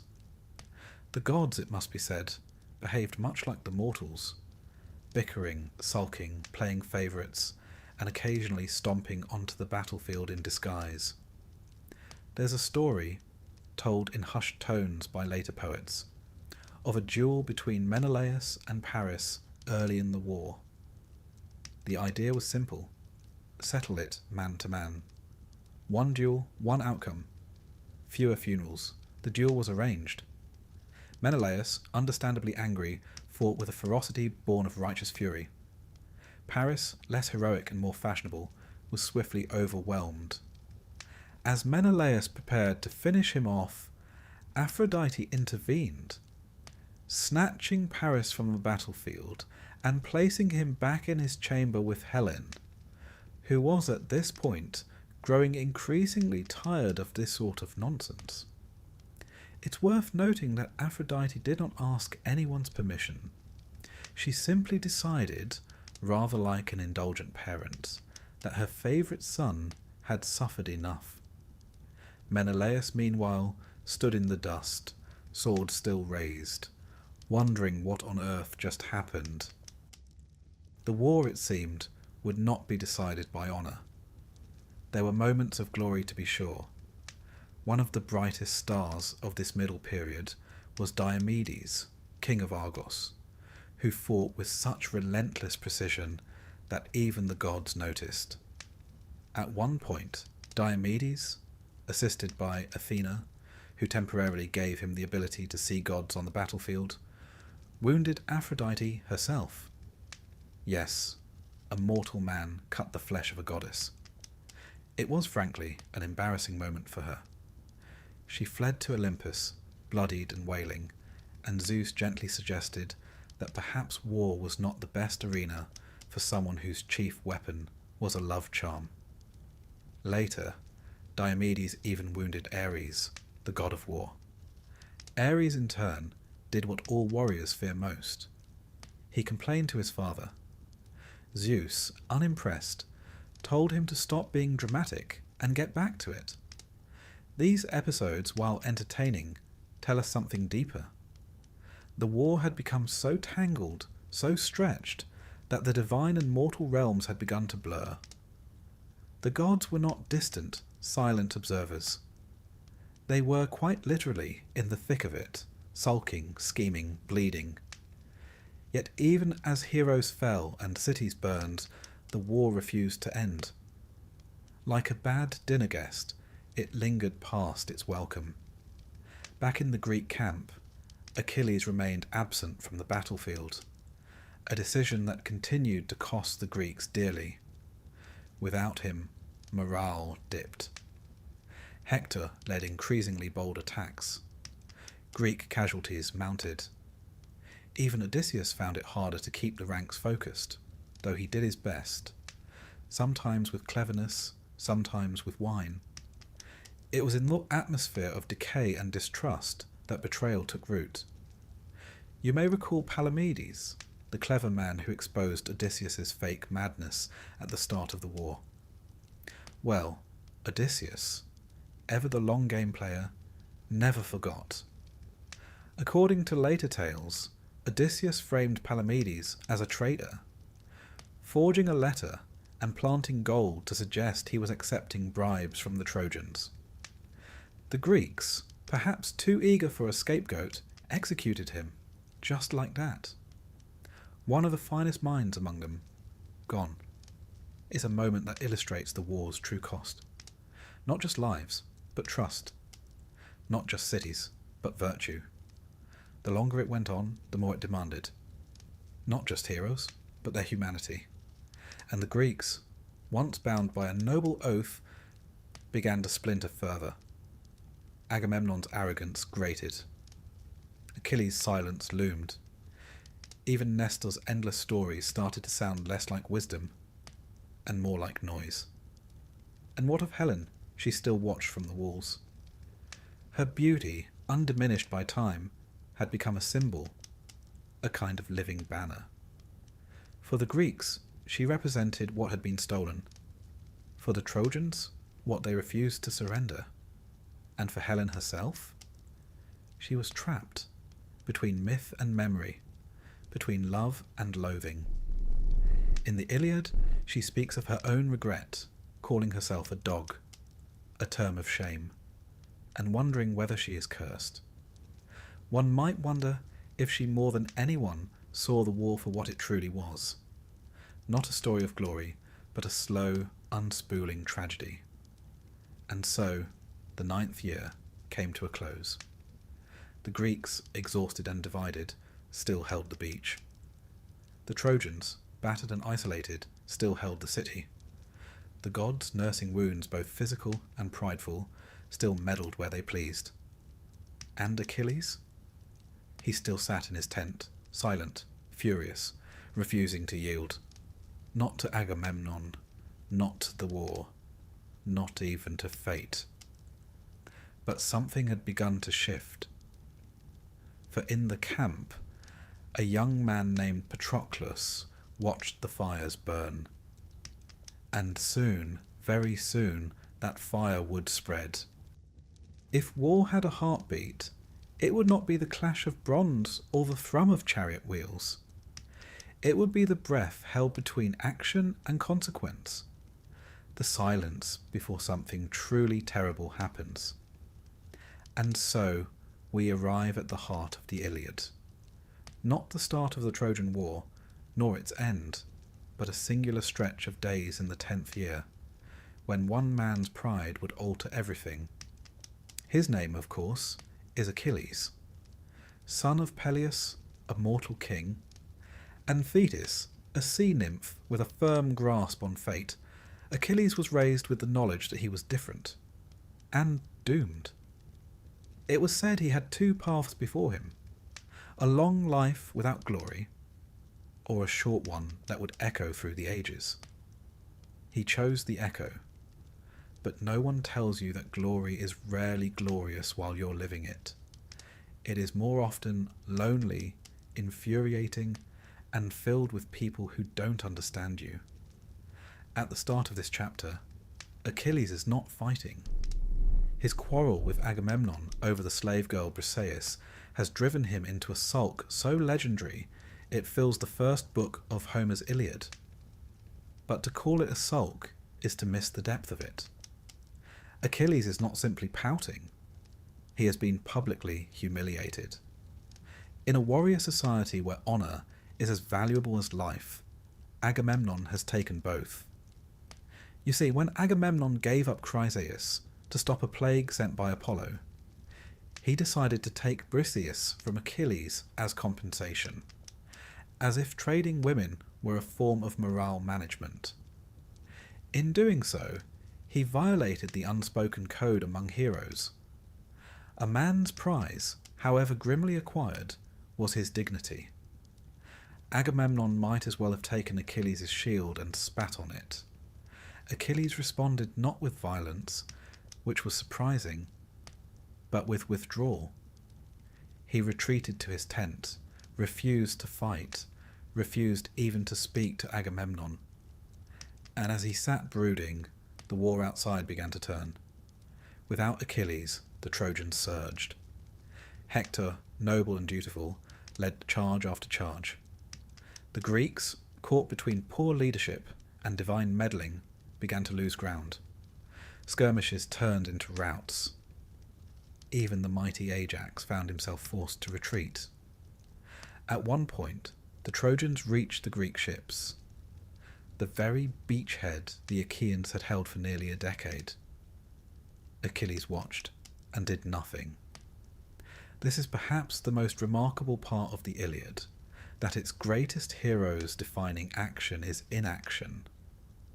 For pages he sits, stewing, not because he lacks courage, but because he refuses to give Agamemnon the satisfaction of his return. You might say it's a lesson in how dangerous pride becomes when mixed with principle, or perhaps how easily the gods unravel the best of men. Meanwhile, Agamemnon, in rare form, began to panic, realizing belatedly that alienating the best warrior among them had consequences. He offered a ransom. Treasure, horses, cities, even the return of Briseis, untouched, as if Achilles should now be grateful. He even swore an oath, and Agamemnon rarely swore unless it was to himself in the mirror. The embassy sent to deliver this apology was a who's who of persuasive Greeks. Odysseus, always the silver tongue. Ajax, always the strong arm. And Phoenix, Achilles' old tutor, sent in the hopes that paternal guilt might succeed where politics failed. And so they entered Achilles' tent. There they found the hero plucking softly at a lyre, not preparing for war, but playing music. A reminder, perhaps, that warriors too have inner lives. They made their case, glory, honour, the needs of Greece. And Achilles said no, but not with fury, with quiet conviction. He spoke of the futility of war, of Agamemnon's insults, of how no amount of gold could redeem lost pride. He even questioned the heroic code itself. Why should he die for a man who scorns him? Why should glory come at the price of his life? It's here that Achilles becomes more than just a warrior. He becomes a question. What is heroism worth if it means suffering fools? What is victory if you lose yourself to get there? And so he refused. The embassy returned empty-handed, and the war grew bloodier. With the Greek camp nearly in flames and the Trojans emboldened, Patroclus stepped forward. Ah, yes, Patroclus. Friend, companion, brother in arms. Some say more than that. In Homer's world, the precise nature of their relationship is less important than the emotional weight of it. Patroclus was Achilles' heart outside his body, and he could no longer bear to watch the Greeks die. He begged Achilles, "Let me fight in your place. Let me wear your armour. Let the Trojans think you've returned. Maybe they'll fall back." Achilles agreed, but with one condition. Only drive them away from the ships. Do not chase them to the gates. Patroclus donned the armour, gleaming, god-forged, unmistakably Achilles, and led the Myrmidons into battle. It worked. The Trojans, believing Achilles had returned, panicked. Patroclus fought with skill, fury, and more than a little recklessness. He killed warrior after warrior, including Sarpedon, son of Zeus, causing such grief that even the gods debated whether to intervene. But Patroclus, swept up in the moment, forgot his promise. He drove the Trojans all the way back to the walls of Troy, and there Hector met him. The two clashed, spear against sword, prince against hero. And in the end, Hector killed Patroclus, not knowing who he truly was until the helmet fell away. The death of Patroclus was a shock, not just to Achilles, but to the Greeks, to the Trojans, to the gods. But no one felt it like Achilles. When he heard, he collapsed in grief. He wept. He tore his hair. He covered himself in ash. He lay in the dust. His pride, his refusal, his rage, all of it turned inward, and then it turned outward. The wrath of Achilles had begun. It would be beautiful. It would be terrible. And it would not be stopped. First, he sought new armour, his old set now worn by the fallen Patroclus. Thetis, his mother, rose from the sea and went to Hephaestus, the smith of the gods, who forged for Achilles a new suit of armour. Bronze, so fine it glowed, a shield so vast it depicted the entire cosmos. It was not just armour. It was fate worn as fashion. Then Achilles rejoined the battle. The Greeks, seeing him return, roared with hope.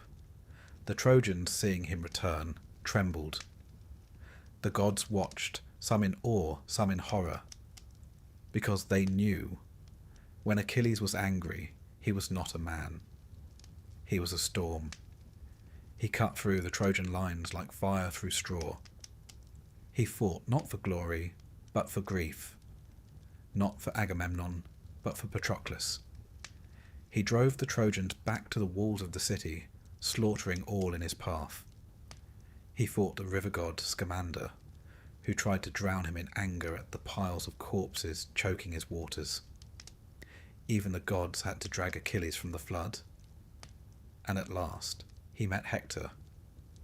We will speak of that duel in the next chapter, for it deserves a moment of its own. But for now, let us return to the tent of Achilles.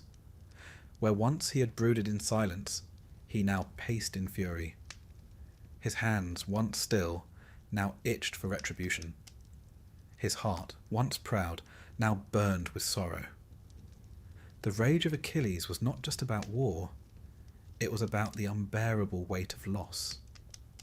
The helplessness of watching someone you love die, and realizing it was in part your fault. He had withdrawn from battle to prove a point, but now that point had cut too deep. Achilles had rejoined the war, but it was no longer a campaign for honour or pride. It was a funeral in motion. There are moments in myth when the war falls away, when the spears and the horses and the shouting crowds dissolve, and we are left only with silence. And in that silence, something ancient and human stirs. Grief. This is one of those moments. The war is still raging. The Greeks are still dying. The Trojans are still defending their city. But all of it, for the briefest time, becomes a backdrop to one man's sorrow. Achilles has just lost Patroclus. To many, Patroclus was merely a companion, his second in command, his trusted friend. But to Achilles he was much more. A tether, a conscience, a reminder that life was more than blood and bronze. Their bond was deep, forged not only in war, but in laughter, memory, and those quiet hours when no one is watching. Some say they were lovers. Others say brothers in spirit. But what the texts agree on, what Homer sings without ambiguity, is that Achilles loved Patroclus more than anyone else in the world. And when that love was taken from him, so too was everything that held Achilles together. Let us begin with the death itself. Patroclus had donned Achilles' armour, led the Myrmidons into battle, and pushed the Trojans back from the Greek ships. For a moment, it worked. The Trojans thought Achilles had returned.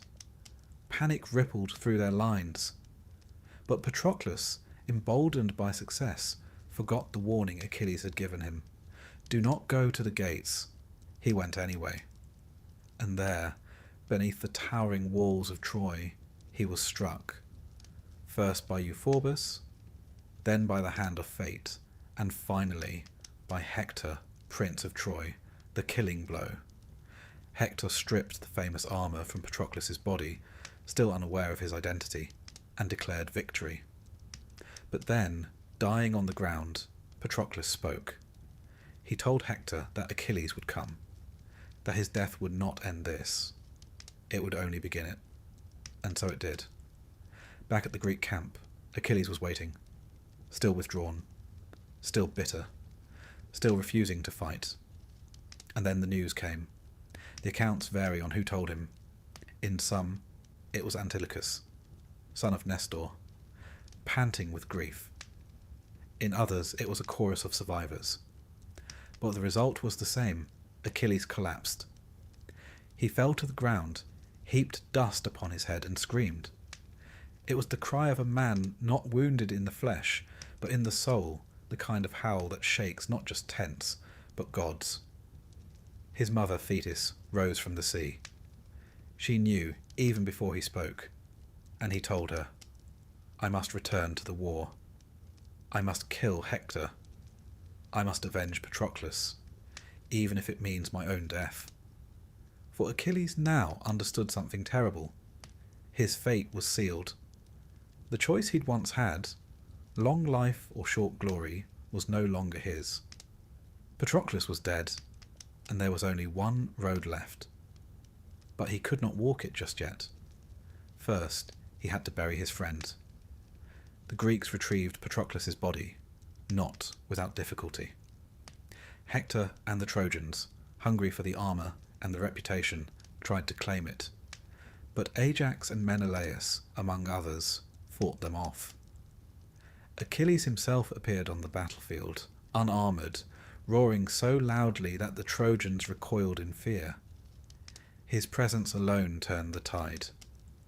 Then Thetis, ever the dutiful mother, went to Hephaestus, the smith of the gods. There, in a furnace of divine flame, was forged new armour, brighter, stronger, more terrible than before. The centrepiece was a shield, so finely wrought it contained the whole of the world, cities at peace and war, farmers in the field, lovers dancing, stars turning overhead. It was a reminder, even to Achilles, that there was more to life than vengeance. But he wore it anyway. And then came the funeral. In Homeric culture, burial rites were sacred. To die without proper ceremony was to wander the underworld in misery. Achilles vowed not just a burial, but an honouring. They built a pyre, vast and solemn. Sacrifices were made, including, gruesomely, 12 Trojan captives Achilles slew in Patroclus's name. Whether this was grief or rage is difficult to say, but it was dark and deeply telling. There were games too. Chariot races, boxing, javelin. These weren't distractions, they were acts of remembrance. For the Greeks, excellence in sport was a way of touching the divine. Even in death, Patroclus would be surrounded by honour. Then came the moment Achilles placed a lock of his hair in Patroclus's hand. A small gesture. A devastating one, he whispered promises. And the pyre was lit. Smoke curled into the sky, rising like a soul. And somewhere, in that long twilight between myth and memory, Patroclus passed into legend. But Achilles did not find peace. He found fury. He turned his gaze to the walls of Troy, to Hector. Now, to be fair, Hector did not kill Patroclus out of malice. He was defending his city. He had no idea at first who was inside the armour.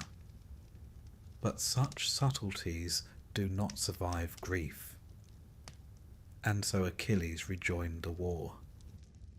He moved like fire. He killed without pause. He hunted Trojans like animals. He defied the gods. Even Xanthus, the river god of Troy, who begged him to stop clogging his waters with corpses. Achilles refused.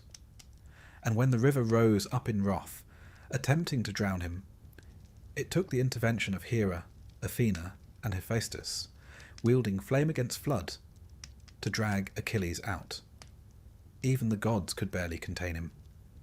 And then, at last, Hector and Achilles met. This was no skirmish, no random clash on a bloody field. This was a duel foretold, long in coming, and deeply personal. Hector had waited outside the gates, knowing this moment must come. He stood not just for Troy, but for every man who fights because he must, not because he desires it. When Achilles arrived, Hector's courage wavered.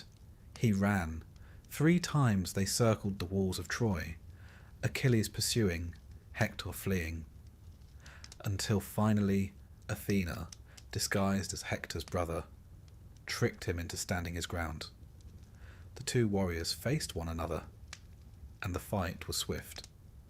Achilles killed Hector, driving a spear into his neck. But death was not enough. In one of the most brutal acts of Homeric poetry, Achilles tied Hector's body by the ankles to his chariot and dragged it through the dust around the walls. Not once, but over and over. It was a violation, a desecration. A man of Hector's nobility deserved better, but Achilles was beyond mercy. He dragged the body back to camp, threw it beside Patroclus' pyre, and left it to rot. For days the Greeks were silent. Even the gods were troubled. Then something miraculous happened. King Priam, aged, grieving, and unarmed, snuck into the Greek camp, guided by Hermes himself, and entered Achilles' tent. There he fell to his knees, kissed the hands that killed his son, and begged, not as a king, but as a father. And Achilles, moved by the rawness of it, wept. He saw Priam, and through him he saw Peleus, his own aging father. He saw his future, his fate, his loss. He lifted the old man up, gave him food, wept beside him, and then he returned Hector's body. For a moment, grief gave way to grace. There was no victory parade, no song of triumph. Just 2 men, broken by loss, holding the fragile thread of decency in their hands. And so Hector was buried. Properly. Mourned by his wife Andromache, his mother Hecuba, and Helen, who called him gentle. One of the few men in Troy who had never blamed her. As for Achilles, his end was near. He knew it, but he had done what he set out to do. He had avenged Patroclus. He had met his fate. He had become, for better or worse, immortal.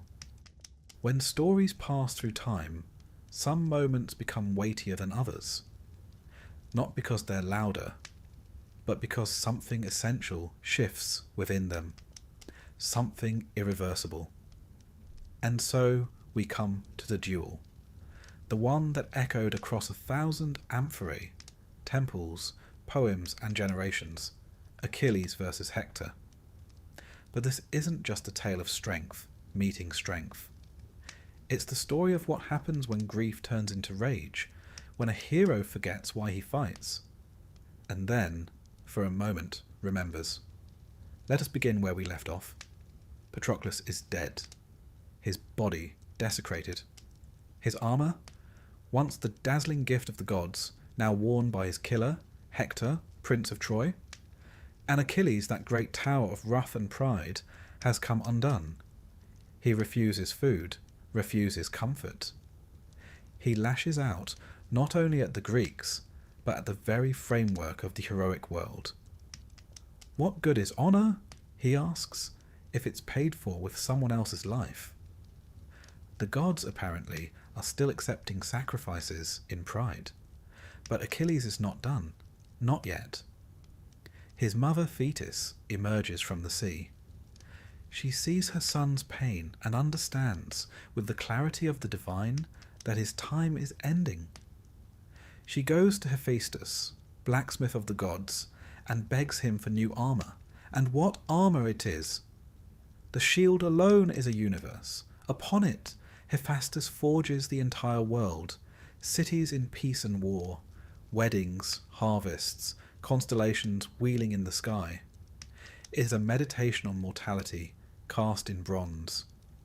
A reminder, perhaps, that even in a story soaked in blood, life goes on. But Achilles isn't looking for reminders. He's looking for Hector. Before that, however, he must bury Patroclus. And this, more than any battle, shows us who Achilles truly is. In Bronze Age burial custom, The dead were honoured with pyres, their bones collected and placed in urns. Great tombs were raised. To leave a body unburied was a shame, both for the soul and the living. The Mycenaeans buried their dead with grave goods, gold and weapons, believing the afterlife to be a shadowy continuation of life on earth. You packed light, but you did pack. And so Achilles prepares a funeral with all the gravity of a king laying a crown to rest. He kills 12 Trojan prisoners, offering them to Patroclus in the afterlife. A brutal gesture, a reminder that Achilles' grief is still shaped like vengeance. Even in mourning, he cannot resist drawing blood. He holds funeral games, chariot races, boxing matches, javelin throws, not distractions but sacred rites.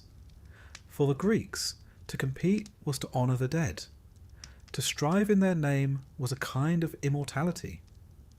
Nestor offers a running commentary on every contest, of course, the Bronze Age's first sports pundit. And finally, when the fire burns low and only ashes remain, Achilles cuts his hair, once grown as a vow to the river god Spercheius, and places the strands on Patroclus' body. Not a warrior now, a mourner. And then he turns to Troy. Hector, meanwhile, knows what's coming. He's not a fool. He's not driven by pride, or prophecy, or divine whispers. He's driven by duty. As Prince of Troy, he cannot flee. He cannot hide behind the walls. Even now, as his wife Andromache begs him to stay, he tightens his armour and walks out alone. The city watches. Achilles approaches like a storm, not with speeches or heralds, but with a silence heavier than drums. 3 times Hector runs around the city walls, not from cowardice, but from instinct, from the realization that this is not a man, but a fate. At last, the goddess Athena, in disguise, tricks Hector into standing still, promising him aid, then vanishing when it matters most. It's the sort of divine interference that would make a chess referee weep. They fight. Hector strikes, but Achilles wears armour forged by gods. Achilles strikes, and Hector falls. As he dies, Hector asks that his body be returned to his family. Achilles, consumed by wrath, says no. He lashes Hector's body to his chariot and drags it through the dust around the walls of Troy, past the weeping eyes of his parents, his wife, and even Helen, who once called Hector gentle. This desecration, is not mere cruelty. It is a violation of everything sacred in Greek belief. Burial was not a privilege, it was a right. Even enemies were given their rights. But Achilles, in his grief, has broken the code. And yet, we do not turn away. Because Achilles is not a monster. He is a man in pain. He has lost the one person who steadied him. And, without Patroclus, Achilles becomes unmoored. The code of honour, so carefully observed, has collapsed under the weight of loss. For 12 days, he drags Hector's body in circles. Each morning, new dust. Each night, new shame. And yet the body preserved by Apollo does not decay. Even the gods, it seems, are unwilling to let this story rot prematurely. The gods, watching, grow uneasy. Even Apollo, who favoured the Trojans, begs for mercy. Zeus, the high god himself, sends a message, enough. And so, one final act begins. Priam, the aged king of Troy, father of 50 sons, now bereft of all but memory, sneaks into the Greek camp. Not with an army, with a ransom, and with hope. He enters Achilles' tent alone, kneels, and says, in a voice lined with age, "I kiss the hands that killed my son." And in that moment, something breaks. Achilles looks at Priam, and sees Peleus, his own father. He sees his own end. He sees a world that is not built of victory and vengeance, but of grief passed from one man to another. He weeps. He lifts Priam from the floor, offers him food, shelter, even comfort. There is a kind of holiness in the quiet between them. They eat, they speak of fathers, of children, of the things no poem quite captures. And then, without ceremony, without bargain, he returns Hector's body. The two men sit, not as enemies, but as fathers of the dead. For a brief moment the war stops. No trumpets, no declarations, just silence. Hector is buried, a great pyre is built. His wife Andromache mourns. His mother Hecuba weeps. Helen too speaks, calling him the only man in Troy who never shamed her. A reminder that even in war, kindness echoes louder than conquest. And so, the defender of Troy passes into memory. And what of Achilles? He knows now that his death is coming, but for the first time, it doesn't matter. He has done what needed to be done. Not in battle, but in mercy, this is the transformation. Achilles began as a figure of wrath, of unstoppable pride, and here, for one breath of story, he becomes something else. Not a warrior, not a son of prophecy, but a man who has felt the shape of sorrow and chosen compassion. The tide has turned. Not because the Greeks have won, but because their greatest hero has shown that war is not always victory. Sometimes it is just survival. Sometimes it is letting go. Troy still stands, but the walls feel thinner now. The gods no longer shout, and Achilles, our brightest, briefest flame, is standing at the edge of his fate. The next arrow has already left the bow. By now, the sands outside Troy were saturated with blood, and yet the city still stood. Heroes had come and gone. Gods had taken sides, changed their minds, and occasionally joined the fighting themselves. The greatest warrior the Greeks had ever known had returned, avenged his companion, and found briefly a fragment of peace. But the end, that distant thunder, was growing louder.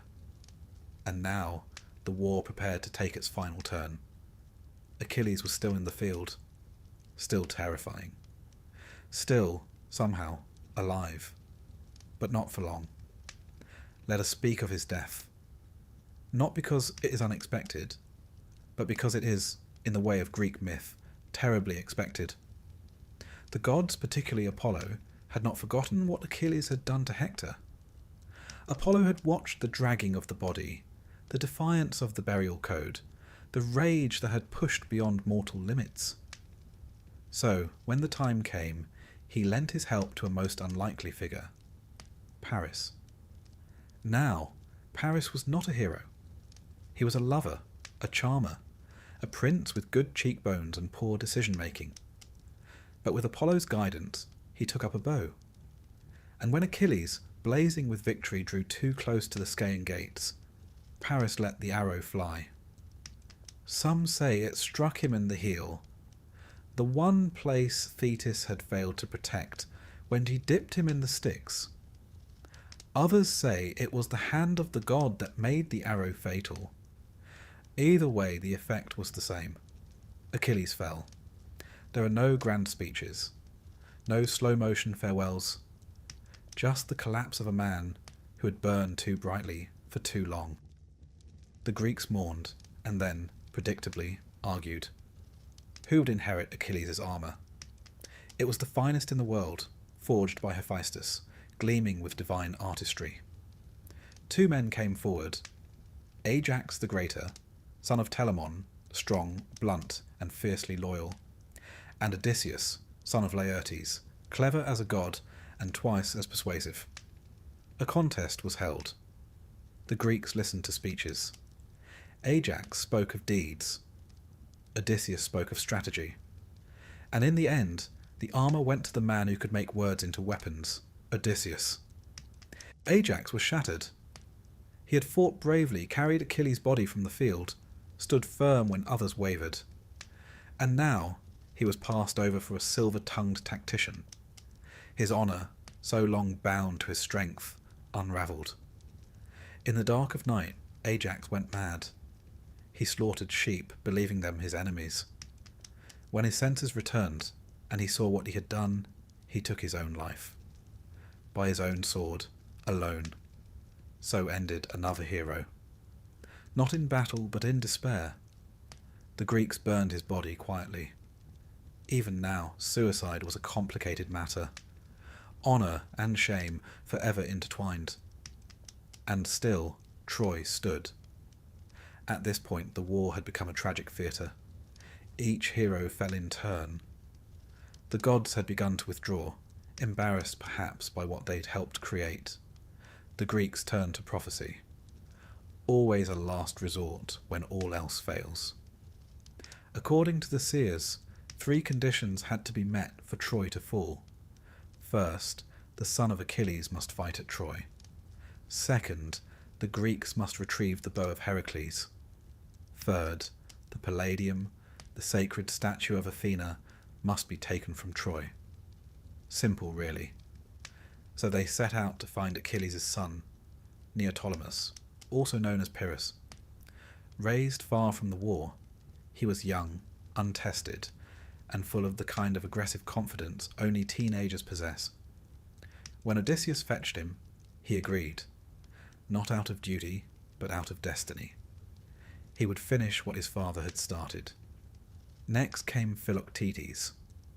Now, Philoctetes was a sore subject.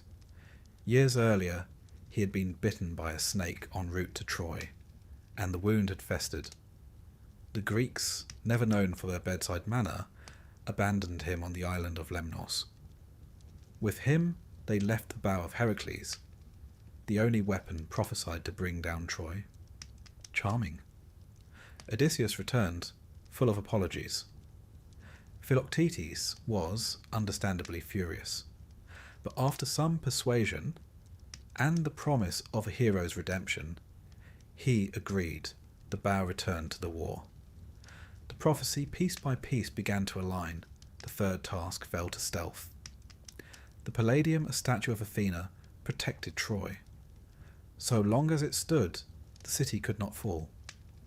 Odysseus and Diomedes crept into Troy by night, scaled the walls and stole it. No flash, no flourish, just 2 men doing what armies could not. And now, finally, Troy was vulnerable. But it was still not beaten. And so came the trick.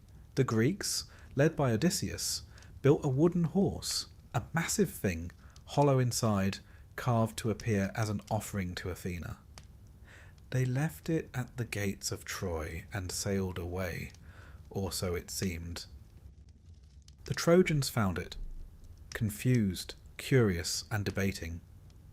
Some, like Laocoon, warned against it. "Beware of Greeks bearing gifts," he said, before being rather dramatically eaten by sea serpents. The gods were not subtle. Others, like Sinon, a Greek left behind, pretending to be a deserter, spun a tale of sacrifice, of atonement, of war's end. The horse, he claimed, would bless Troy, and the Trojans, tired and hopeful, pulled it inside. What followed was a long night of revelry. After 10 years of siege, the Trojans finally had something to celebrate. Fires were lit, wine was poured, songs were sung, and the people of Troy, weary but joyful, believed the war was over. But the war, as wars tend to do, had one last act. At night, the Greeks returned. From the horse, warriors emerged: Odysseus, Menelaus, Neoptolemus, and others. They opened the gates. The Greek army, hidden on a nearby island, stormed the city. The chaos was immediate. Temples burned. Families fled. The clang of bronze echoed through the narrow streets. Priam, the old king, was cut down at the altar of Zeus by Neoptolemus himself, an act that, even in the blood-soaked economy of war, was considered monstrous. Hecuba, his queen, was taken as a slave. Andromache, Hector's widow, saw her child, Astyanax, hurled from the walls, a cold calculation to prevent vengeance from the next generation. Helen was reclaimed by Menelaus, though not without tension. Some say he lifted his sword, and she simply dropped her robe. Old habits. But what of the victors? They had won, yes, but what did they win? The city lay in ruins. The treasures of Troy were loaded onto ships. The gods, once so involved, had gone quiet. And the Greeks, those who survived, began the long, uncertain journey home.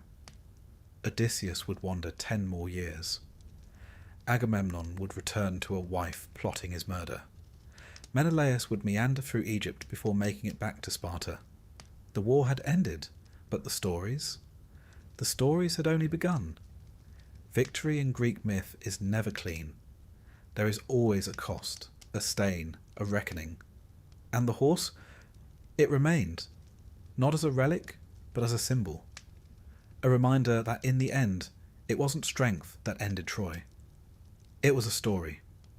One of deception, of cleverness, of the long game played by a man who could lie to a goddess and get away with it.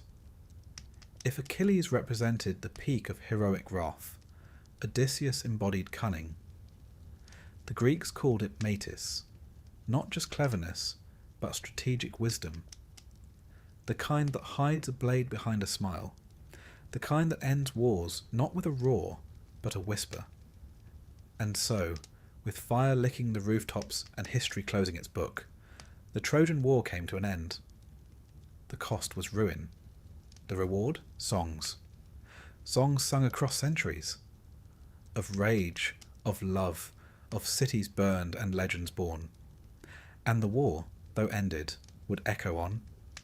In Ithaca, in Rome, in every tale where pride meets fate and cleverness topples kingdoms. But that, well, that's another story. The war was over, and yet the war was not over. Troy had fallen.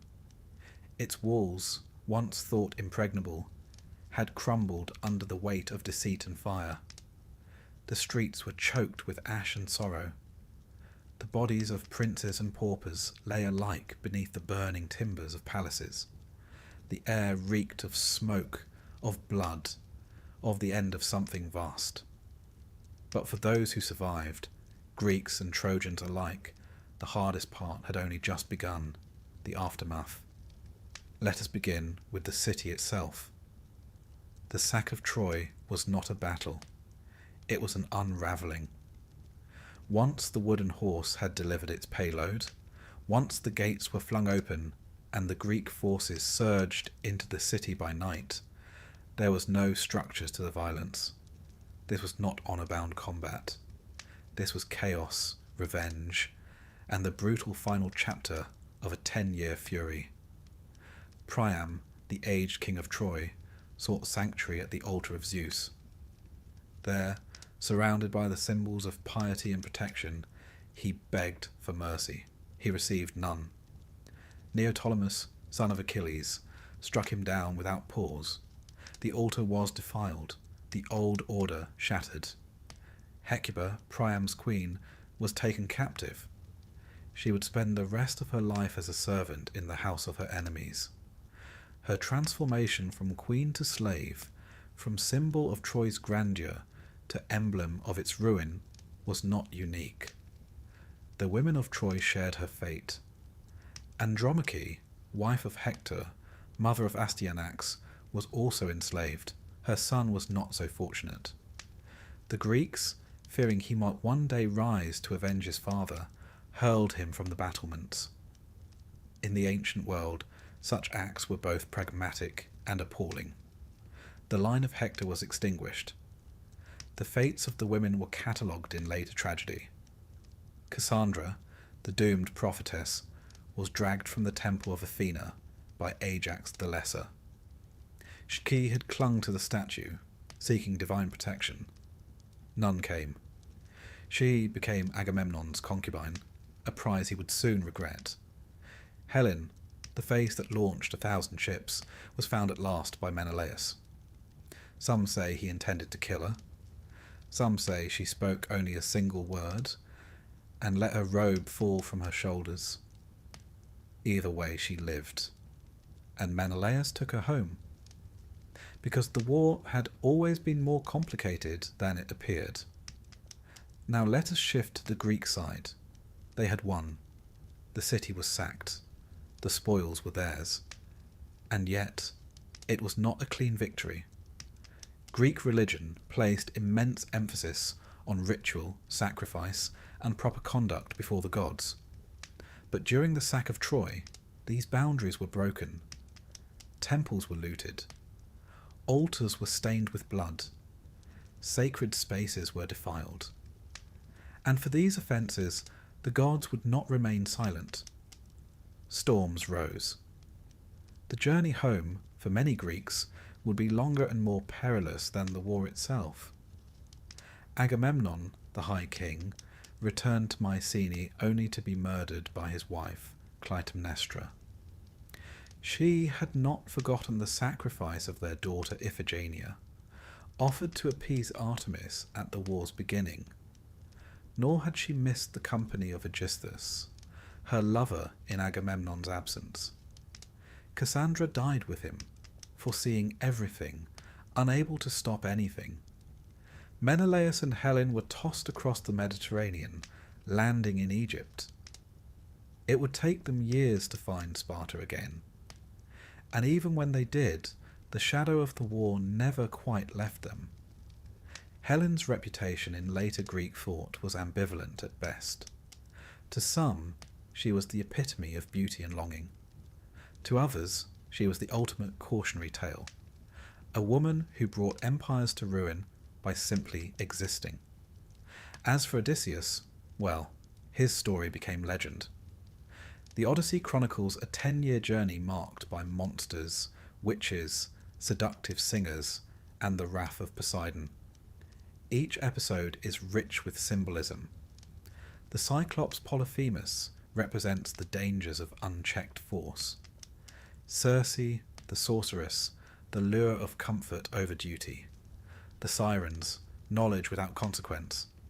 And yet, for all his trials, it is not brute strength, but cleverness, endurance, and restraint that bring Odysseus home.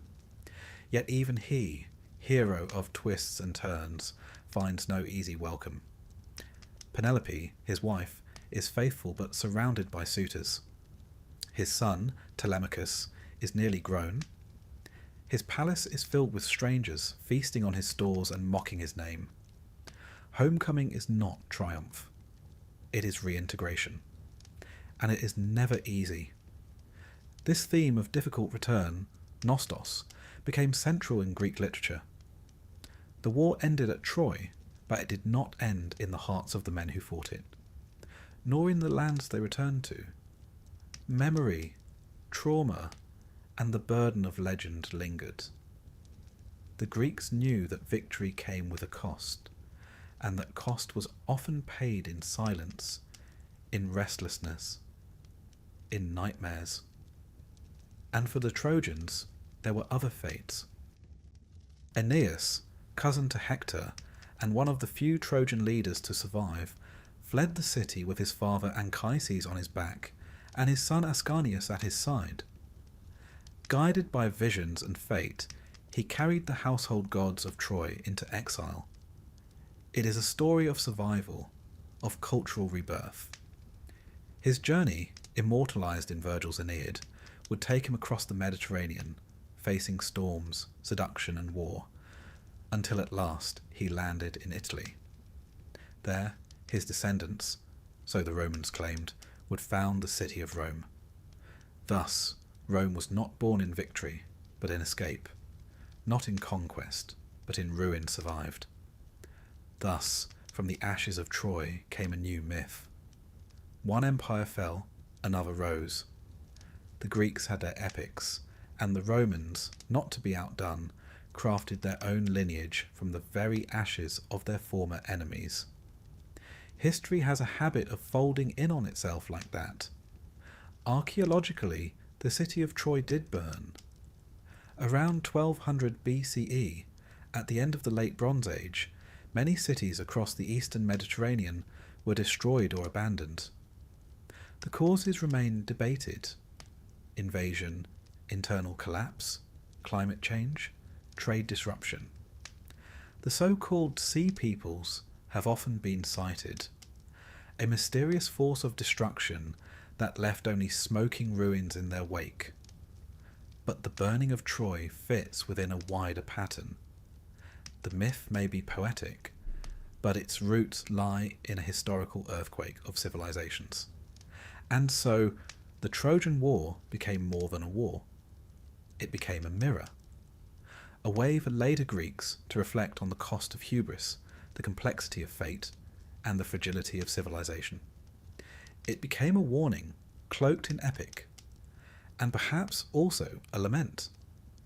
Tragedians would revisit its characters. Euripides gave voice to Hecuba, to Andromache, to the women left in the ruins. Sophocles explored Ajax's unravelling. Aeschylus imagined Agamemnon's return and the cursed legacy of his house. The war never ended. It simply changed form, from battlefield to theatre. Through these plays, the war lived on not as glory, but as grief. The real aftermath was not victory, but memory, and the figures who once seemed immortal took on new dimensions. Achilles, fierce and doomed. Hector, noble and burdened. Priam, the last light of a dying age. Odysseus, ever resourceful, ever lost. Their stories were retold, reinterpreted, and passed down. From Homer to Virgil, from scroll to stage, from ancient epic to modern screen. The Trojan War endures because it speaks not only of ancient heroes, but of perennial human truths: love and vengeance, loyalty and betrayal, fate and freedom. Because the Trojan War is not merely a tale of war, it is a meditation on endings, on what happens when the fire dies, and the survivors must learn to live in its glow. The war ended in fire, but its echoes, its names, its questions, its sorrows, have never quite gone quiet. So here, at the end of all things, we leave the ashes of Troy. The ships are gone, the gods have retreated, the heroes are dead or wandering, and the world somehow moves on. But somewhere in the background, always, there is a horse, and a city that trusted it.